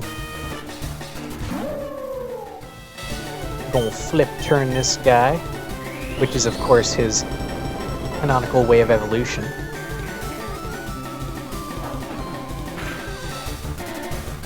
Ouch.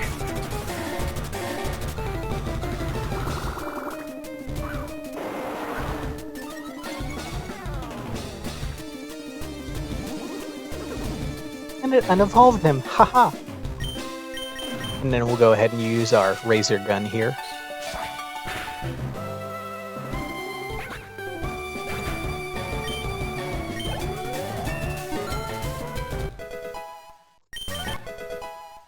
Also a funny one there, reversal.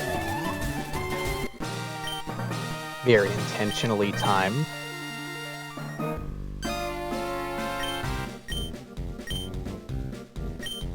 How about the only Pokemon that's actually a country name? Well, there you go.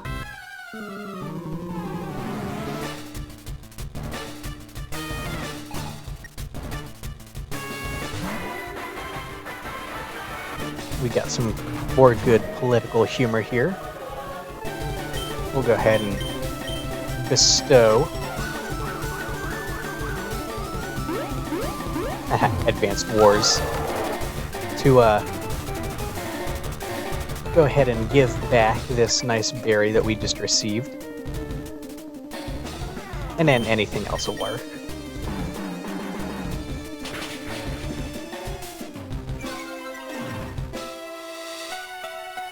Technically, that was time loss. Oh no! Grandma's dead!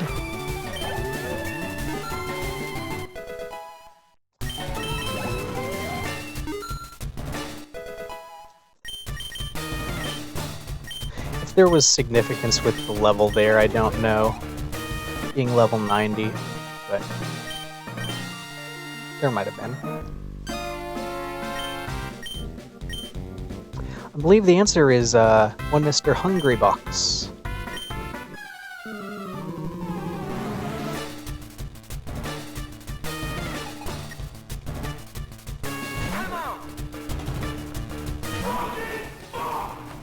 Now, first we need to use up throw.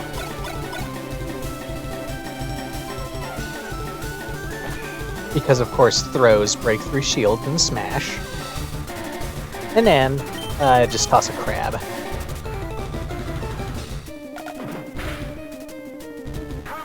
Come on!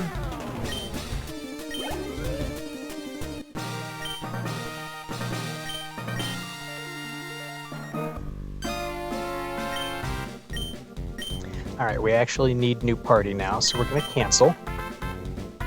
And then, while this...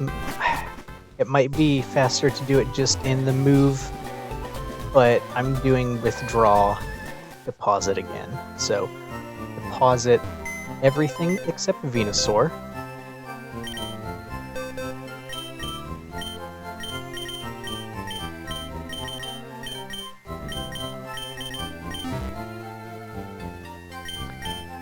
And withdraw good old Meowth here.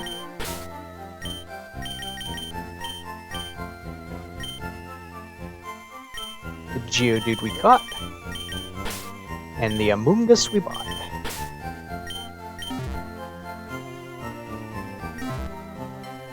That's some pretty good PCing there. There's a lot of time to be saved just memorizing where things are. If I actually ran this for a while, I might actually have consistent PC slots. So as it turns out, it is technically the 5th and 6th words among us.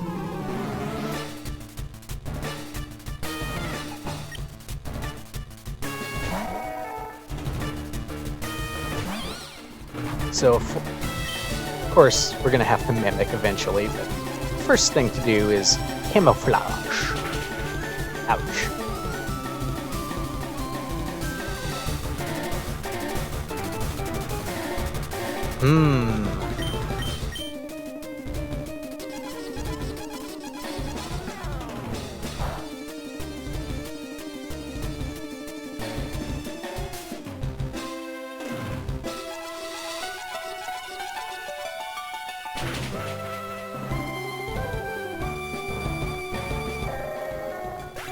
I believe this is actually the intended way to do this.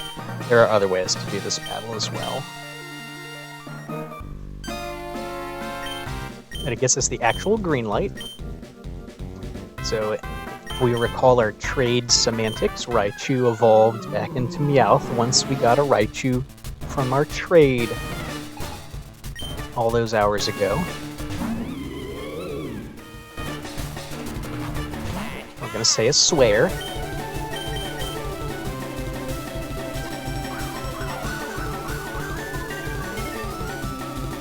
And then since we're ghosty,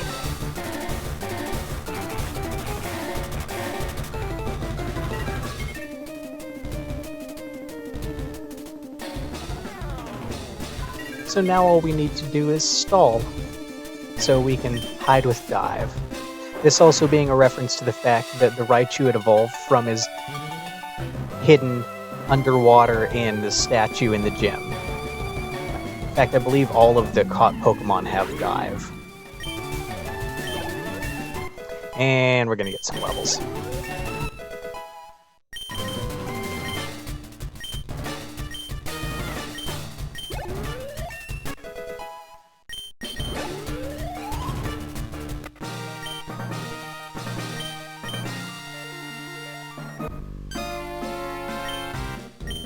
And of course, the last Pokemon.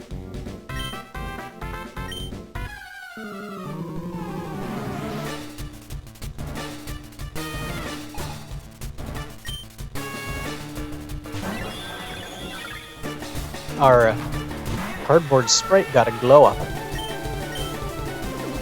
So then Arceus gonna be greedy.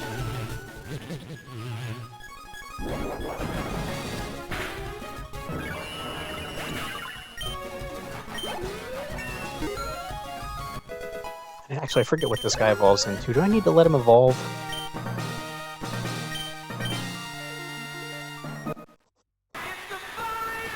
Let me see.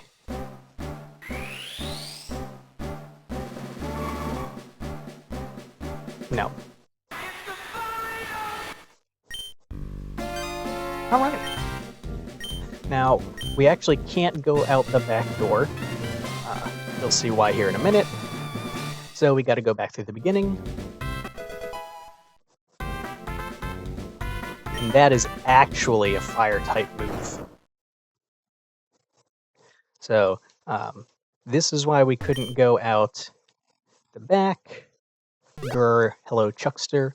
I don't actually know why, but Flint for some reason still challenges you here.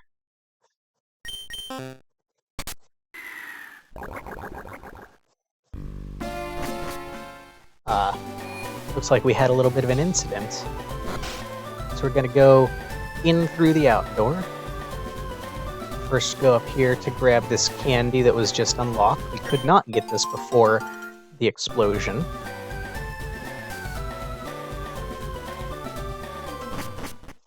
Go in through the basement here. Lots of fun gags here that we're missing. To that nature. Get ourselves another birdie.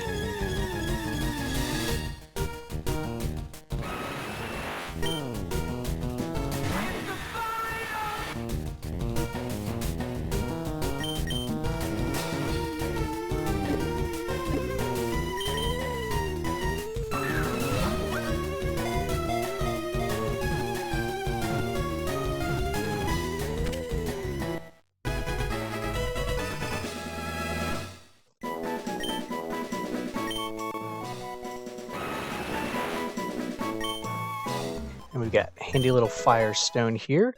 All of these birds actually evolve slightly different ways. Take that off.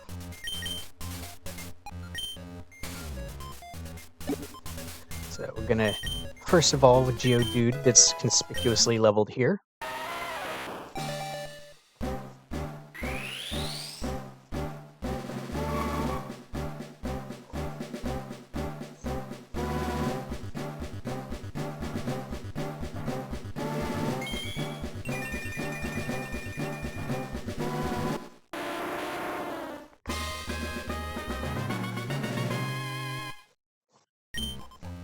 Nah, don't need to learn this.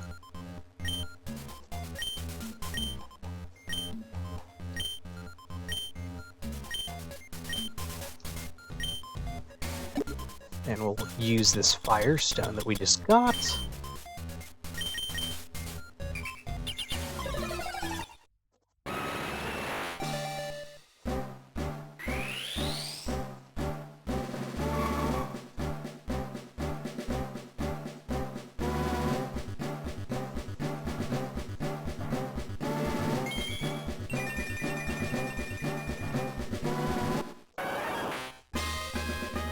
And you might have expected it by now, but yes.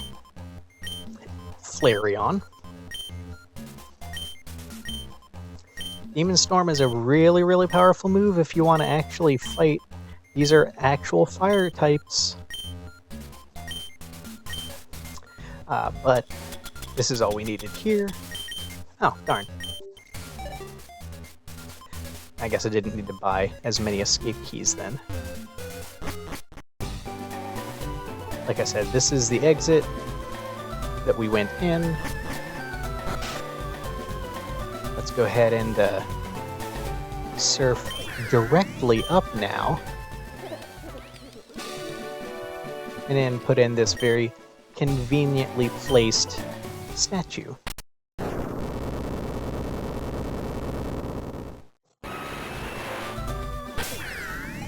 And now let's go back to Fuchsia.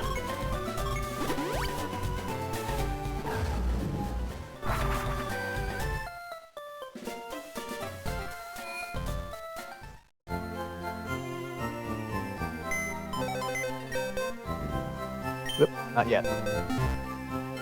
Gonna get rid of everything except Geodude. Well, our now evolved Geodude. And we need Machoke, Kangaskhan,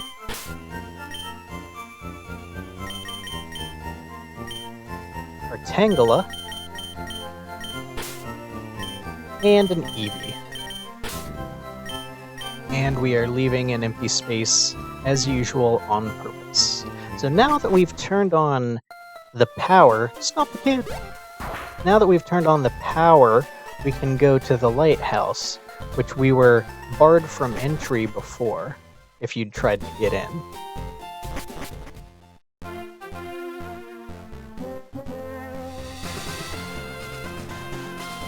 You know what? I don't know if bike movement would be faster than running or not. I should have tried to route that in. Oh well. First thing we're going to do is we're going to go upstairs twice. And then we're going to fall down this right hole. Ooh, piece of candy.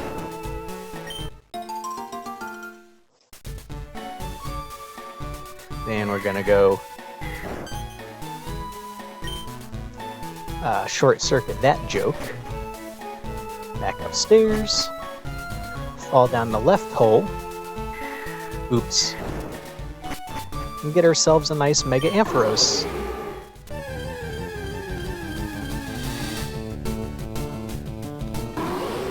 So fluffy. Oop, come on.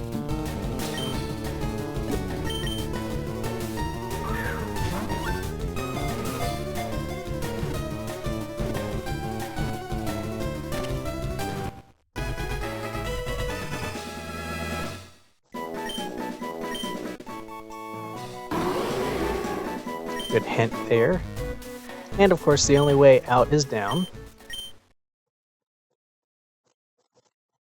Apparently some map shenanigans had to happen to get this to work. Oh no, Grandpa's dead. And now let's do some trades. You might have noticed that we've got some Pokemon in our party that are tradable for trade evolutions.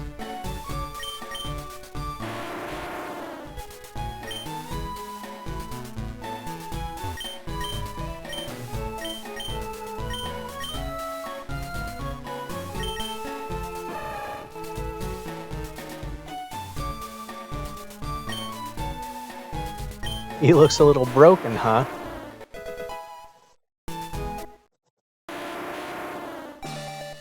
Some wonderful lore here.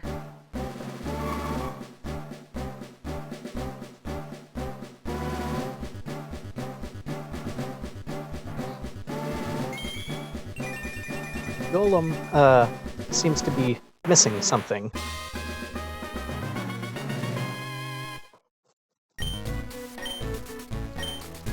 No crying. And then we'll get our other one back.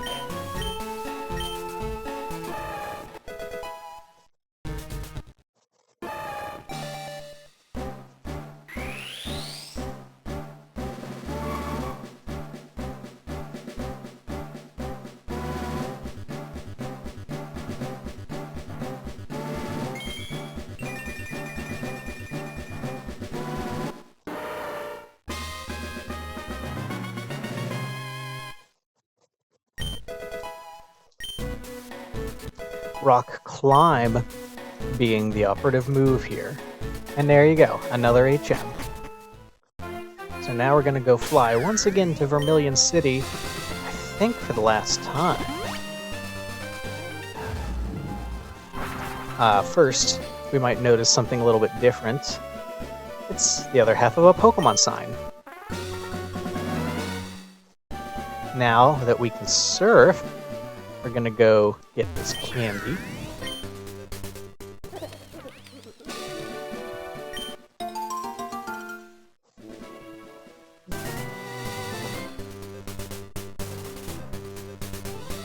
Okay, yeah, my mouse keeps disconnecting. We want to dodge trainer again.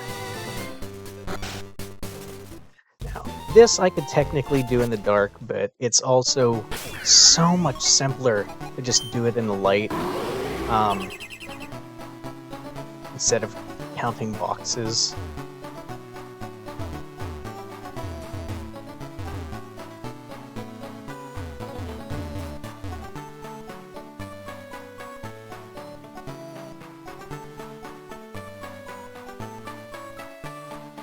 We also could have gotten this candy before too, but the reason we're coming back is because now that it's light, we can see this.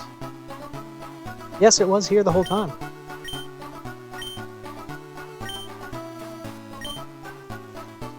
Whoops, that's not first in my party.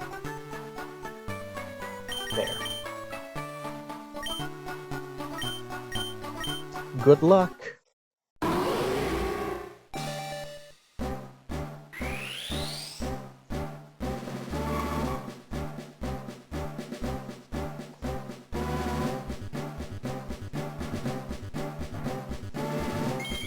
Once again, the good lore of how pink Flaffy becomes yellow Ampharos.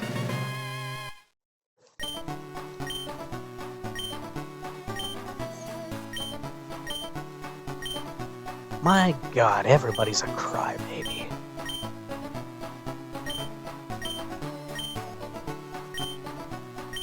Please don't come again.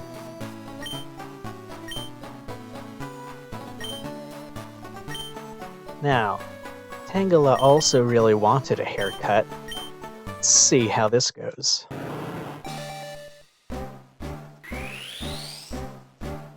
Those eyes look a little bit suspicious.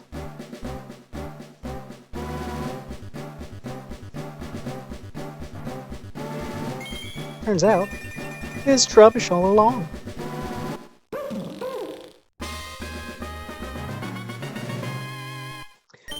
Trubbish being very important because, whoops, this is the only way to get into Amity Square. Yes, you're very cute.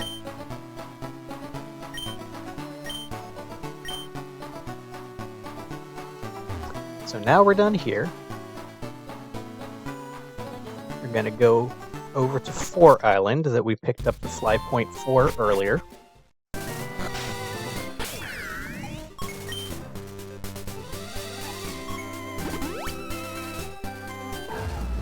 There is actually no PC in this Pokemon Center, so we have to, oops, manually move. In this case, we're going to get rid of Ampharos.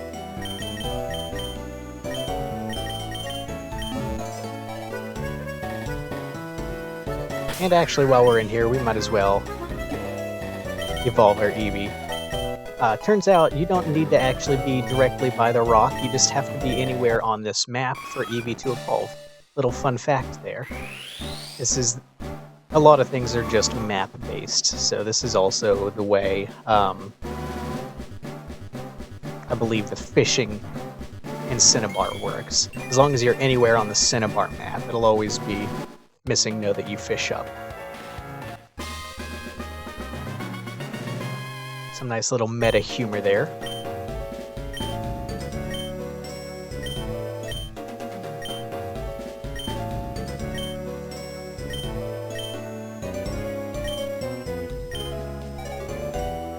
Now we're gonna go get a seal case here. I actually know how the seals let you do that, though. It will retreat to get off of this mountain.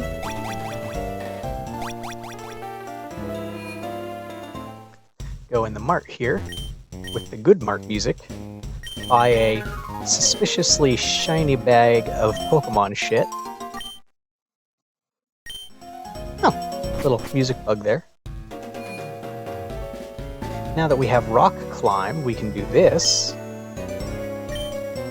And this interestingly colored tree, we can put our honey on. And get a Smeargle, which is, of course, why we left. Room in our party.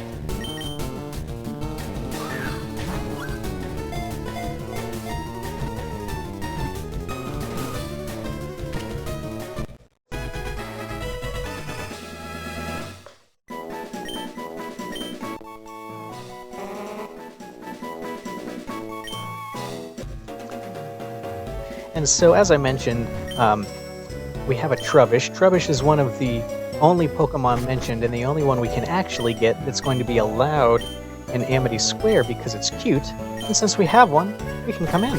Haha, double talk. First thing, we can get this sign.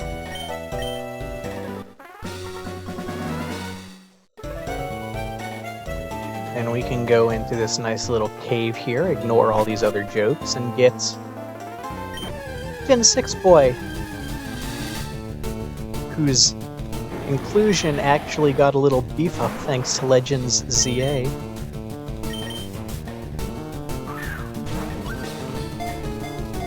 But we're now done on 4 islands, so we're going to fly over to Minnesota after this. We actually needed the seal case in order to complete Minnesota, so that's why we didn't do anything else when we were there before. Yeah, you were born in the wrong generation. Sorry, bud. Z was real. There was actually a build of it. Alright. Now we can fly to Minnesota.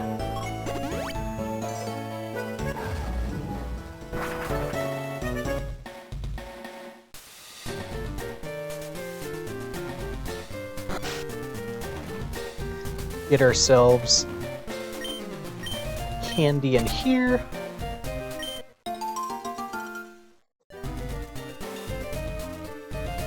Kangaskhan is actually very conveniently first in our party right now too. That's actually good. These Zubats are not here until you break them out of Seafoam Island. So if you came here before, they wouldn't be here. Only one would. So since we have a seal case, we're gonna catch a regular seal first.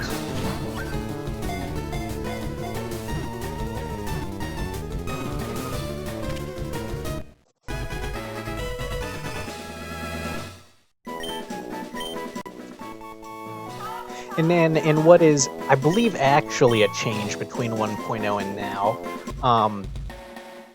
we need to break this seal. I was under the impression that any move would do this when I played in 1.0. Now, it is a hard requirement for Brick Break to break this seal. I'm almost certain that's a change. Anyway, here's Hoopa.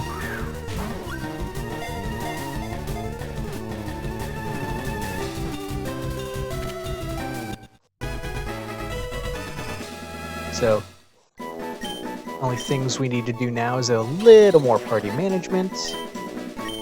Also not a PC in this Pokemon Center, so gotta move manually. I'm gonna get Trubbish out of here. Don't need him anymore. Yep. And then Solaceon, we're gonna Swift Swap for Jinx. And we'll just put Jinx first, for convenience. Now we're going to fly to one island that we quickly picked up before we went to Seafoam.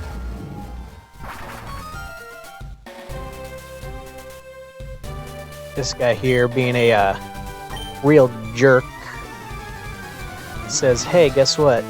I know how to cross whirlpools, but I ain't gonna teach you. Rude.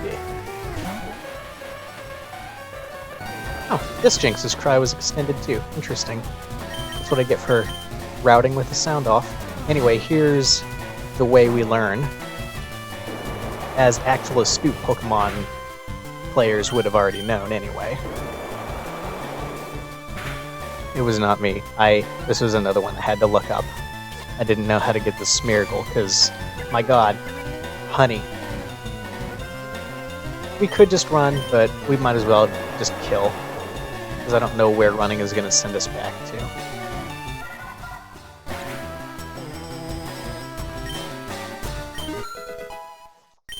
We didn't really need these levels on Jinx either, but it's fine.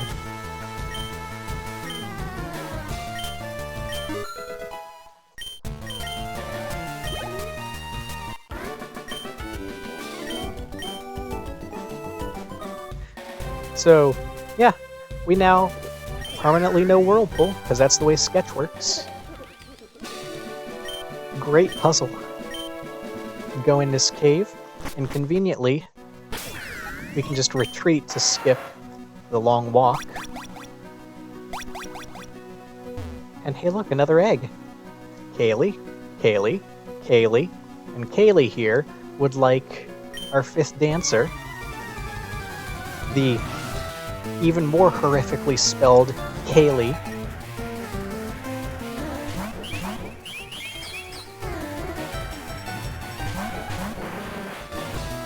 Will of course dance, and then nothing else matters.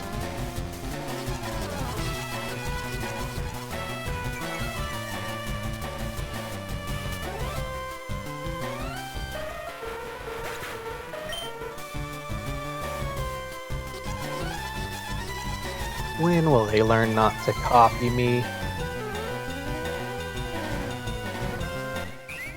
And then they died.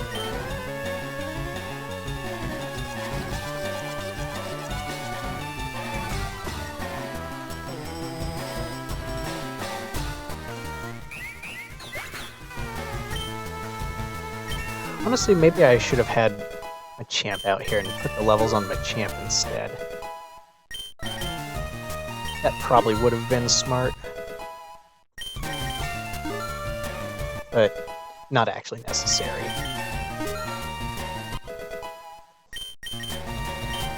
Nah, you don't go boom.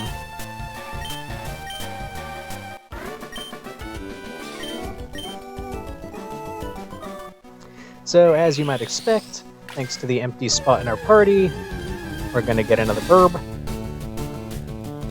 Ooh, Psychic Articuno. That's never existed before in actual real games.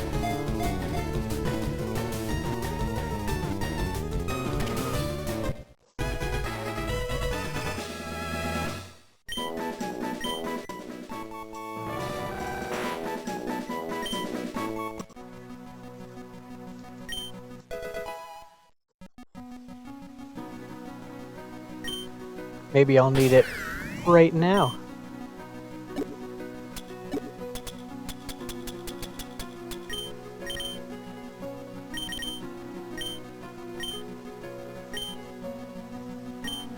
Whoops. Now we Pez. Since the hold item is what procs the evolution here.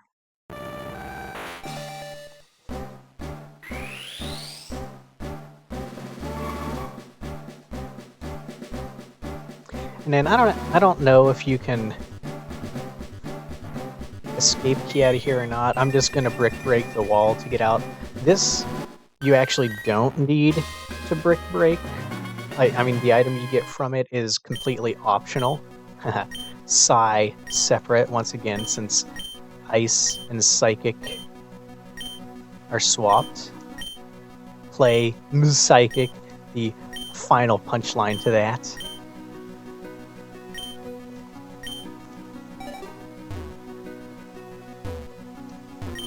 Another Psyduck. joke as well.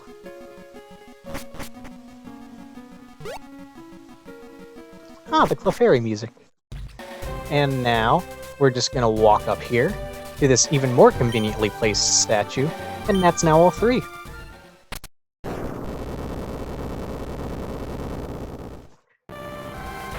And since we've put all of these seals in the, or symbols, whatever they're called, in the statues, which is why I wanted to route in the Zapdos one earlier, hello Half Island, we can now just go down here to Zero Island and do this right now.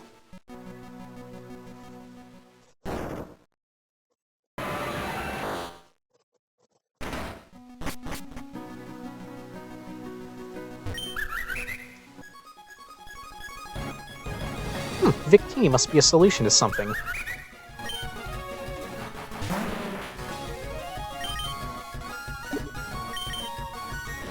Yeah, we're gonna have plenty of Pokeballs.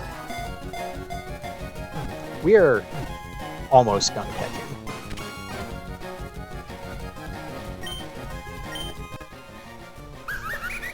The 0th Pokemon. Alright, Victini's in box 4. We can actually get as many as we want. We are going to, right now, swap him to first in the party. Thank you, Jinx. You are done. And we're going to fly back to the Pirate Bay. Very convenient that we got this fly point. I mean, it was intentional. But... So now that we have rock climb, we can come up here, quickly detour down this other side, and grab this candy real quick.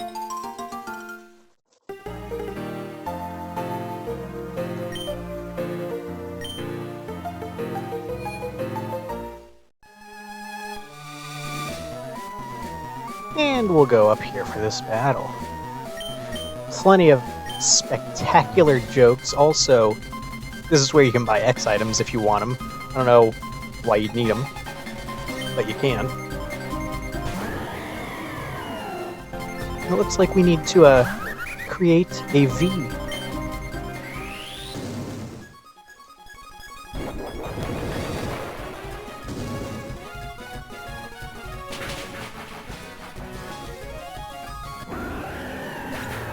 Bye-bye, birdie.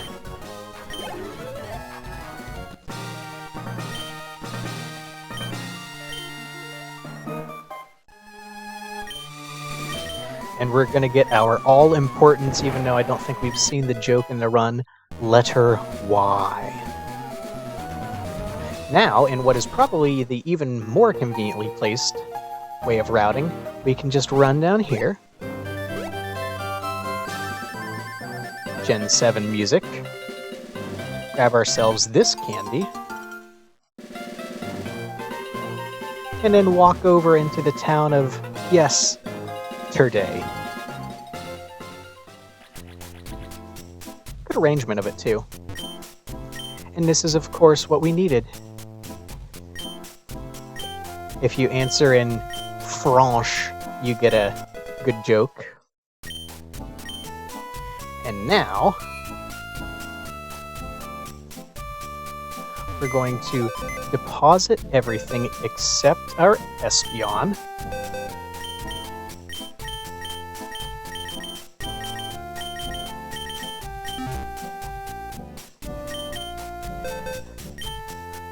Withdraw Pinsir.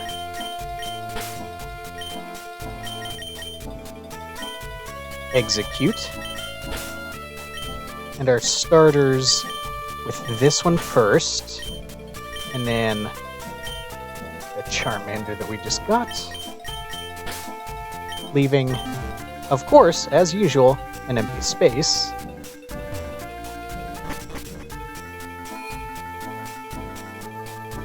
We're going to go down into actually pretty well hidden bonus area. Grab a candy.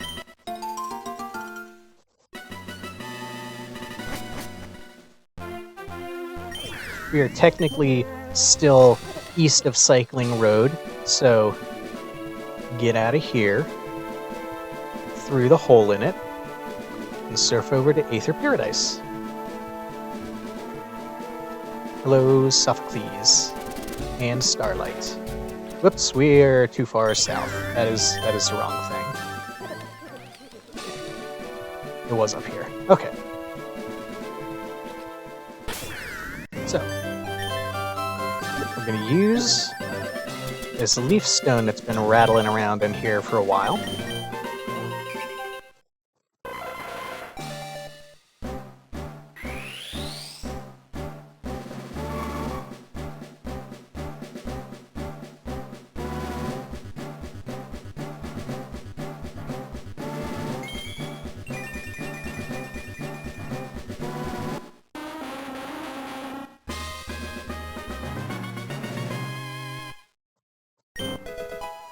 And look at that, our last field move. While we're in here, we also need to evolve. I mentioned we need these guys. We need a Squirtle and a Charmander, or Charizard specifically. This guy is technically closer to Charizard right now, so we'll just let him stay as Charizard. The other one is now time loss, multiple minutes of time loss, because now instead of catching a Squirtle, I have to evolve this thing 3 times. Actually, you know what? I'm gonna leave this one as Charizard, the other one is Squirtle, because we need to get the other one back to Ivysaur anyway, so I take that back.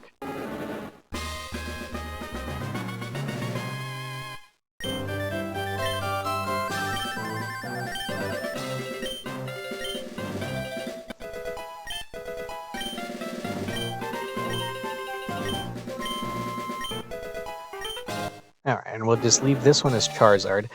Since I have the nickname on him, it's easier to see which one's which, so it's fine. The one with Growl, the starter that we actually started with, I think is the only one that has Growl. It's the one that needs to end up as Ivysaur in the very, very, very end. So it needs to evolve again anyway after we're done. So just doing an extra one now is totally fine.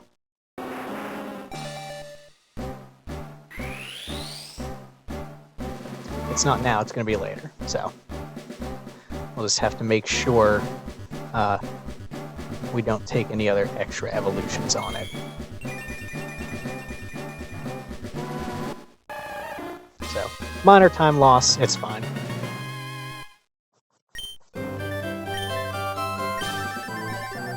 And then we need to do a little bit of throat chopping. Gruesome. This, we actually could have done it with any Pokemon that had a bug type move. That's why I said Megahorn on Seeking was useful.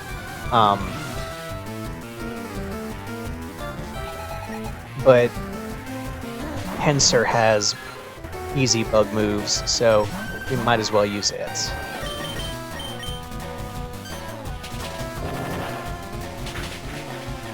Not for this battle, but for the next one, although obviously that is super effective here as well.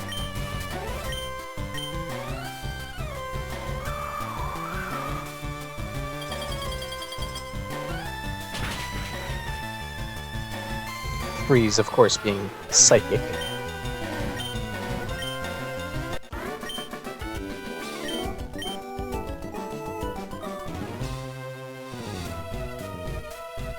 Alright, big ol' boss. Thumpity, thumpity, thumpity, thumpity in.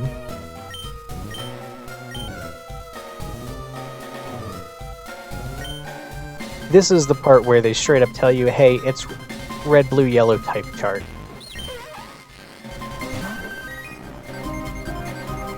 Oh, and air balloons, so no ground.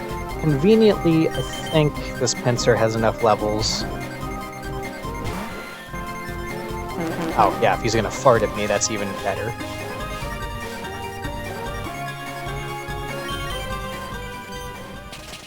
And there's the music.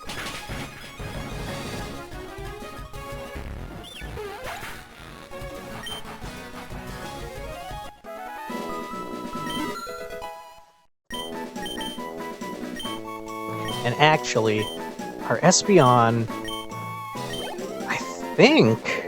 Yeah, okay, that's good. So, we needed one of those three, Flareon, Jolteon, Espeon, to evolve anyway, because this is the easiest way to get Krabby. So, now we don't have to worry about Krabby later either. That is very nice. Or should I say, Psychic.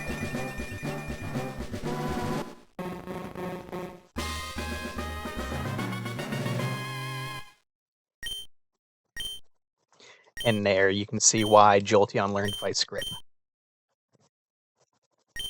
Yes, I am strong. Waha. Since we're in Gen 7 right now, we'll go up and grab ourselves a Nebby. Once again, noticing that it goes in the items pocket, if you pay attention. Whoops, wrong one. Actually need my own.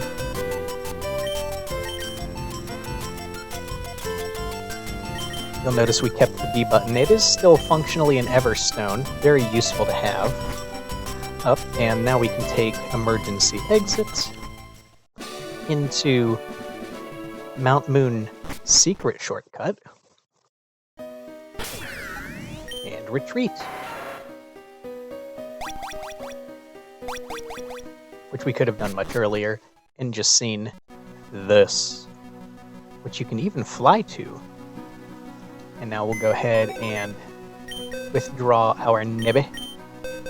Oh hey look, a knot potion that we skipped. And then nifty cutscene.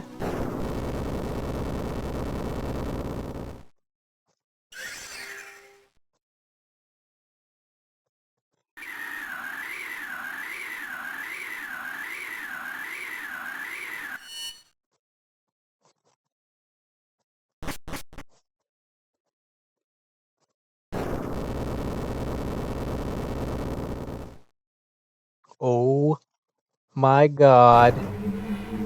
He's huge.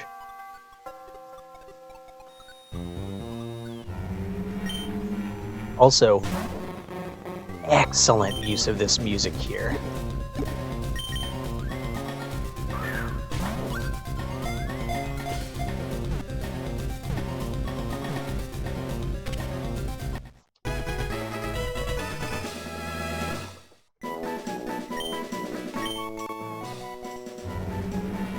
That's a wormhole. It's actually a square hole.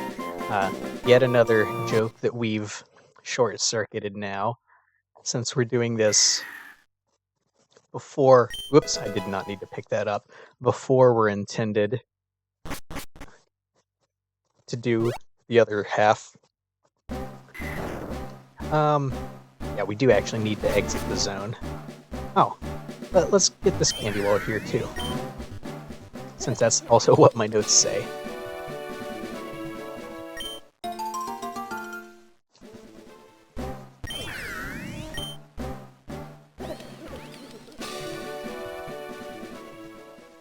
And then we're gonna fly to 2 Island and finally do stuff there.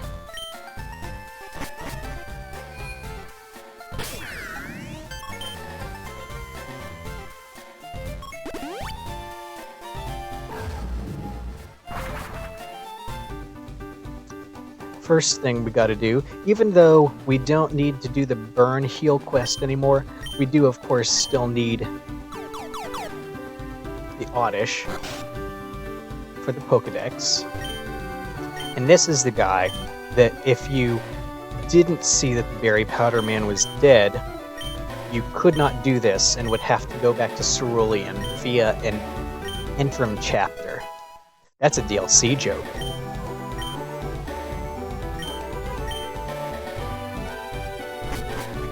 There's actually quite a lot to do on this island, and we did need to backtrack also because of the pencil eraser. So we're going to fight this oak, the original Earthbound joke of all the oaks.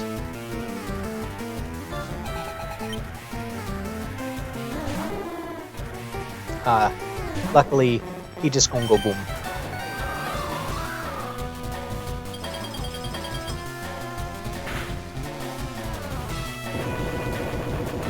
I am surprised I went first, but as you can see by his HP, these Krabbies are amazing.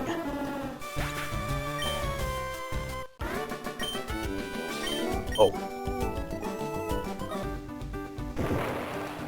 Because we gotta get this candy. Then, now that we have Waterfall, which we couldn't have done earlier either,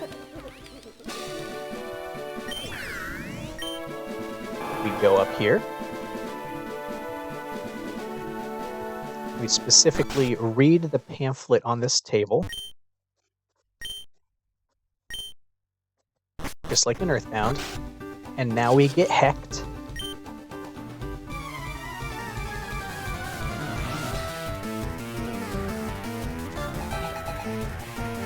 Extra space there after Starman is interesting. Our new Mega Starmie there also doing some heavy work. Isn't it convenient that that came out? Oh, that didn't kill? That's unfortunate.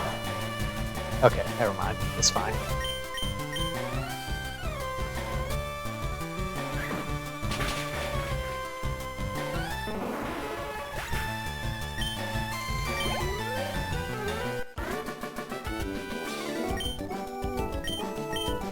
He got hacked because he gives us the Moonstone. And then, guess what? We don't actually need to wait. As always, retreat. And then this is why we need the pledge moves. They only learn the one for the evolution that they're currently on.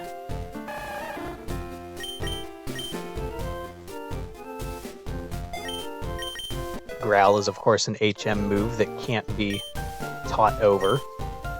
I shouldn't say of course. You wouldn't know that if you hadn't played this game. Does he have Growl? No, that's what I thought. Only the starter you actually get has Growl. Okay.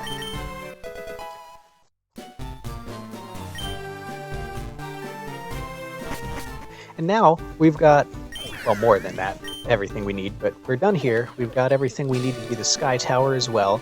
So we're gonna do our, continuing with our alternative RPGs, our Pokemon Mystery Dungeon segment. Gonna go...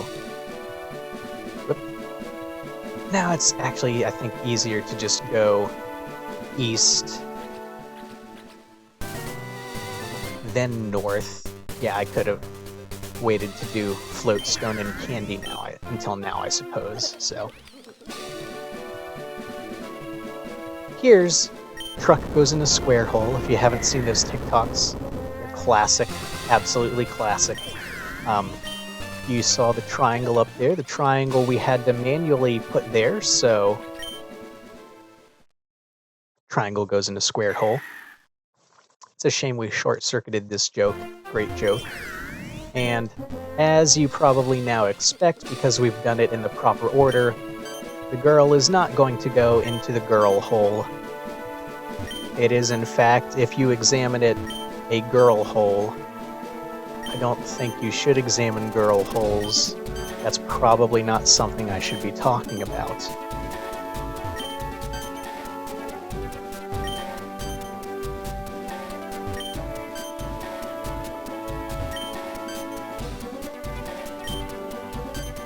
But of course, we now know the trick, which is she can walk through walls.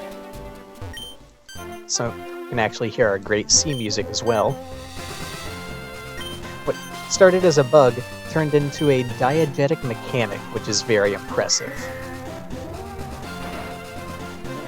Anyway, this is now Pokemon Mystery Dungeon.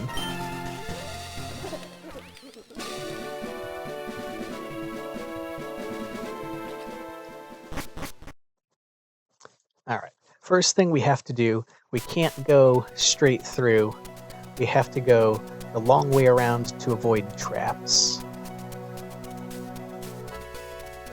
Great choice of music, too. Get ourselves this doll. It is chock full of cash.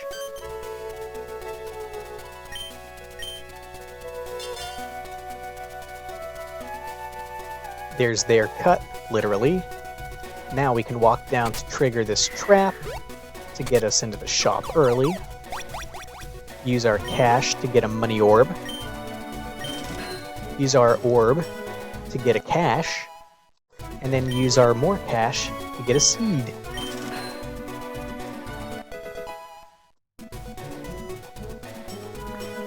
The Gyarados that we passed wanted this seed. Well, he doesn't want this seed. We're going to use it against him. Whoop. Oh no, not my pee-pee. Joy seeds in the game raise your level, and of course we now know... Actually, we haven't done it yet, so we don't know. Gyarados evolves into Magikarp in this game. Haha. So, here we've got... Secret Tunnel. God, yes, being able to skip all of this. I legitimately, like, forgot about my bike in this section and also had to look up help here. Like, this was also a hard block for me casually. Dev commentary, Celia says Naval Rock is a really well-designed dungeon. And that's it. That's Pidgey. We got to skip a lot.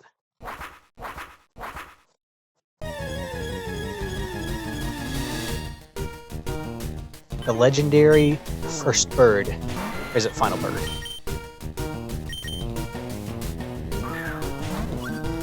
Using the beautiful Articuno sprite. Quite funny. And yes, it will evolve into a Pidgeotto. Okay, it's just large.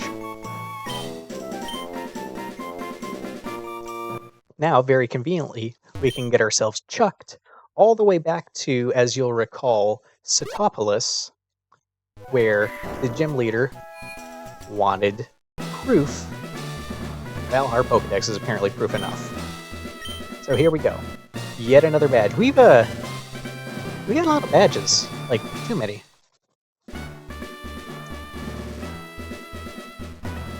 Well, we're almost ready for Viridian. Last thing we have to do, fly to Pokemon Island.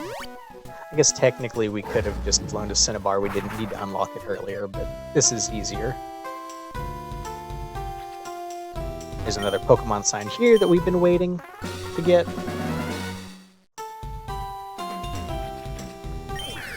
And even though it takes a little bit of time to get to it, also a candy up here that we want to get. Also another hint about Pokemon Gun that I don't know if it was there in 1.0. It seems like there's more hints, because that was a hard stop for me as well. I could not, for the life of me, figure out the final battle in Viridian Gym. Anyway, this is Pokemon Snap.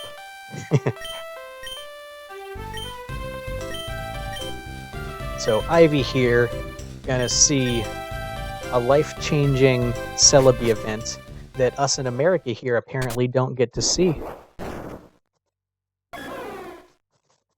Because yeah, I believe that was Celebi's cry.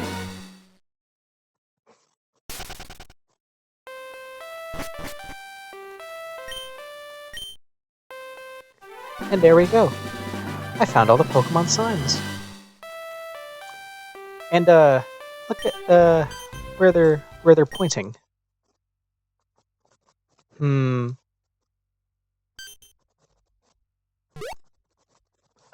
I wonder, huh? Here it is, the last Pokemon that we need to catch.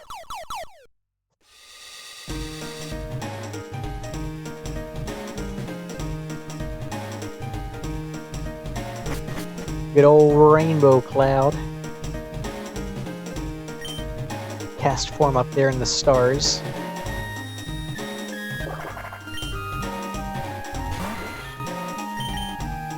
Is that the Chrono Trigger flute?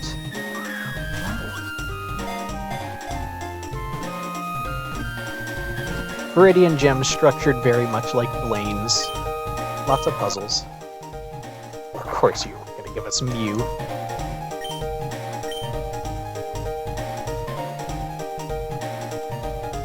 And we're done.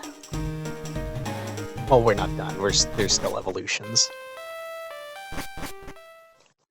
So, first thing we're going to do, fly to Viridian.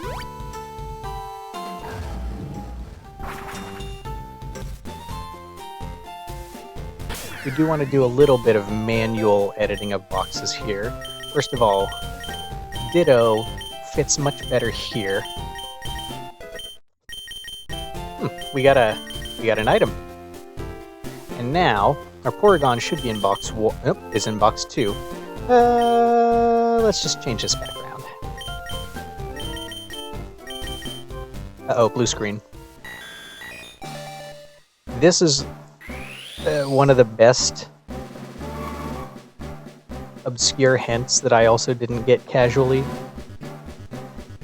Conveniently, the One Piece side quest is how you get the shiny Porygon X, and it's just as obscure.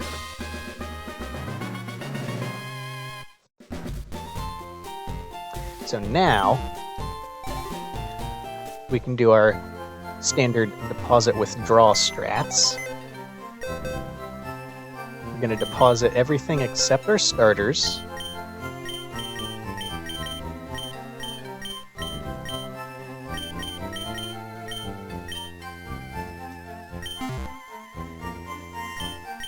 We're going to withdraw the Orthworm that we just got. There's the Hoopa. That sure is a lot of Hoopa.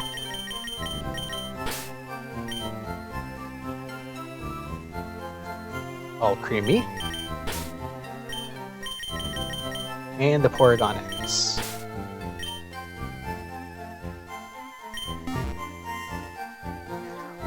Now, very, very, very, very, very important.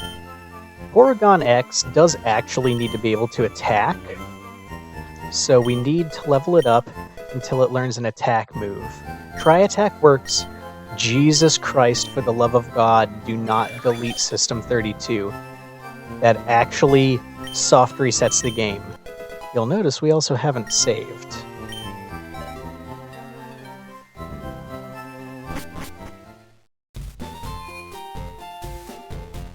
And now we're ready for the gym.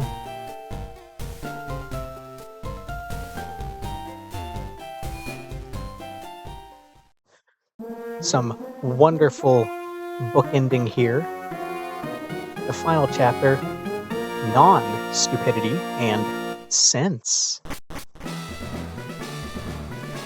We actually can avoid that grunt.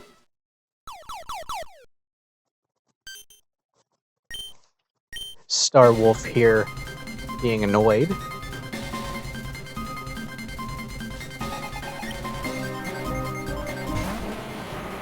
He has very intimidating Steelix. Luckily, we got a big wormy boy.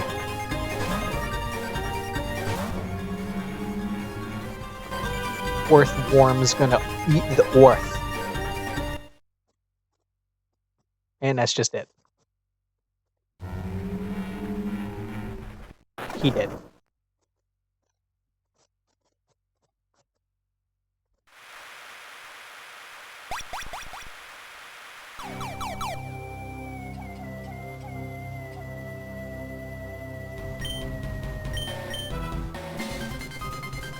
Now we're playing Yu-Gi-Oh! And as any good Yu-Gi-Oh! Player will, cheat.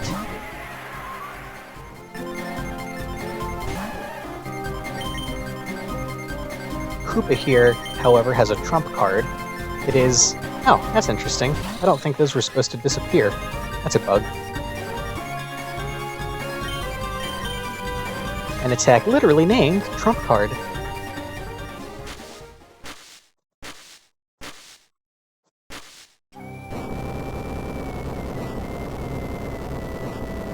Something Exodia Obliterate. I never watched Yu-Gi-Oh! I enjoyed Yu-Gi-Oh! Abridged. This is very well done.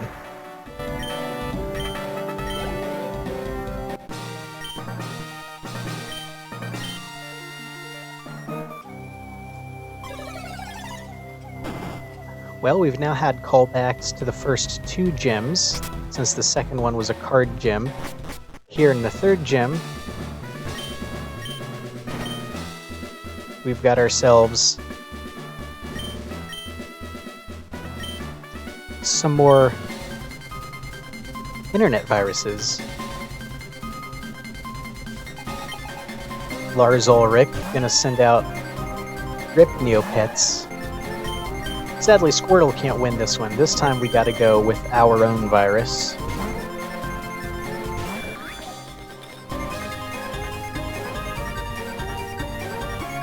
And this is where we need an actual attacking move.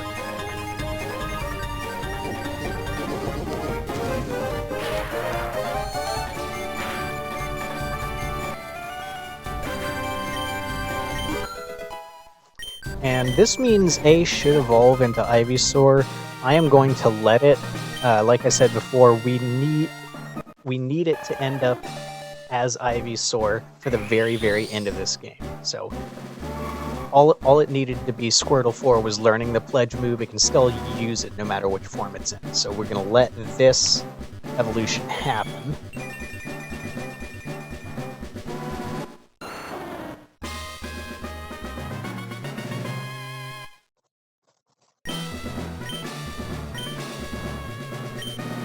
Razor Leaf is actually useless. Now for the gay stuff. Sweet Home Alabama. Ah, that's great.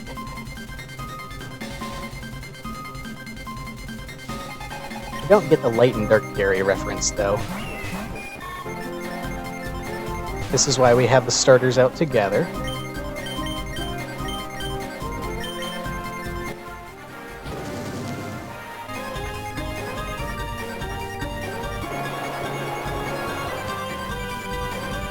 And we're gonna make a pretty rainbow. It actually tells you that in the move descriptions.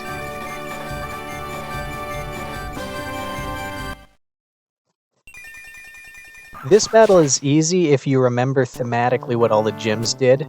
I couldn't. Brief detour here for another candy. As you might expect, that other door takes you back to Celadon. Say hi, Spheels and Sphelia.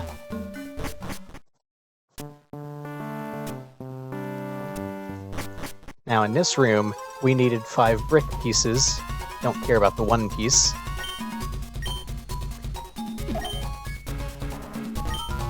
This purple brick from Mew. And then one thing actually important here. I'm going to talk to the Snover again. For some reason, when I was doing my practice run through, hail didn't stop the first time I did this battle. I don't know why. It absolutely was a bug.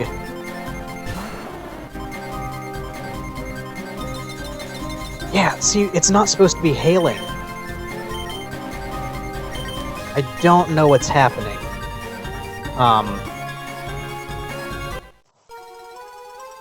So I'm going to now talk to him, say the snow has stopped, and try this again.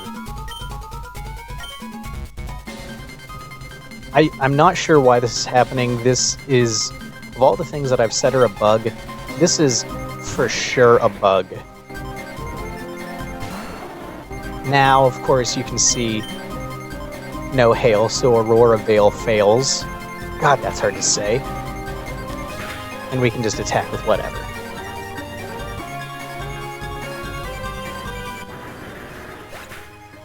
But it's very important to recognize that if that happens, because otherwise, he's invincible. So the first thing we're going to do here, go right, get ourselves a candy. Amazing how these are all backloaded.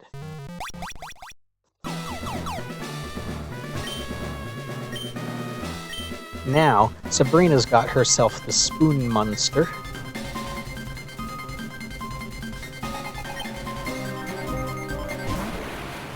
Conveniently, we put some ice cream in our party that appears to have a really thick chocolatey shell.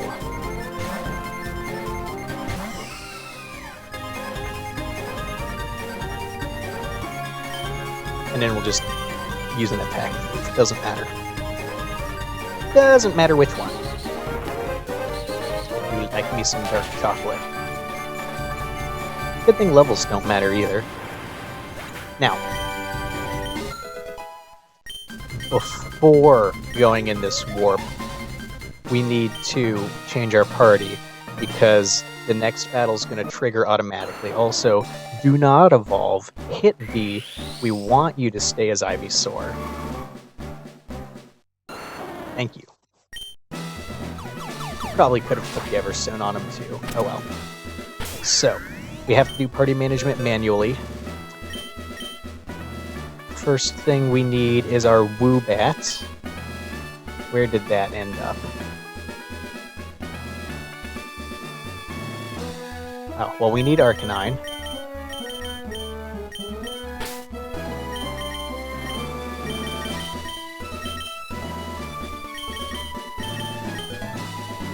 And we need our gun.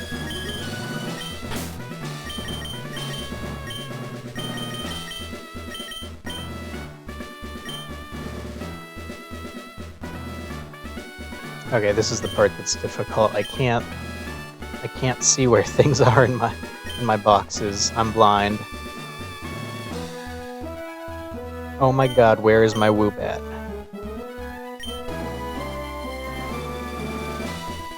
Where did it end up?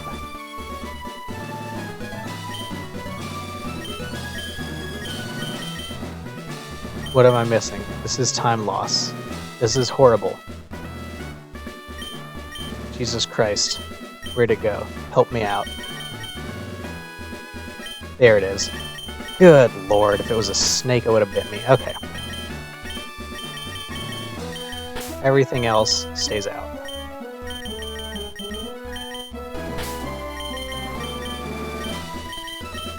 Okay, that was time loss.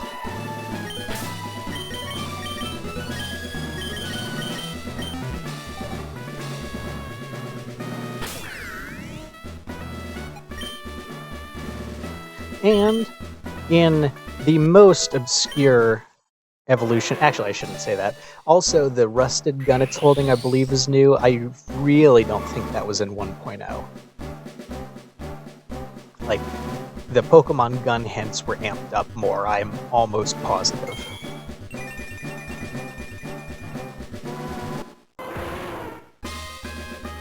So there's Pokemon Gun. And yes, we want to learn these moves. There's 9 Wing Beat. Very, very annoying if you get metronomed with it. And just for fun, might as well.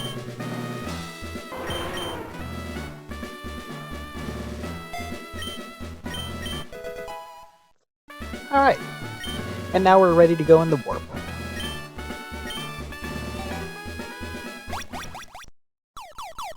Well, hello.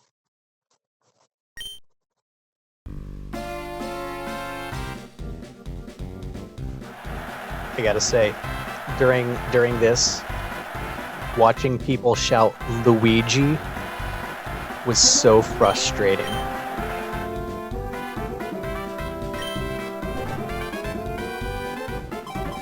Like, Luigiario is not a thing.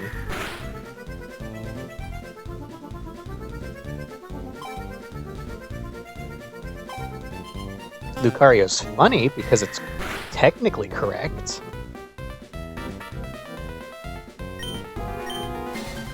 But no, it is of course Wario, which is why our W symbol has Wario coded both us and our Woobat.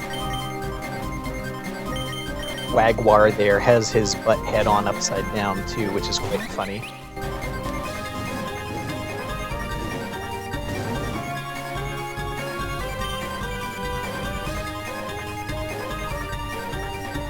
And so now we W-turn.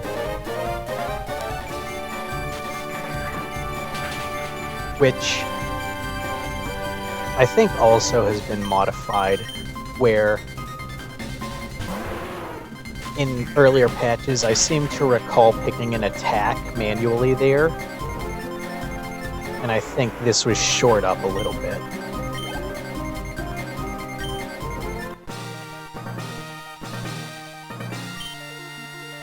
And there we go. He gonna get smushed.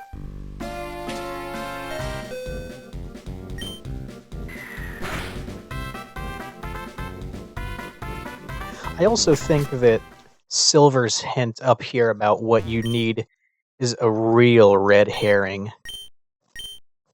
Real IP, I mean, silly bullets is one thing, but real IP infringement, I don't know if Pokemon Gun, I really believe fits that.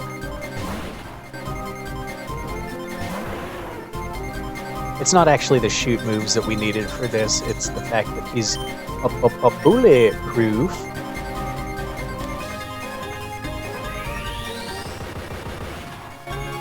Ouch, that is very loud in my ears. Well, my left ears.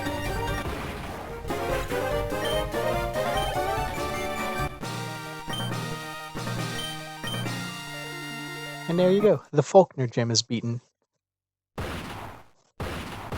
Oh, we didn't need to double tap. Our bullet went through the wall.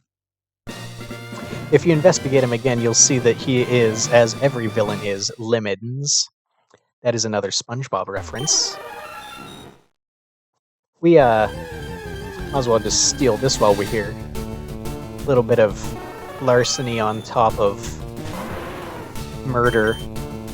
Not gonna change much at this point. Oh, I guess, yeah, technically, test form wasn't the last. This is the last one we catch. Leaving our space in the party for it, very conspicuously, of course.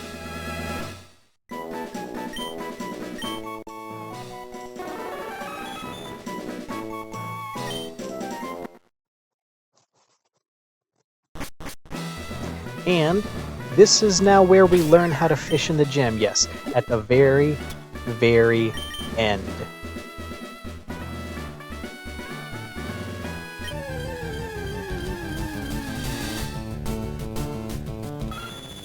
Isn't that funny?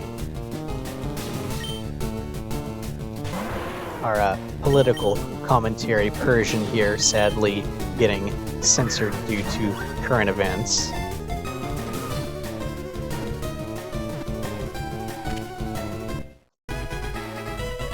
And of course, to cap off the gym, we'll get out of here. Yeah. And what about... when we exit, we of course got the good old one final pit trap. So, get out of here, fly back to Viridian. As we'll recall, there was in fact a little youngster who wanted to trade. And since we need Eradicate for our decks, we might as well get one here. You can actually evolve a Rattata. There are other ways to get Raticates. Also, it should be mentioned, the Mewtwo, its item doesn't matter, but this Raticate, the item it's holding the top, this is where top percent would end, is where you get this top item. Obviously, if you're not doing any percent, you need a lot fewer Pokemon, so you would have gotten here a couple hours earlier. Since it's in our party, we're going to go ahead and put it first. Go west, young man. You got to get out of here by dawn. And we'll do our not optional Mary fight. Which legendary bird is she gonna have? The answer is a lot of them.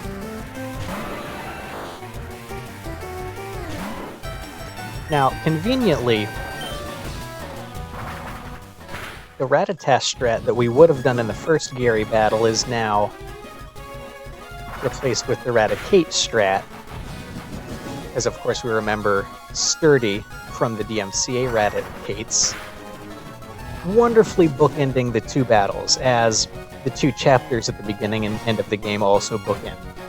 Narratively, fantastic storytelling. Absolute top tier. 1%, I dare say, in terms of good game design. But we skipped that first fight, so we don't get to see here. And then, of course, also the ignored starter.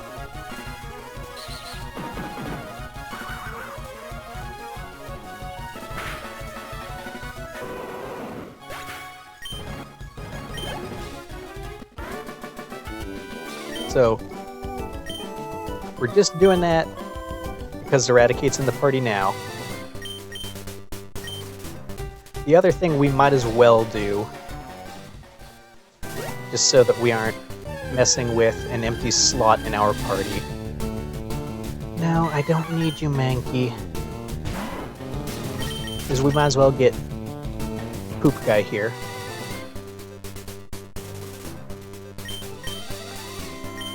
And good. I should have 40.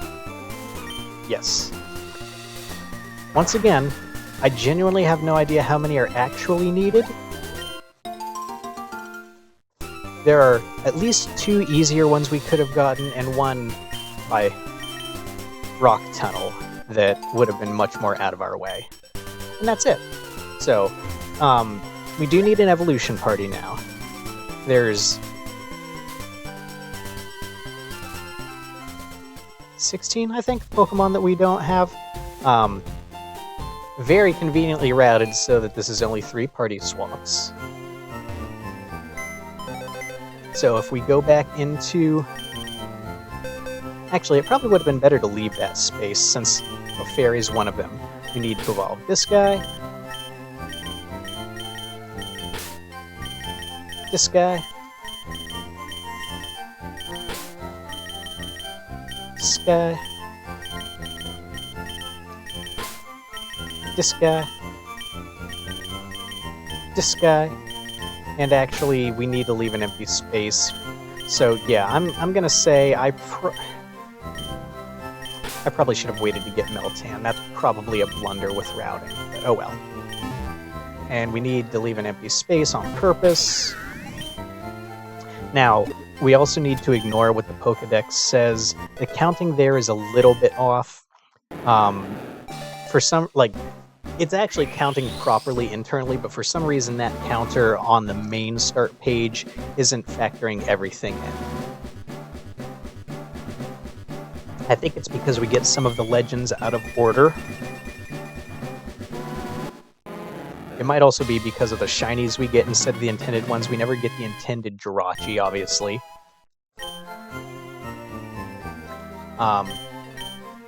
Clefairy takes a few candies. It's not going to evolve until level 20.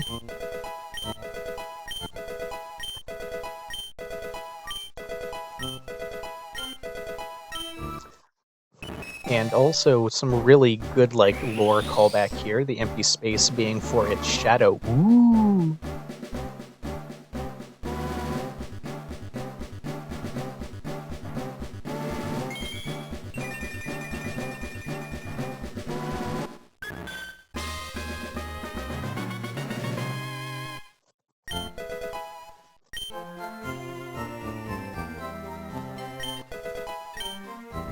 And then, no, Bellsprout, you don't need to learn anything. If we looked in our Pokedex, we would see that Haunter and Gengar are not beside each other, of course, so there's another hint that something's up with the Pokedex. And yes, of course, Absorb is last. No Leaf Stem.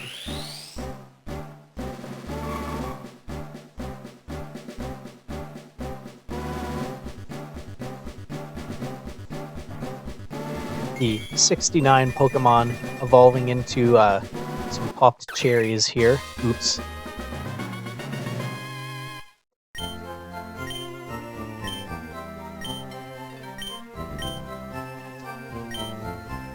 So, the Sunstone that we picked up way back when, we could have evolved Paris at any time. It might even have been faster to do it earlier when it was in the party. I probably should have, truth be told. That also is something that might have saved a little bit of time with PC swapping. Oh well. See, there's tons of little opportunities for more time save on top of this route already. Lots of opportunity here. At least 10 minutes just from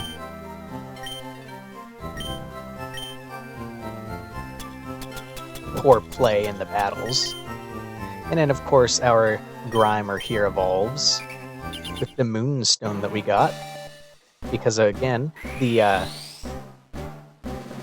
vanilla Pokedex text about X-rays from the moon, which are not a thing, evolving into, since we got the Moonstone on Earthbound Island, Master Belch.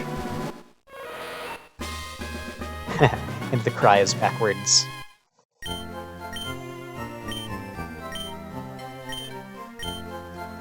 No Moonblast. Alright. Here's Party 1. Party 2.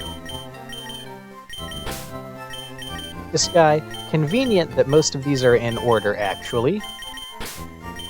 This guy, we see we have a Krabby there already, so we don't need to worry about Krabby. That's convenient. This guy.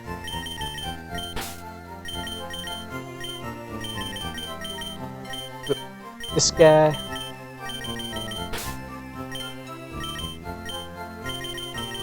And this guy. I'm sure that is very annoying to hear.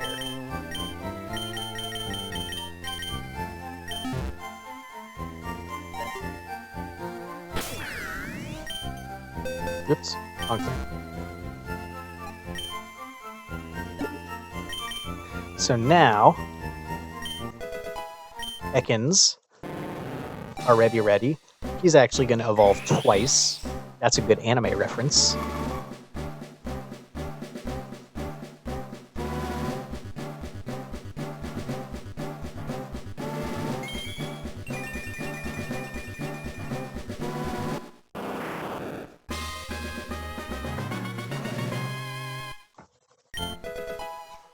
Oh hey look, it's the emoji from the beginning of the game.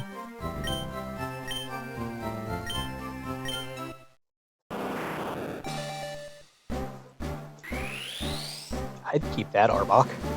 Unfortunately, we have to evolve him into Viper.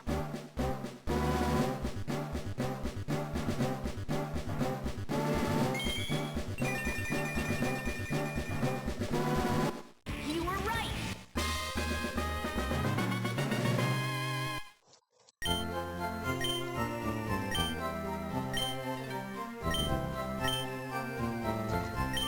Pidgeotto is going to evolve at the standard level 20.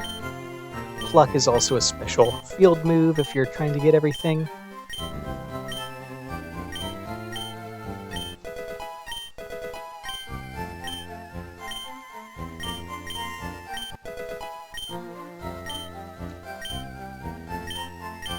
Don't hit B.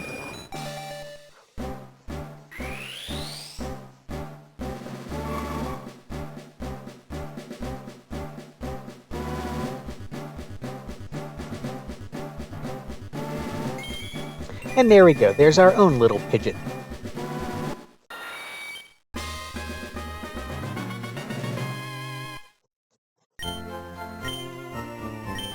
No Minimize, no Wumbo-wise.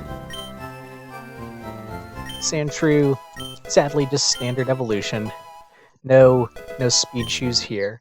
Would have actually been, I personally think, a little bit funnier if Sandshrew had evolved using the running shoes instead of Toadschool, but Toadschool just gave another option for a ground move. Between it, Mudslap, apparently Celia said there's like, I think 5 different ways you could have done the Mount Moon Wonder Guard battle. And then, of course, Sanic here learning his moveset.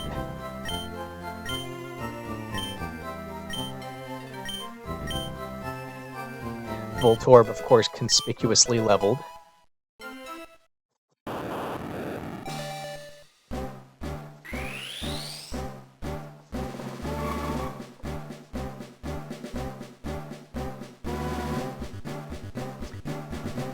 Another good anime reference here, the other Jigglypuff.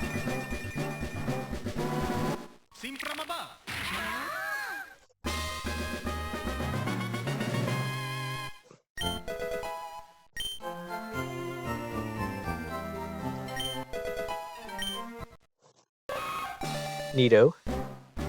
Actually, doesn't evolve at 20. Interesting. Okay. That's good to remember for Erica's gym. I guess it didn't matter which one we used then. Which it doesn't. I mean, that's the point. They both learn a fairy move.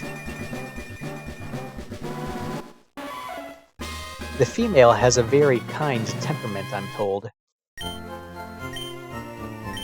Thus the Nuzzle Uwu. And finally our Mankey. This is of course why we wanted the level 20 Mankey instead of a level 6 one, so that we only need to use one candy here. It's not about the candies, it's just about the time. Into our very grumpig-coated pig monkey.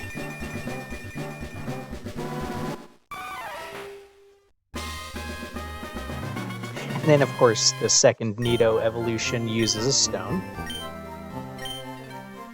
He got so mad he died.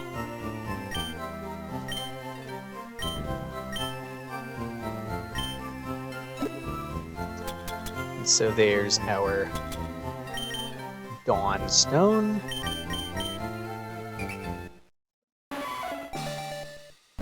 Don't hit B. Oh my god. Don't want to go buy more. Also don't need to learn a fairy move this time. Already solved that puzzle. The only callbacks are with the Rattatas. Well, and the Onyxes.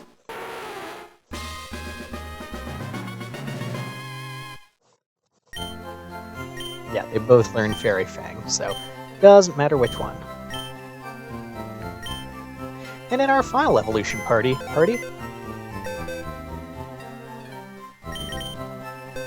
we need this guy, who needs the most levels out of anybody.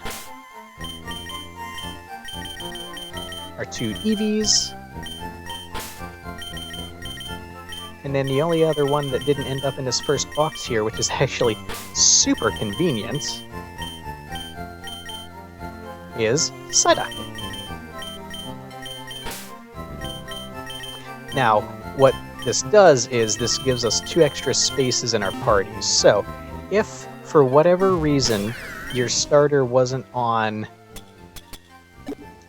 Ivysaur right now, you could get one of them to Ivysaur since it needs to be on Ivysaur for the final battle.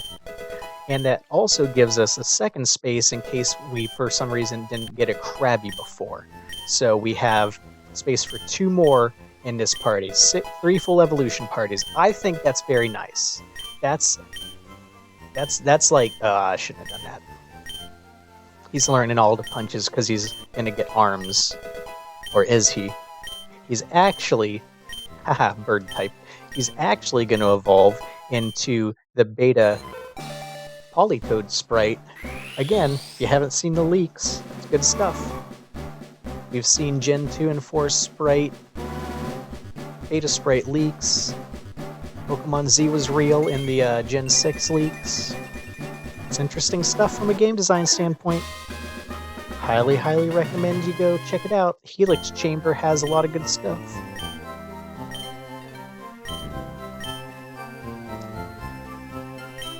Oh, no, Psyduck also needs a level. Because, of course, this Psychic Duck, that I don't actually think is Psychic type in Gen 1, that's a weird Mandela effect thing, evolves into the Gold Duck, of course. It's like they got it backwards! What's up with that?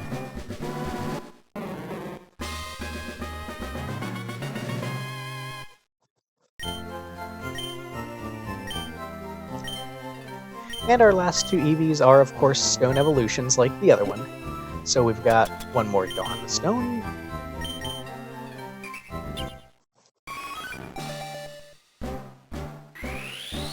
Eevee's butthole-looking mouth. Is that the vanilla Sprite? I don't know.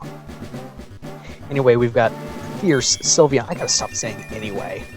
With the rare fang that some of the early artwork does actually have.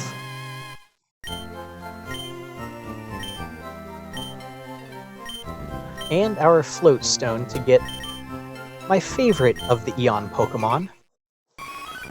Which, this part of the joke only lands, again, if you have some, I would say moderately obscure now, Pokemon knowledge of knowing that Latios and Latios are known as the Eon Pokemon, but it works out.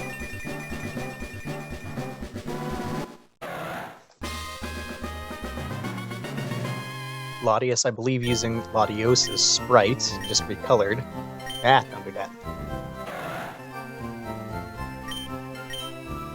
And there we go, that's it.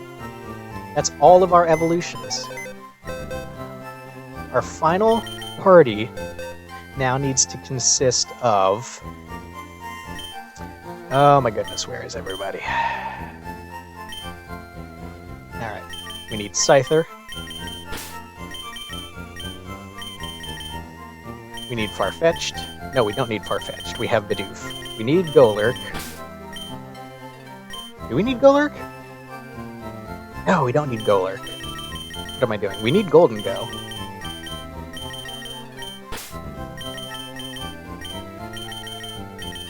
This is the worst part, is finding all my HM Pokemon again. We need Seeking. We absolutely need Bidoof. We need Machamp.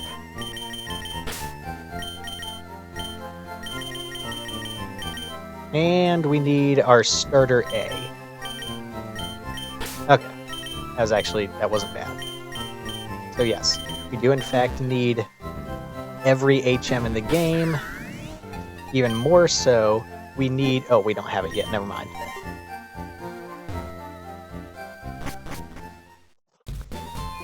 And now this is it.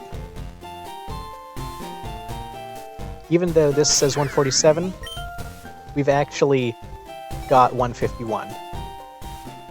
I think the +4s are either things we've gotten out of order or shinies. I don't know how that counting works. Celia would have to explain it.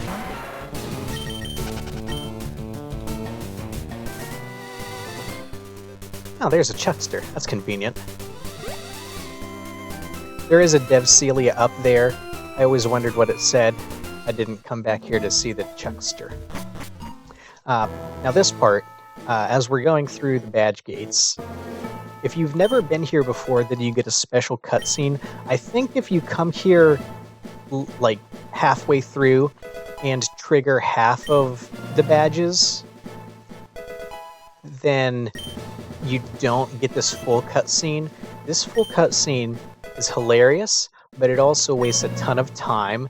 So, in theory, it might have been worth it to come through here with when I got Zapdos to unlock some more.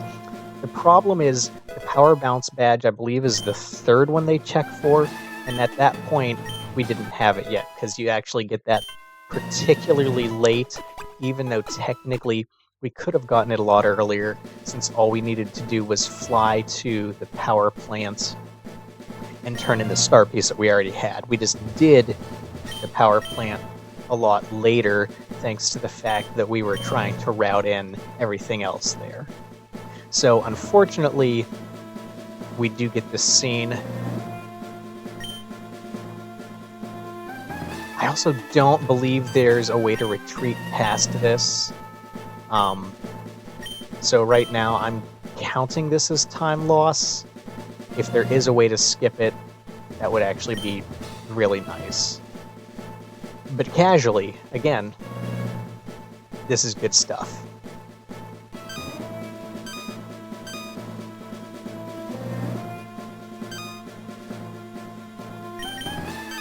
And of course, Dad's still checking the wrong one.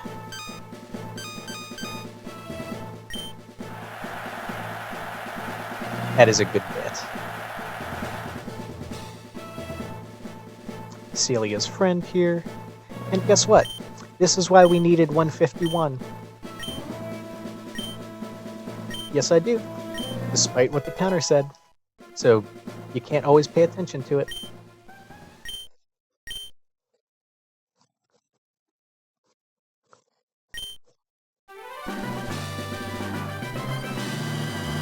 But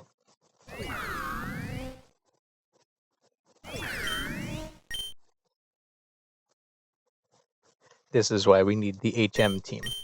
There is a sign here that tells you literally exactly which ones you need. Rock Smash is going to go on Bidoof here over... Technically, I believe it's the only one it can go over, which is the Fog.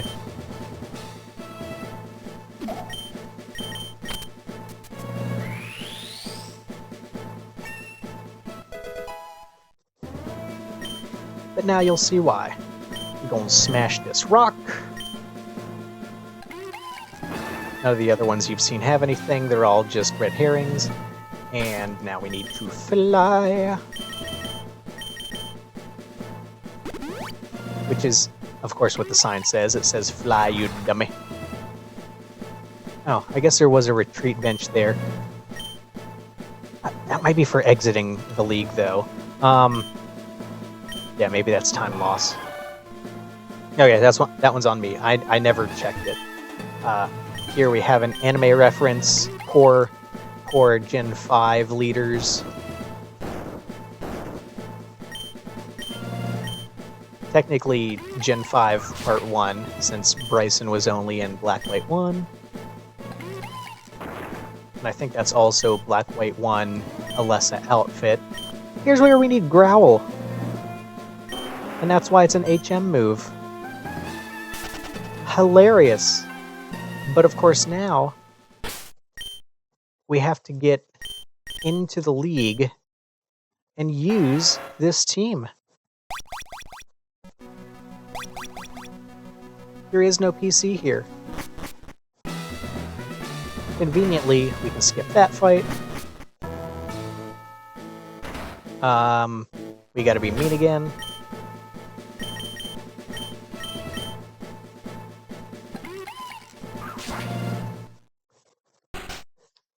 And we are now going to change our battle options to shift. Did that do it? Yes, it did. Okay.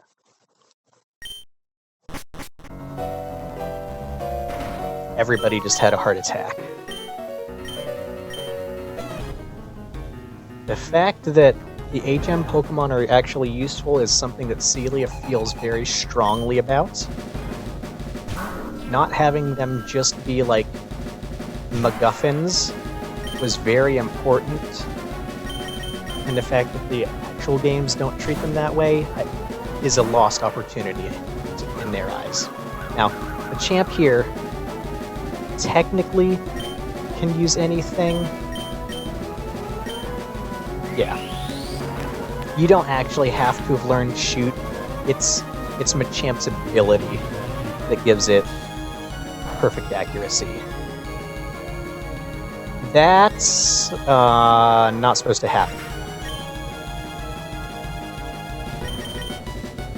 We can't win this now.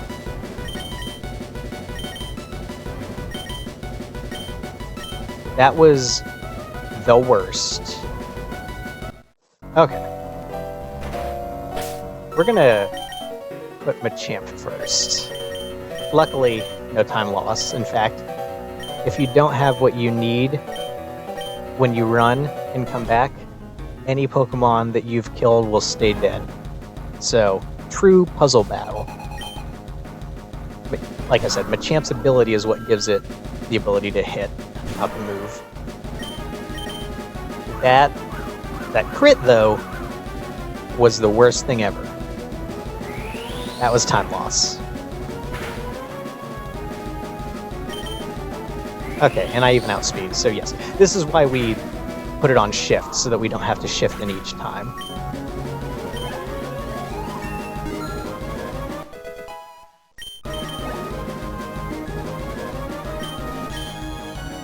Togekiss versus Ivysaur. No! Wait. Wrong. That's wrong. Okay. This is more time loss. It's seeking. I'm supposed to send out seeking now. So, Serene Grace Togekiss with Serene Grace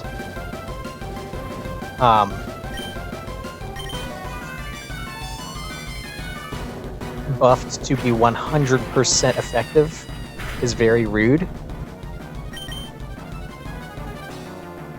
Luckily, I believe it only uses Thunder Wave here, so the only thing it can do is stall you. I can't actually die. Boy, it would have been nice if I'd leveled the Seeking up, though. Alright, 3 hits is fine. Next one's easy. She should send out Lucario. I believe this is a completely set order.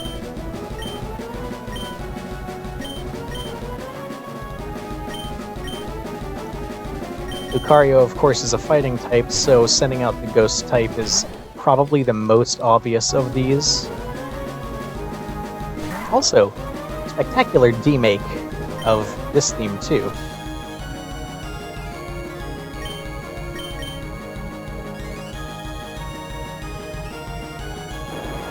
Surf looking a little iffy. Got some of that red algae. It's catch up.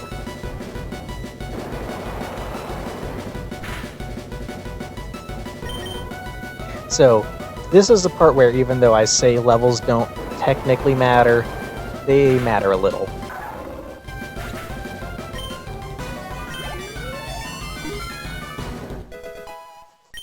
And you're gonna get, what, Bone Maranch? Nope, okay. My low tick, Scyther, of course, grass type against water. This one should be relatively obvious as well. The difference is, of course, the move that my low tick uses, Scyther will resist. That's the important part.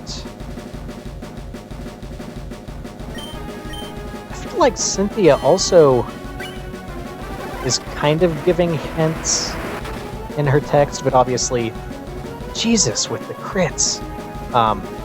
My low tick using a trading card game move is a huge hint there as well. Don't you fucking crit me again.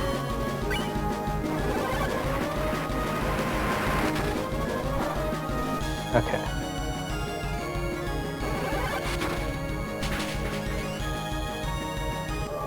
Kinda glad I have all the levels I do on this Scyther. Depending on how much your other Pokemon die is, like, you get different levels. In my previous run, I had actually gotten enough to get Ancient Power on it.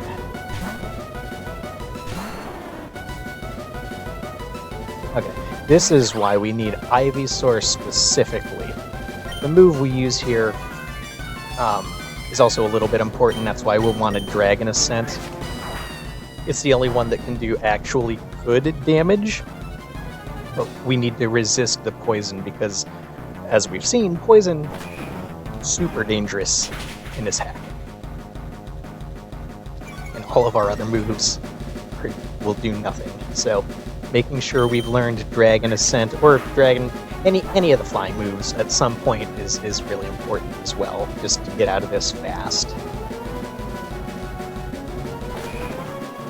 And now, what's the only Pokemon we haven't used? It's our HM friend. Which, if you level it up to the point where it's faster, I don't actually know what's going to happen. I would think it's intentionally slow enough that that could never happen, but this is just a fly race now.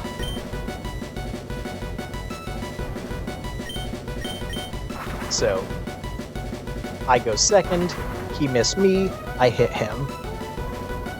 Like I said, if he ends up being slower than me and I go first, I don't know what would happen.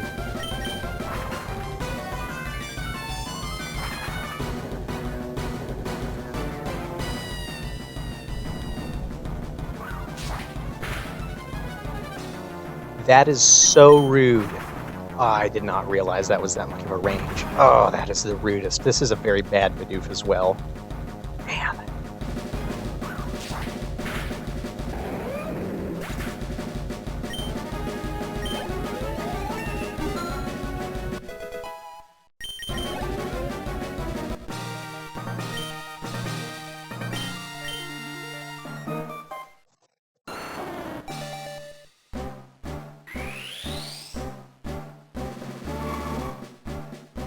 We don't actually need to watch him evolve again.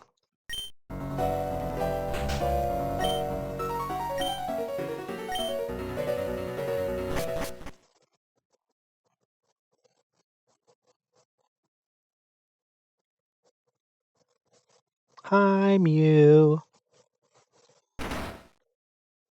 Nope, can't just walk through.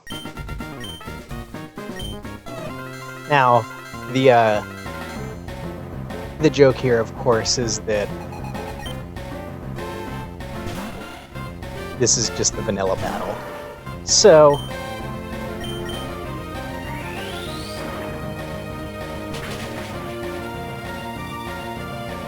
we'll just treat this like we would if we had normal Pokemon, which we kind of do, as it turns out. Hearing this song in the Fire Red Leaf Green engine is interesting.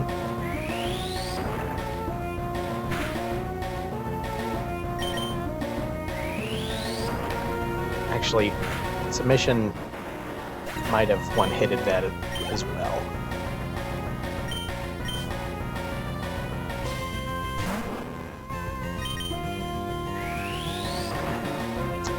Canonically, this means we must have also picked the Mudkip, which is the objectively correct answer.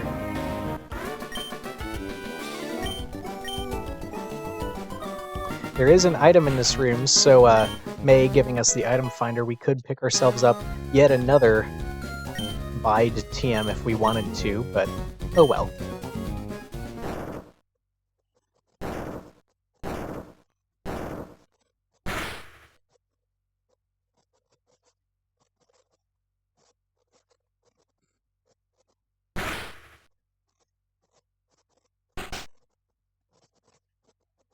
I don't necessarily understand what happened there, though. And look, it's all of Gary's cousins. Except Mary, interestingly. I don't know why.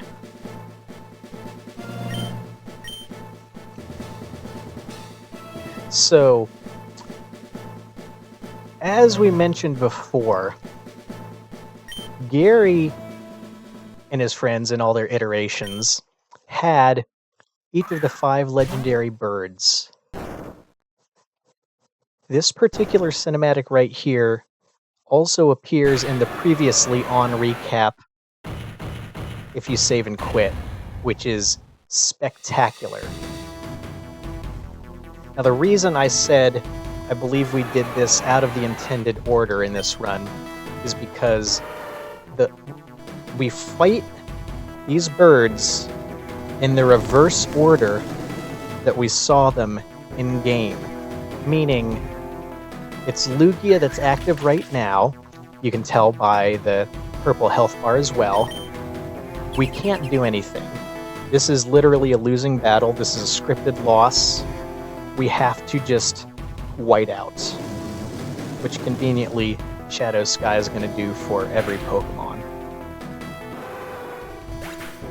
And we will then fight these birds in the reverse order that we saw them in, which is Lugia, Articuno, Ho-Oh. Well, actually, that's not true, because obviously, we saw Lugia before Articuno, but also Zapdos actually isn't last. Zapdos is the last one you fight for real, that you actually, it's a puzzle that you have to solve. And that's also, again, hint at the book ending with Rattata strats being used on the very first, real optional Gary fight that we skipped, and the Mary fight. So, it's a hint. It's a pretty obscure hint. I did not get it. I also very unashamedly had to look up some stuff about the final boss playing casually. It would have been really nice if we could have deposited our Pokemon before this. But sadly we can't.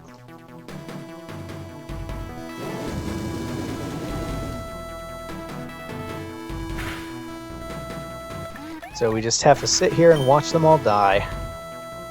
It's so sad.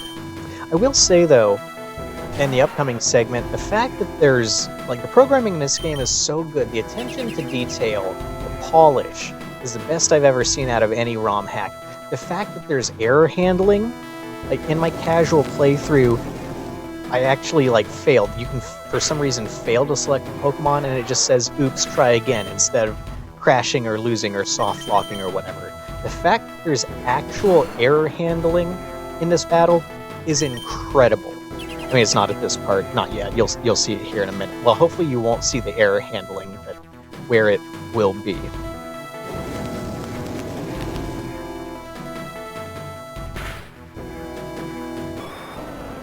So, the first clue here, the fact that Lugia is a shadow Pokemon means we need something to shine through the shadows.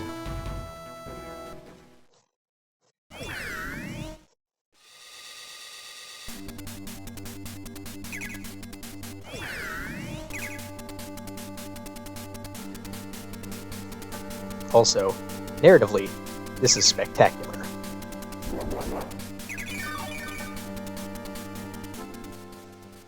Because now we get treated to just an incredible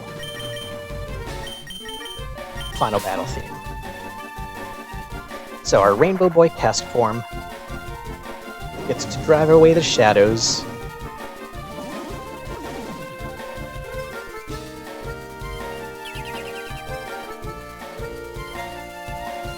Using a Rainbow Beam.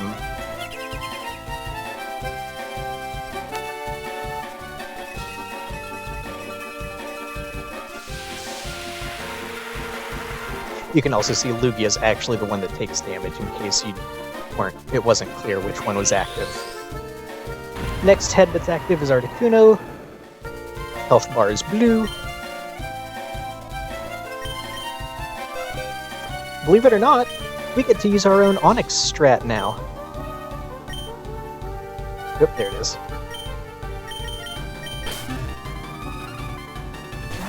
It is worth noting, if you die, if you pick wrong, just swap out a couple times, and you can eventually get the right Pokemon swap back in case you misclick a move or something. Obviously, these are birds, so we can't use a ground-type move. Have to use Rock Throw. Ho-Oh is green, that's why the green on the wings is showing. It's a little bit obtuse. We need our dad. Where's Dad? Hi, Dad. The way the healing works, the move Double Dip takes care of it. Really, it's healing heat and the fact that Dad has Restless. That's the actual big hint here.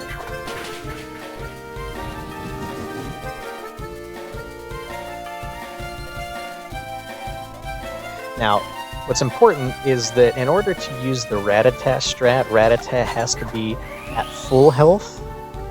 So we can't do a manual switch in, otherwise Lugia's gonna get a free attack on us down to our Focus Sash 1 HP.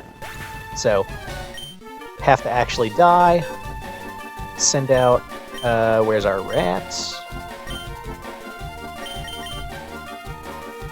Yes, Rattata, not Raticate, because the spikes would kill the Raticates. Use Standard Endeavor.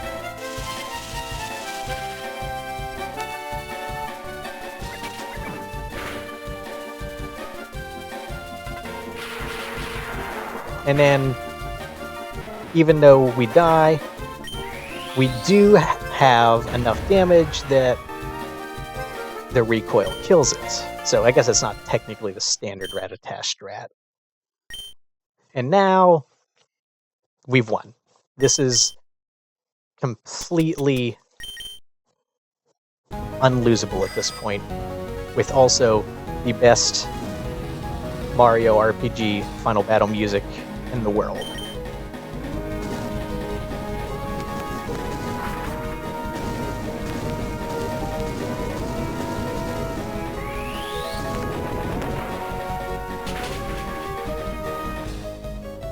Thank you, Yoko Shimamura.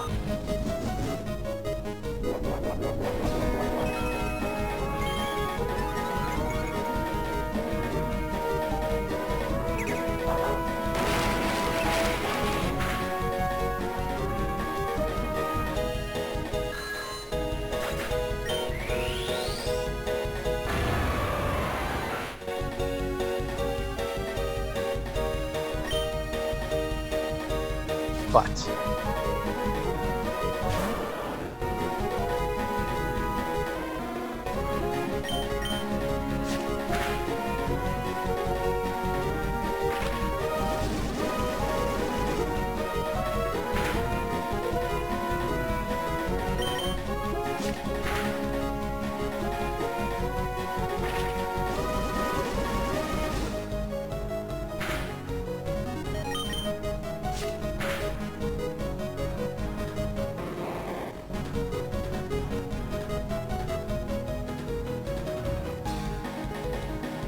Star Fox reference.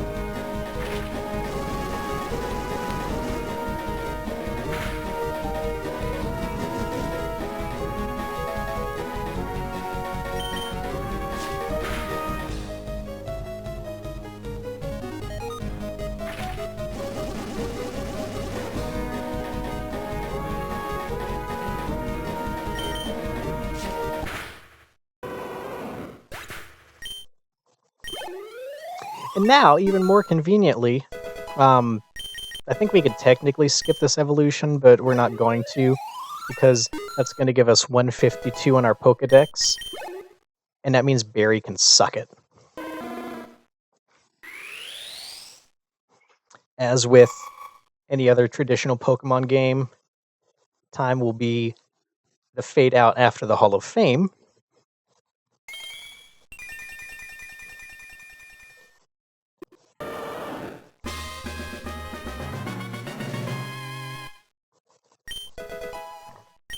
So that's how he got a Wartortle.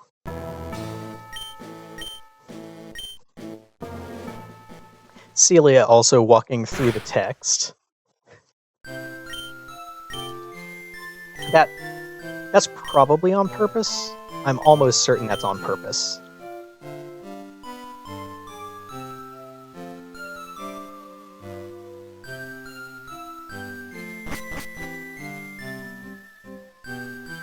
Why is the floor shimmering? I'm pretty sure that's vanilla. And there's only one correct answer.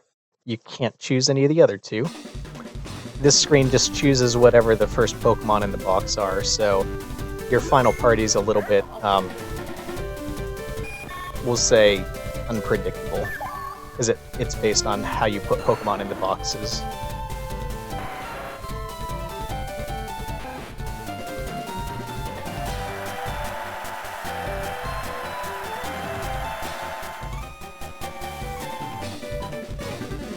Hey, we changed our gender. Time.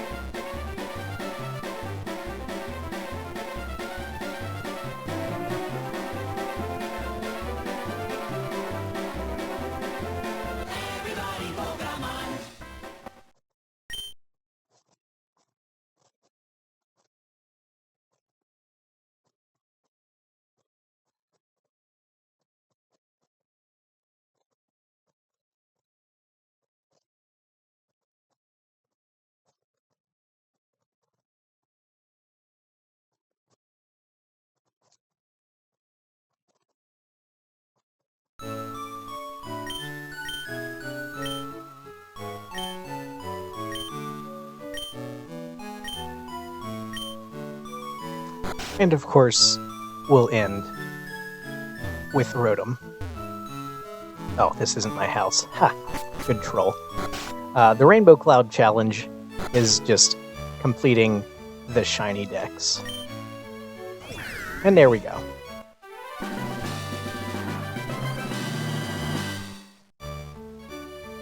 And that is it.